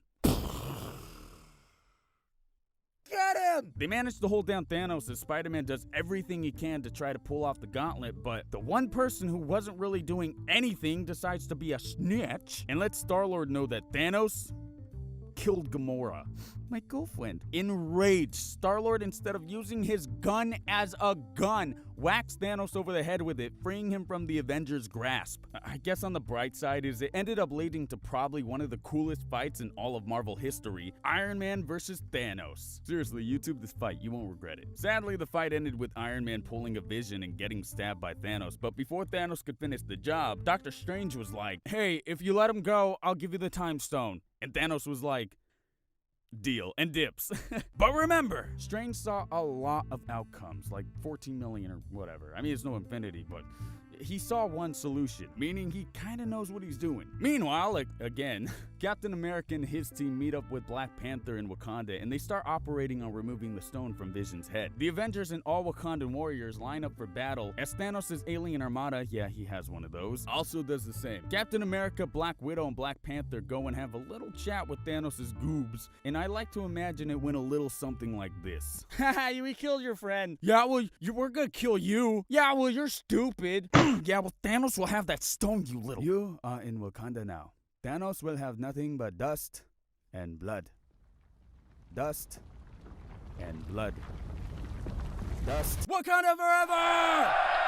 Thus beginning an all-out brawl between the Avengers and the I don't know how to call them. The battle was so intense. Captain America, Black Panther, the Hulk and a Hulkbuster, Black Widow, and everyone else all start fighting their damn hardest to protect Marvel's much cooler version of Earth. While this is happening, Thor is up in space successfully creating his new hammer with a giant dwarf. The tables begin to turn on the Avengers as they start getting overwhelmed by the bad guys, but just in the nick of time, Thor pops out of nowhere and flips that table back around. His new hammer literally gave him the power of being completely OP. It's ridiculous.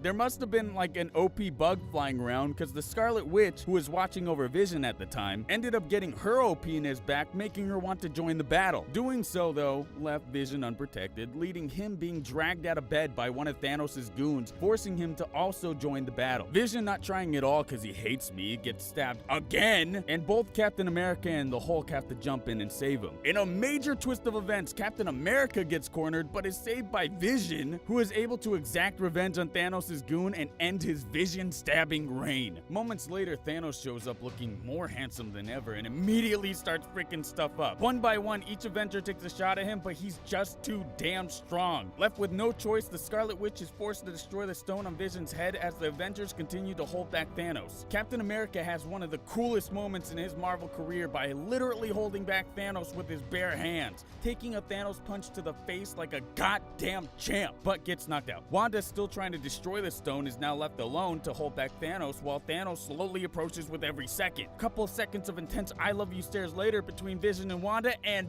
boom! The stone is destroyed. Vision is dead, and Thanos' plans thwarted. Or so we thought. You remember that stone Doctor Strange gave Thanos, right? Well, that stone was the Time Stone. The power of that particular stone is to mess with time. So, Thanos uses it to rewind time, bring Vision back to life, grab the stone from Vision's head, killing Vision brutally, and achieving the last stone he needed to bedazzle his gauntlet of power. But hey, don't worry, Thor's there and he's OP as crap, and within seconds of Thanos getting the last stone, Thor swoops in, completely nullifies Thanos' gauntlet blast, and jams his axe into Thanos' freaking chest. But, Thanos brought up a very good point, that Thor should have aimed somewhere that would have actually killed him, like the head, cause Thanos didn't die and was able to snap his fingers, fulfilling his ultimate goal. After that, he dips, leaving the Avengers to experience one of the most insanely awesome and probably most powerful scenes in all of movie history. Wait, what do you mean? Dust. I wish I could show you guys the scene without getting copyrighted, because holy crap. Each Avenger that we all fell in love with for 11 years just start turning to dust, killing each and every one of them. Or, some of them. Here's a list of all the Avengers that have fallen due to the dusting in order. The Winter Soldier, half of the Wakandan warriors, Black Panther, Teenage Groot, Scarlet Witch, Bird Guy, all of the Guardians, Doctor Strange, and finally, Spider-Man. Come on, we just got a good one. Leaving only the original Avengers, aka Iron Man, Captain America, Thor, the Hulk, Black Widow, and I'm pretty sure Hawkeye alive to figure out what the heck just happened. Oh, also Nebula, Rocket, and War Machine are there too, but now all we know is that Tony and Nebula are stuck on Thanos' old homeworld, and the rest are on Earth left to figure out how to stop Thanos. The end. I mean, what do you expect? It was Thanos' superhero movie after all. After the credits, the last thing we are given is that the rest of the world is being dusted, including our boy Nick Fury. But before he was dusted, he used his pager to contact a familiar logo I think we all know and love. It was Captain Marvel. He called Captain Marvel. Wait. I remember there being someone else that you mentioned a while ago that was part of the Avengers. What happened to, Ant-Man? Oh, I'm so glad you asked, because there were only 2 movies to come out after that, and the first to be released was none other than Ant-Man and the Wasp. Wait, what? Yeah, so honestly, this movie was just pure filler. I mean, I still liked it, but it was mainly made to show where Ant-Man was during all this drama, while also kind of explaining the new rules to the quantum realm or subatomic universe. I don't know. Basically, he was trying not to get involved in superhero work, otherwise Karen would take the kids, but ends up getting caught in a superhero debacle anyways. It involved him trying to save his girlfriend's mom from the quantum realm or whatever. They were successful, and they also find out that people can survive down there, harness its power, and also get powers from it, because her mom somehow got powers from it. I don't know. Yeah, it was alright. I guess the coolest thing for me that honestly made me way too happy was the post-credit scene where Ant-Man and his team send Ant-Man into the subatomic world to extract power from the quantum realm, but as he was down there, it's revealed that his team above that was making sure everything was okay got dusted, trapping Ant-Man in the quantum realm. I just love the consistency here and how he really was having his little side adventure while Thanos was successfully destroying half of all life. Oh, that's great. Anyways, after that movie was Captain Marvel's, and not gonna lie, I don't think that many people know of this superhero, or at least this version of them. I mean, I'm honestly just getting my information from asking friends, being like, hey, do you actually know who this character is? And they're just like, well, I heard of the name. So, I mean, sure. This movie was basically her origin story explaining who she is and where she came from. And since this movie is still in theaters, let me just warn you, spoilers. But also at the same time, if you really care about spoilers, what the heck are you doing watching this video? To summarize this movie, I'd say that the most important things that you need to know, and just some stuff I thought was cool, is that Agent Coulson is alive in this movie. That's all you need to know. I love him so much. Bring him back. No, I'm kidding. I mean, he was, but all you really need to know is that Captain Marvel was a fighter pilot from Earth who worked with a scientist named Dr. Wendy Lawson on an experimental jet engine thing that could go light speed? ? He used a power source not from this world, and because of this, it attracted some bad dudes to try to steal it. Also, this movie took place in the 90s. Throughout the movie, Marvel suffers from memory loss, fighting for these people called the Kree on a completely different world, and is being pursued by these green shapeshifter dudes called Skrulls. Or Skrulls. Skrulls? I'm gonna go with Skrulls. It's later revealed that the Kree is actually the bad dudes trying to steal Dr. Wendy Lawson's work, and the Skrulls are just really funny refugees trying to find a new home. Poor dudes. Also turns out that the power source was none other than the Tesseract, aka the Space Stone, which was pretty dope. The reason Marvel lost her memory and ended up in a completely new world was they were attacked by the Kree, ending in Dr. Lawson dying, and Captain Marvel attempting to destroy the power source to make sure it wouldn't get into the wrong hands. But doing so ended up causing her to absorb the stone's powers, wipe her memory, knock her out, and be kidnapped by the Kree. Also, the movie seems to want to let you know that Captain Marvel is super OP. And when I say that, I mean holy crap. At the end of the movie, she literally just flies up to an alien armada that turned out to be ran by the blue guy from Guardians Volume 1, flexed her muscles, and literally just scared them off. Jeez. That's awesome. After that, she gave Nick Fury a pager to call her if anything horrible shows up and threatens Earth. I guess Loki, Ultron, and Thanos before the snap just weren't worth their time.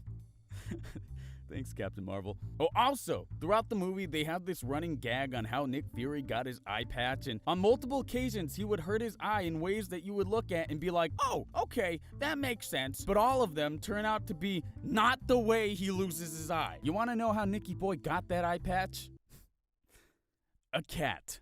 A freaking cat scratched him, and that's how he lost his eye. Nope, didn't lose his eye in an intense car crash. Nope, didn't lose his eye fighting an alien shapeshifter. Nope, the way he lost his eye was by a cat scratching it with its baby claws.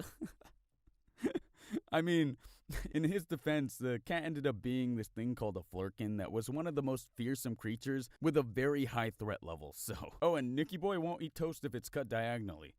Who knew? Also, wait, I just thought this was cool, but the reason Nick Fury called his team the Avengers was actually based off of Captain Marvel's Air Force call sign, Avenger. I don't know, I thought that was awesome. And yeah, that's basically everything you need to know. Jeez, what a trip. I'm actually excited to go see Endgame now. If you'd have me. Okay, but don't forget our deal. I got you, BB. Now all we have to do is wait and we can see the best movie of all time. This is taking longer than last time! Ah! Jordan thinks it's funny when I use the word frick instead of fuck. People are weird. I honestly find people to be extremely fascinating. From the very stupid to the extremely brilliant. I find it to be really entertaining and very interesting when somebody starts a conversation with me, and now that I say that out loud, that sounds really pretentious. Because most of the time, I'll just sit and listen to whatever they have to say on whatever it is they're talking about. I just like hearing other stories and perspective on things. That, and it helps me learn more about people in general. I definitely love talking to people who know exactly what they're talking about, because it helps me learn more about whatever it is they know about whatever we are talking about. I know how to words. But weird freaking people, like people who are just off the wall crazy, I love talking to those people. They always have the most random and absurd stuff to say, and I find their stories and concepts to be really interesting. That, and I'm very easily entertained, so to give you a perspective on the weird stuff crazy people can think about the weirdest thing you can ever think of. That was poorly worded. Think about the weirdest thing you can think of. Okay, do you have it? You got it? Okay, cool. Okay, now take whatever it is that you're thinking of and multiply it by a factor of 6. Crazy, right?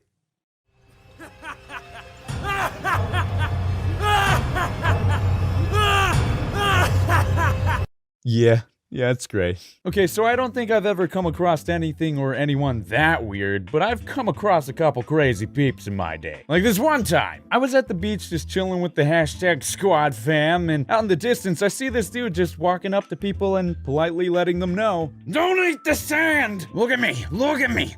Don't put the sand, whatever you do, don't put these tiny rock particles into your mouth hole for consumption. Otherwise, it's game over." For a solid 20 minutes, I watched this guy just screaming at people, telling them not to eat sand or it's, and I'm paraphrasing here, game over. And throughout that time, I was just sitting there thinking, please talk to me. I know what you're thinking. Adam, what is wrong with you? Why would you want to talk to him? Do you not know how entertaining of a conversation I could have with this man? I just really wanted to understand why eating sand equaled game over in this guy's most likely drugged up head. So I walked up. Oh wait, disclaimer. I don't recommend walking up to strangers you don't know without an adult. Don't do that. If you are an adult, then bring a friend or something. I don't know. You're old enough to not be dumb. Just be safe, people. So I walked up to this guy, I am an adult, with my sandals awkwardly wedged against my toes. They were not cooperating that day. Swim shorts held high to show dominance. Duh. Looked him dead in the eyes, never break eye contact, and said, "Sup?" He looks at me, looks down at my fricked up sandal feet, sees I'm standing in the sand of death, looks back up at me, and the look on this guy's face just went from panic to pure petrified horror. "Oh, don't eat the sand. It's game over." So it's, what's wrong with the sand? It's game over. Not even a little nibble? It's game over. This looks like some pretty good sand. Oh, buddy boy. I never realized how delicious sand looks. Don't do it. Oh man, my stomach's pretty boopy. The game. I'ma do it. Don't do it. Yeah. It's game over. Yeah. The game. Yeah. The game. Sand tastes not good. You done did it. It's game over. It's game over? It's game over. Dang. To this day, I never did know what game I was playing and why eating the sand made it come to an abrupt end. But I did meet the most random person I have ever met. Dang it, I never got his name. His name is now Alb. I'll miss you, Alb. Talking to crazy people is just so random, funny, and fascinating. Or just talking to people in general. I remember this other time I was walking around my city one late night, and out of nowhere this lady jumped out from the corner talking about how she lost her thumb. What? She needs to go to the hospital. But the thing is, she had both of her thumbs. No missing fingers or limbs. Didn't look like she had been stabbed, shot, or hit with a fist. The lady seemed perfectly healthy. She might have been on crack, which isn't, that's not healthy. But she seemed fine. Fine. Me being me, I of course had to ask, how'd you lose your thumb? Immediately, this lady starts going on about how she was being chased by the Pope after Obama himself had stolen her middle finger because she had flipped off Daniel Radcliffe in Japanese. I have so many questions. So, like any normal person, I of course asked her what her thoughts on life were. You know, the huge. Don't talk to strangers, kids, especially not crack strangers. It was the most It was the most bizarre talk I have ever had. She kept rambling on about how she knew the Cherokee were coming back to scoop up angel dust, which I think that's like more crack. Also something about how dinosaurs never existed and that Jesus made them up. Now do you see why I like talking to people? A simple discussion can help you learn a lot and be very interesting. Or they can be weird as balls and make no sense. I was lucky this lady was able to teach me dinosaurs are a myth created by Jesus. They don't teach you that in school. I mean, there is also the possibility of being mugs, so yeah. Eventually, the lady did just randomly take off the other way in a panic, thinking I was Daniel Radcliffe, probably to seek revenge. The lady was right to fear me. Well, I hope you guys enjoyed that video. Don't forget to like, comment, subscribe, and comment down below. Comment down below. I always say it too fast and it ends up sounding stupid. Comment down below if you guys had similar stories. I love reading you guys' stories and I love hearing it, so do it.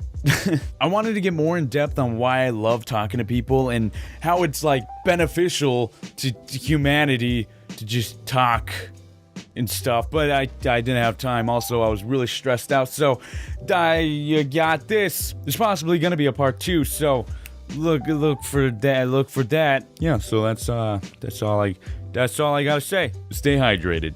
All right, hey everybody. Today I'm with James from the Jameson from the Odds One Out. Thank you. So today we're gonna be picking people from Twitter and we're going to be drawing them a new profile picture. You're gonna have to use it. It's a rule. You didn't say this in the tweet, but what people were actually signing up for was a new profile picture. Yeah, so you're welcome. It's gonna look great. It's gonna look amazing, and you're gonna love it. So if you don't like it, that's your fault. You have bad eyes. You don't know what true art is. I don't think you said, but we're drawing fans. Are you drawing a fan right now? You could say that I'm drawing a fan. So I picked the animated draws to draw. I like him. He's nice. I do. So I want to tell a story about this kid, and if he's watching this right now, he's probably freaking out. Wait. I'm gonna draw at SophieRex22. So actually, I know this kid. He does this YouTube channel called The Even Ones In, or An Even Ones In, which is an anti-version of me. It's always amazing because he will make a video just hours after I post mine that's parroting my video. Wait, no, yeah. I remember because I remember we did the me, you, and Jaden. We did the last collab, and like within that day, within like 4 hours of us posting, he like already made this. Yeah, and it was like 2 minutes long. It was crazy. And so he was going to VidCon, and I was like, oh, dude, we should, we need to meet up because I follow him on Twitter, and I was like, I kept trying to plan meetings and stuff, but I was always busy. Stuff wasn't happening. Blah blah blah. And then one day I was like, okay, let's meet in the front at this time. I went to the front, and of course I got recognized, right? Of course I would. And then this kid came up to me and he was just like, hey, can blah blah blah. And I didn't know who he was, so I just was like, oh hey, thanks for watching my videos, blah blah blah. And then I go back to DMing him and I said, dude, where are you? It's blah blah blah, I haven't seen you. And then he goes, what do you, that was me. I was with you. And I was like, why didn't you say anything? Okay, so people are going to be like pissed off at the way I draw because I don't draw like normal people. Like I don't draw normal minimally. And I have like, okay, you're gonna be pissed off by this. I have no shortcuts when it comes to paint to the side. You know, I was about to say, it's like, there's no right or wrong way to draw. It's just whatever is comfortable. Then you said you don't use shortcuts, and I'm just like, dude, that's the wrong way to draw. So Adam, how was your day? My day persisted of me waking up. As most days start. I went back to sleep, and then I woke up again, and then I was like, oh, I'm hungry, and then I went to go eat. This is a very exciting day. Oh, wait, you know what? Wait, I want to talk about me, Tim, and James actually went to go see the eclipse. The solar eclipse in Idaho Falls. Yeah, Idaho Falls. We all road tripped up, and can you believe that none of us vlogged about it? During that trip, I broke my phone, and so I haven't been able to like tweet out anything. I'd have to like borrow people's phones. You know how some studies will be like, oh, we took away these people's phones on their vacation, and they actually had a much better time. Bullcrap. No. Like, do you know what studies I'm talking about? I have no idea what you're talking about, to be honest. I don't know either. Do you want to tell the story of how it happened, how you broke your phone? I mean, I don't want to tell it, but I'll tell it.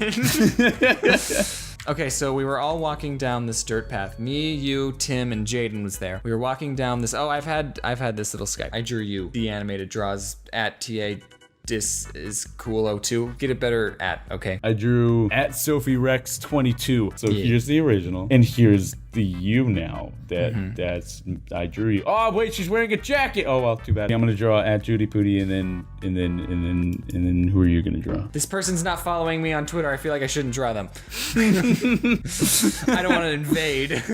Oh, look at this. Look at this. This person put their picture. And then someone said, guaranteed that won't be drawn. And then they said, probably not. Well, guess what?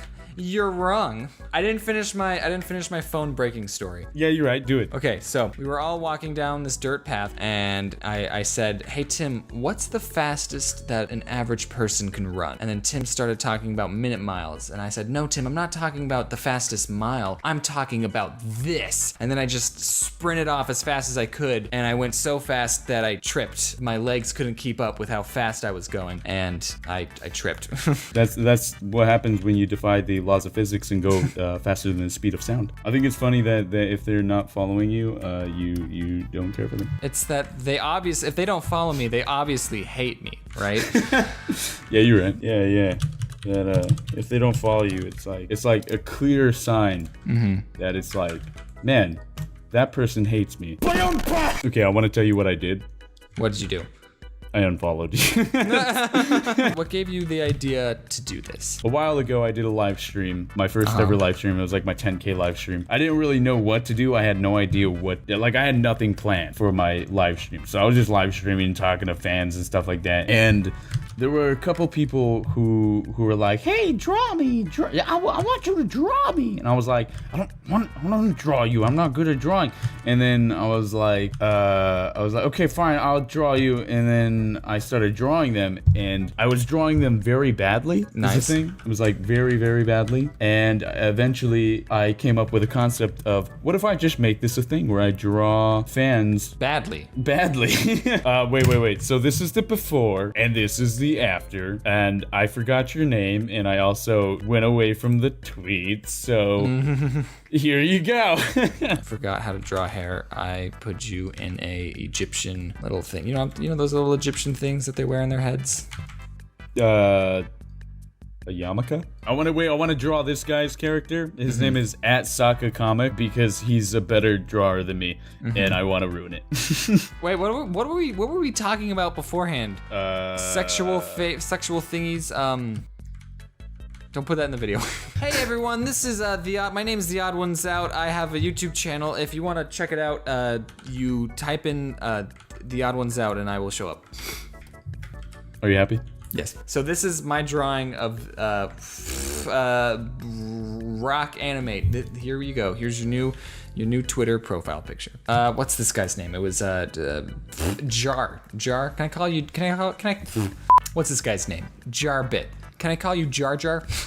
I'm gonna keep the messed up part. Screw you. I said both of those takes so you could cut out the messed up one.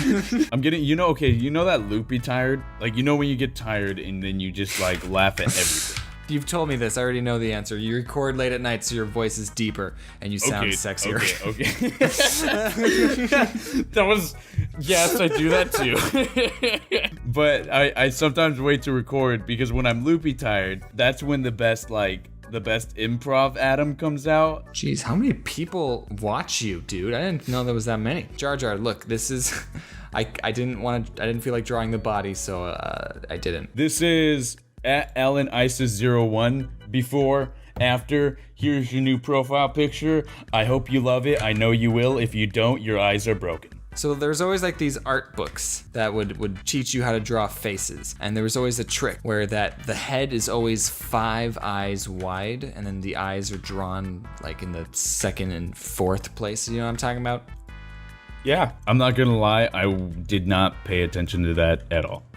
Whatever you said. Okay, I'm gonna be drawing at Pierce Skies. I can't read. So I had in 8th grade, there was this science teacher who would during lunch go to the cafeteria where the students ate and would just go to every single table of his students and just, you know, talk to them, right? At the time I thought, oh, that's really lame, you know, like who would want to talk to the teacher? But now I'm looking back and I'm like, that was so good because there's probably some kids who didn't have anyone to sit with at lunch. I being one of them.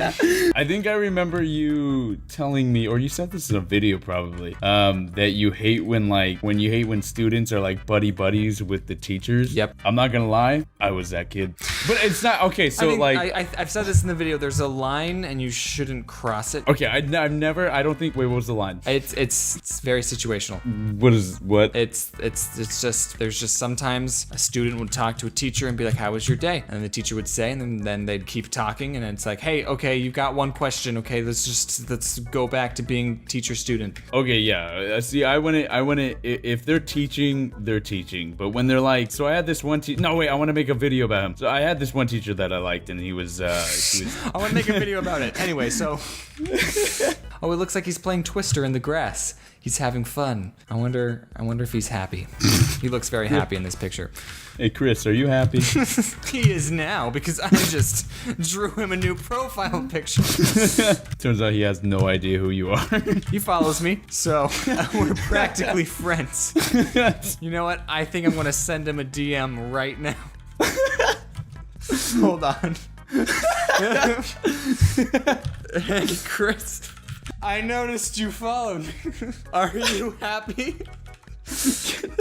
Wait, what is this at? I want to know his at. No, screw you. It's mine.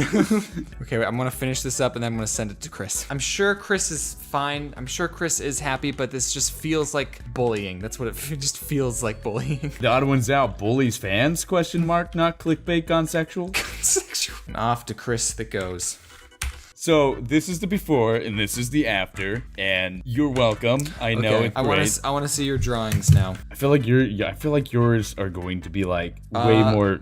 You're putting too much faith in me. You know, you're giving me too much credit here. No. What I was gonna say is I feel like yours are gonna be a lot funnier than mine. Okay, that's good. Yeah, you're right. And see, your like iconic pose is just one hand pointing up, one hand pointing down. I like to draw the hands or the arms just like broken. You drew better than me, and I'm blurring all of your pictures so that way people. This is censorship. Nobody is allowed to draw better than me in my own videos. So if that were true, you wouldn't upload anything.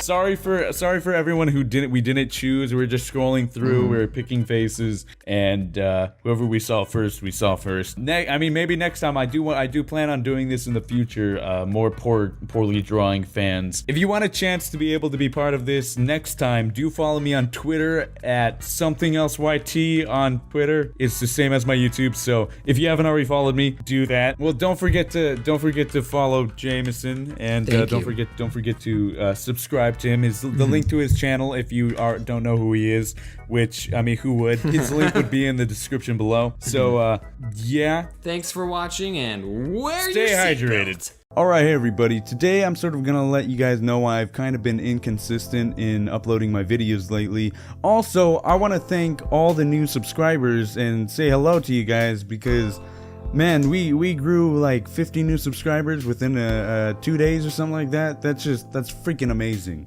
One of them being The Odd Ones Out, and that is freaking awesome.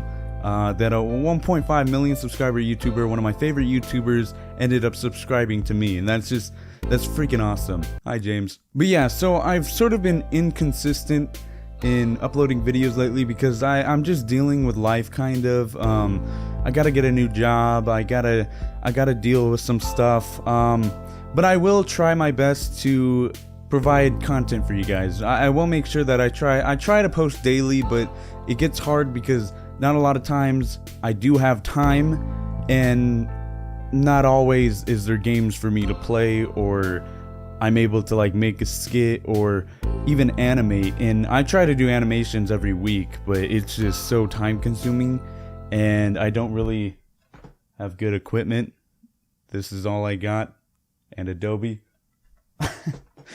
Yeah. But yeah, no, I try, and I will make it someday. Don't worry. I'm trying my best to try to make this my my career. I do want a plan B, so I am going to try to be going to college soon.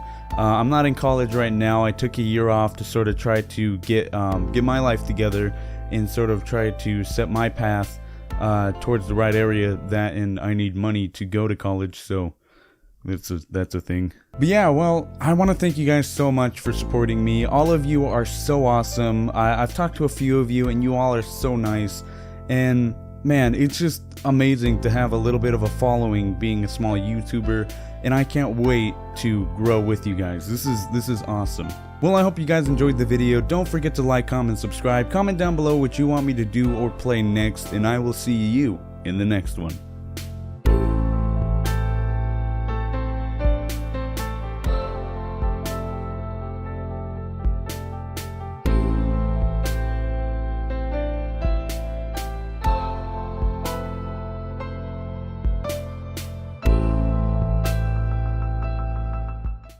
Okay, so I want to apologize for this video coming out so freaking late. It's my 100th video, and I really wanted it to be, good. Yeah, I did it. 100 video special. Okay, just watch it. Okay, so I'm laying down on my bed, minding my own business, watching some good old-fashioned YouTubes, and I'm watching Jaden Animation's My School Stories video, which, by the way, the video's freaking awesome, so go watch it. What are you still doing here? And out of nowhere, she decides to say this. And it was a class vote, and class vote, class vote, class vote. Vietnam-like flashbacks just begin to pour in. It was just so tantalizingly painful. Tantalizing? That's a word, right? It's like torment or something. Gotta Google this. Yeah, I was right. Torment or tease. It's a word. Oh god, I'm just... Oh my god! Yeah, that was my manly sneeze. You got a problem with it? Honestly, I have no idea why those two little innocent words just decided to barge into my mind and be like, brain! Jesus Christ, what? You now remembered something, alright? Okay, I remember. I remember. Actually, you know what? That'll make for a good video. Now, what exactly did I remember, you might ask? Well, it was the time I ran for middle school class president. Now, I don't know specifics when it comes to dates and stuff, but I do remember what took place. And what took place was I was enthusiastic in becoming the next class president. Now, whatever date it was, I remember the teacher announcing, Alright kids, today we're going to be having sign-up/election week for who will be representing our class as class president. And my mind was freaking blown. I was just like, this is my time to shine. I can do this. I can even be Billy. Billy, you freaking butt nugget. I don't like you. Billy was a fart sandwich, let's just say that. And I ran straight up there, and I slapped my name right up on that sign-up sheet, and I was just like, Billy, I will destroy you! Time passes, school ends, and I go home very happy that day. The next day comes, and the teacher decides to announce the 5 people who he thought were eligible to be the class president. The first name was me, of course, why wouldn't it be? Second was Raymond, third was Shaquisha, fourth was Jimmy, and fifth was Billy. Wait, I'm sorry, what was that last one? Billy? That's what I thought you said. What? How the f*** did he get onto that list? Yeah, so Billy ends up making the list, school ends, and I go home slightly pissed off. Honestly, I have no idea how he made the list. Billy was the biggest freaking slacker in the entire world. But that is a story for another day. The next day comes and I'm excited as crap because it's election day, the day everyone gets to choose which of the Furious 5 they want to become the Dragon Warrior. But then, the teacher proceeds to say the following. All right, kids, can we please have the 5 candidates stand up so they can present their speeches? Excuse me, there what? Yeah, so apparently the day before, the teacher told us that we had to prepare a speech for the day of the election. And I guess I was still annoyed at the fact that Billy made the list, so I didn't pay attention to that. So, I had to wing something. And by golly, I was gonna make it the best frickin' speech they've ever heard. By using the most elaborate, most well thought out tactic in the frickin' world. Bribery. Hello, my name is Adam Ortiz. And I swear to God, if you vote for me, I will use my powers to get everyone squirt guns and pepperoni and cheese pizza. For all of you. And for the fancy ones, bageled pizzas. I love you all, love all your faces. Vote for Adam. Peace. Drop the mic, and then I left. Literally seconds later, I walked back into the classroom because I was afraid I was going to get in trouble. So everyone starts giving their speeches and blah, blah, blah, started saying how they were going to actually help the classrooms and provide students with pencils and stuff and yada, yada. There was absolutely no pizza bagels or squirt guns involved in any of their speeches, even Billy's. So I knew I had this in the bag. We all got through our speeches, and the teacher asked the 5 of us if we could step outside really quick so that way the rest of the class can vote. The tallies were in, and I was ready to be the freaking class president. All right, everybody, the tallies are in, and the new class president is... Drumroll, please. Adam, get your tushy up here and tell Billy that he is our new class president. Congratulations, Billy. I'm sorry. Is this some sort of sick joke? What do you mean Billy's the winner? I should be the I didn't win. But I got second place, though. I was vice president. And I got all the perks of being president without having to go to the boring meetings. I won, Billy. I won. And I won by accident because I didn't know about the stupid meetings. The very boring meetings that I'm glad I didn't go to. Billy complained so many times to the teacher about not wanting to go, but every single time he would be like, hey, can you go in my place? Sorry, I'm gonna be sick on that day. But what I thought was freaking hilarious is that everybody who voted for me was like, hey, so where are our squirt guns and pizza bagels? Yeah, no, I said I had to become president in order for you guys to get those things. You guys did not get me president. You guys got me vice president. The second in command. I had to be first in command. You guys screwed up. Now you're paying the consequences. In reality, it worked out for the better because I wasn't gonna get it for them anyways. That would have been very expensive. And oh boy, did it work out for the freaking better. So Billy was sick one day and couldn't go to the last meeting. And since it was the last meeting, I was just like, hey, I'll go in Billy's place. Lo and behold, that last meeting wasn't a meeting at all. It was a freaking pizza party. And instead of, being bored and doing meeting things, I gotta eat pizza while Billy had to stay home sick and be a baby. Yes! I win! I win, Billy! I am incredibly loopy because it is 1 o'clock in the morning.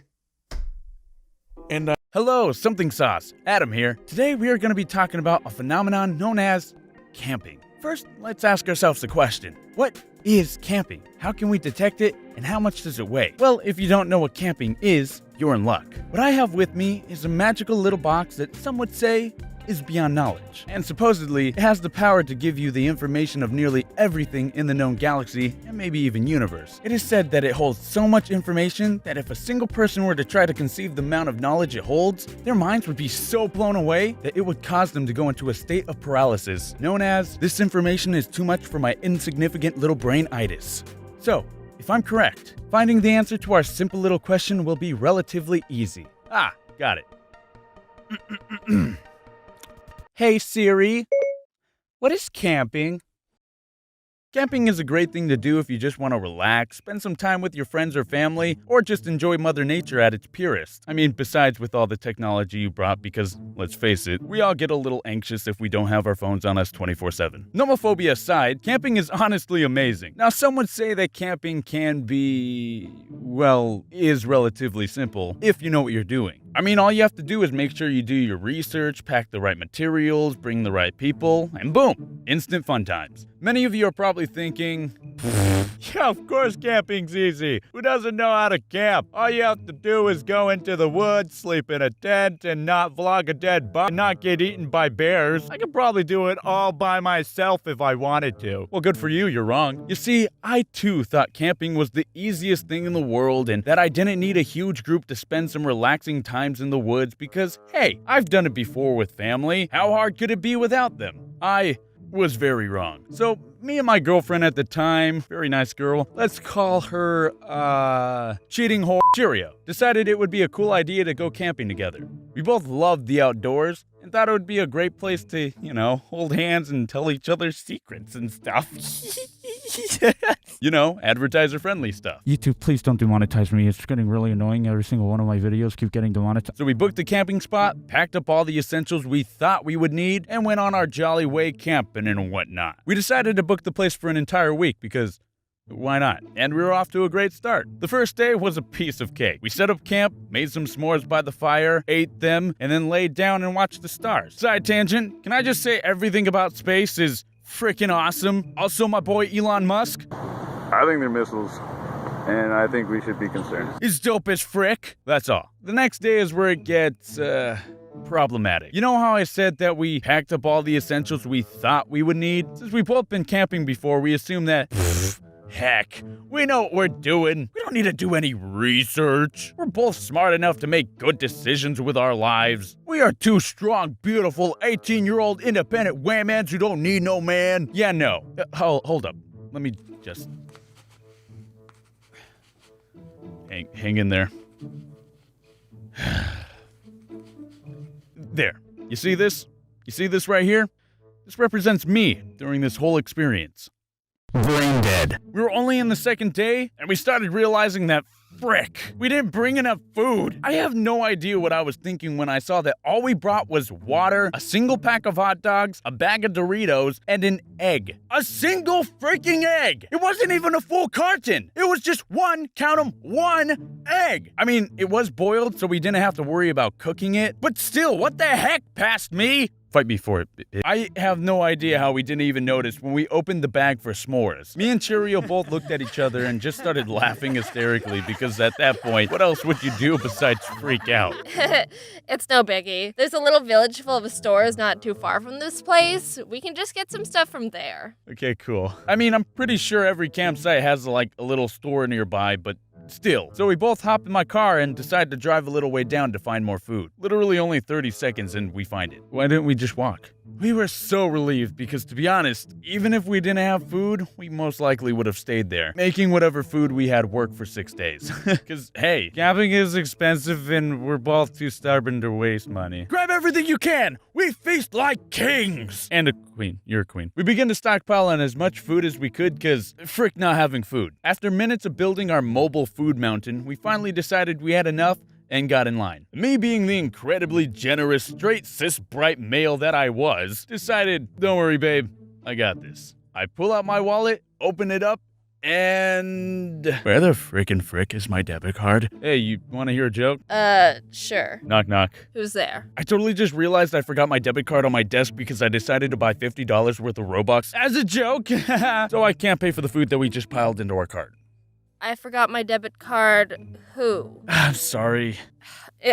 It's okay. Just pay me half the money when we get back and we'll call it even. And I totally forgot I don't have a debit card. Or cash. Oh no. We had no money. Until I remembered I had like $15 in the glove compartment. Problem was, if you've ever bought groceries before yourself, then you will know that $15 ain't gonna get you jack squat. So we had to use the little common sense that we had at the time. I'm here trapped in this air-conditioned grocery store with only $15. I have to be smart on how I spend it, or tonight, I'm going to sleep.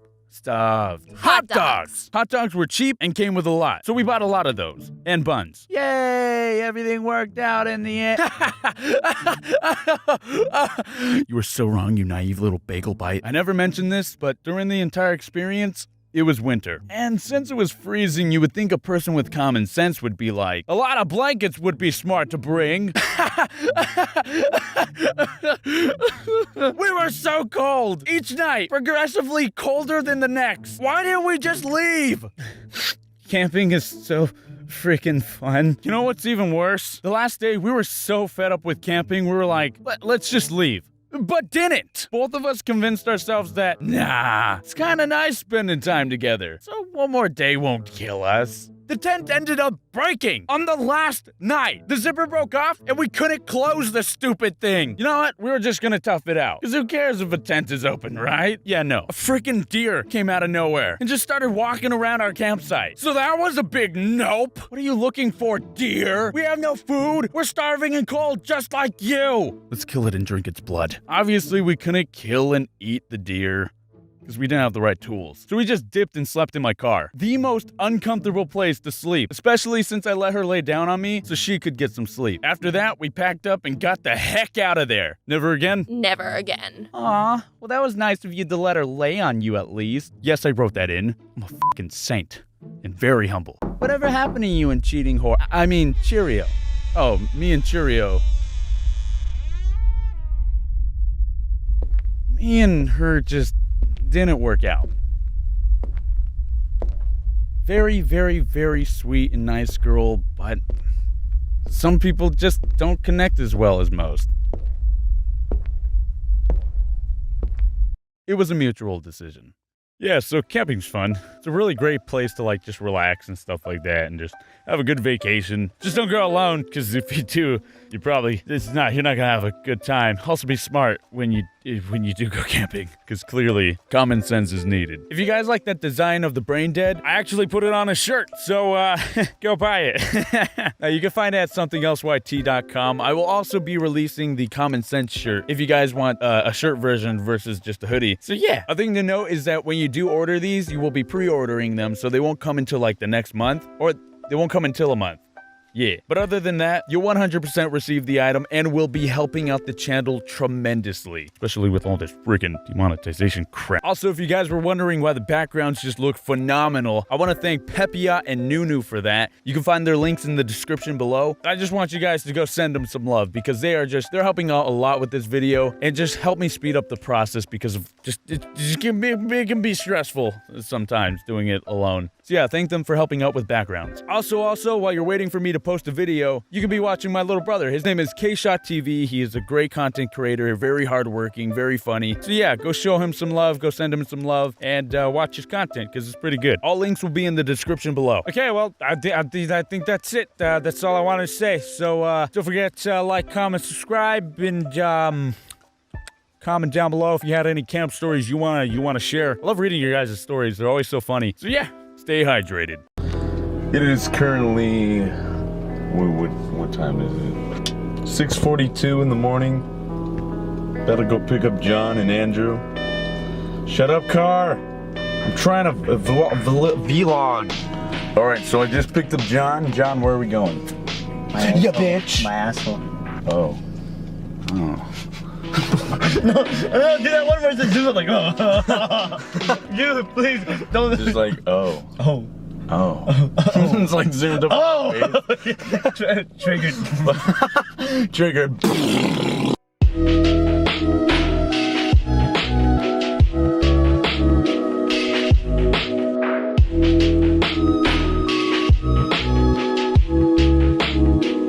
You're gonna make a left or something. In a quarter mile, use the left 2 lanes to turn left. Oh, honey. Please not my baby girl! Alright, where should we go? Disneyland, bitch. Dude, I don't know where we're going, to be honest. Disneyland, bitch. This looks fucking scary. Dude, this looks scary. Right, we're in the Holocaust right now. We're about to Well, Holocaust survivors. All right, so we just arrived. Oh my God, why am I so zoomed? So we just arrived at the convention center. Yeah, the convention center. But now we're trying to find out where to freaking buy tickets and shit. But yeah, need to do that.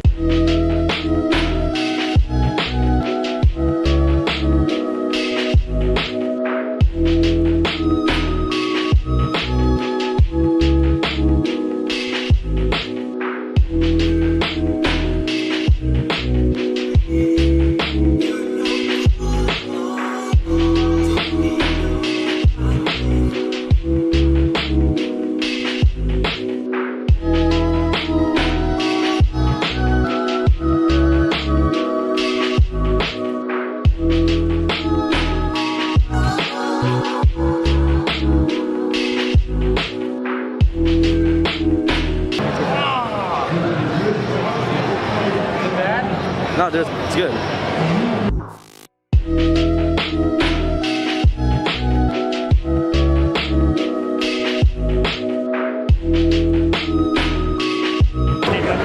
What did I just make? 10? Yep. Woo! so much more less. Freaking John decides to do 2 more than me and get me knocked off. Freaking bitch.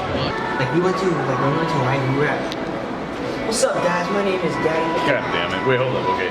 We got our dick and balls and we got our fucking gross. Actually, that looks fucking delicious. I'm not gonna lie. That looks fucking delicious. This place looks good. We about to go ham on this food. We about to eat. We about to eat good, right, boy? So. Really? Inception? Let's touch this.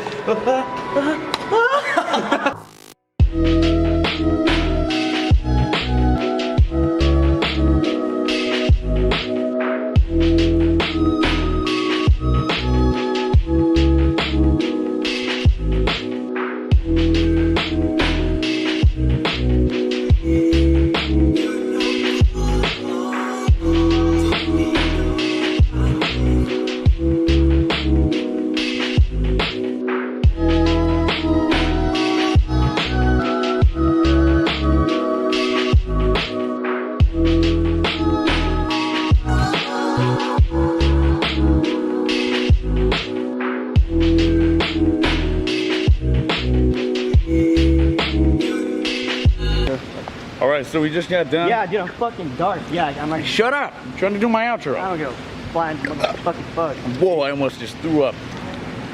What is up, guys? My name is John McClane, and I'm a weenie. Alright, so we just got done with the Fitness Expo, and God damn it! We just got done with the Fitness Expo. Anaheim, at the Anaheim Convention Center. Pretty fun, pretty chill. We were staying here for about 3 to 4 hours. My legs are dying. I'm dying a little bit. But yeah, well, don't forget to like, comment, subscribe.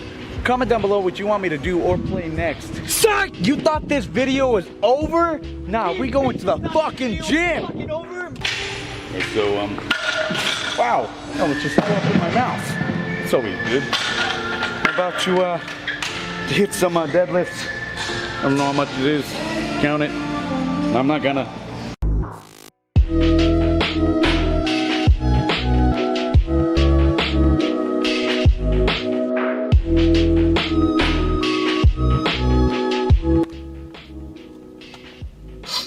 So we did like 2 things of deadlifts, immediately got tired, and now we're going home. Thank God. Well, hope you guys enjoyed this video. Don't forget to comment down below what you want me to do next, and don't forget to like, comment, and subscribe. Yo, we had a lot of fun hanging out at the Anaheim Convention Center or the Anaheim Fit Expo. It was really cool. We got a lot of free stuff. Well, yeah, I will see you in the next one.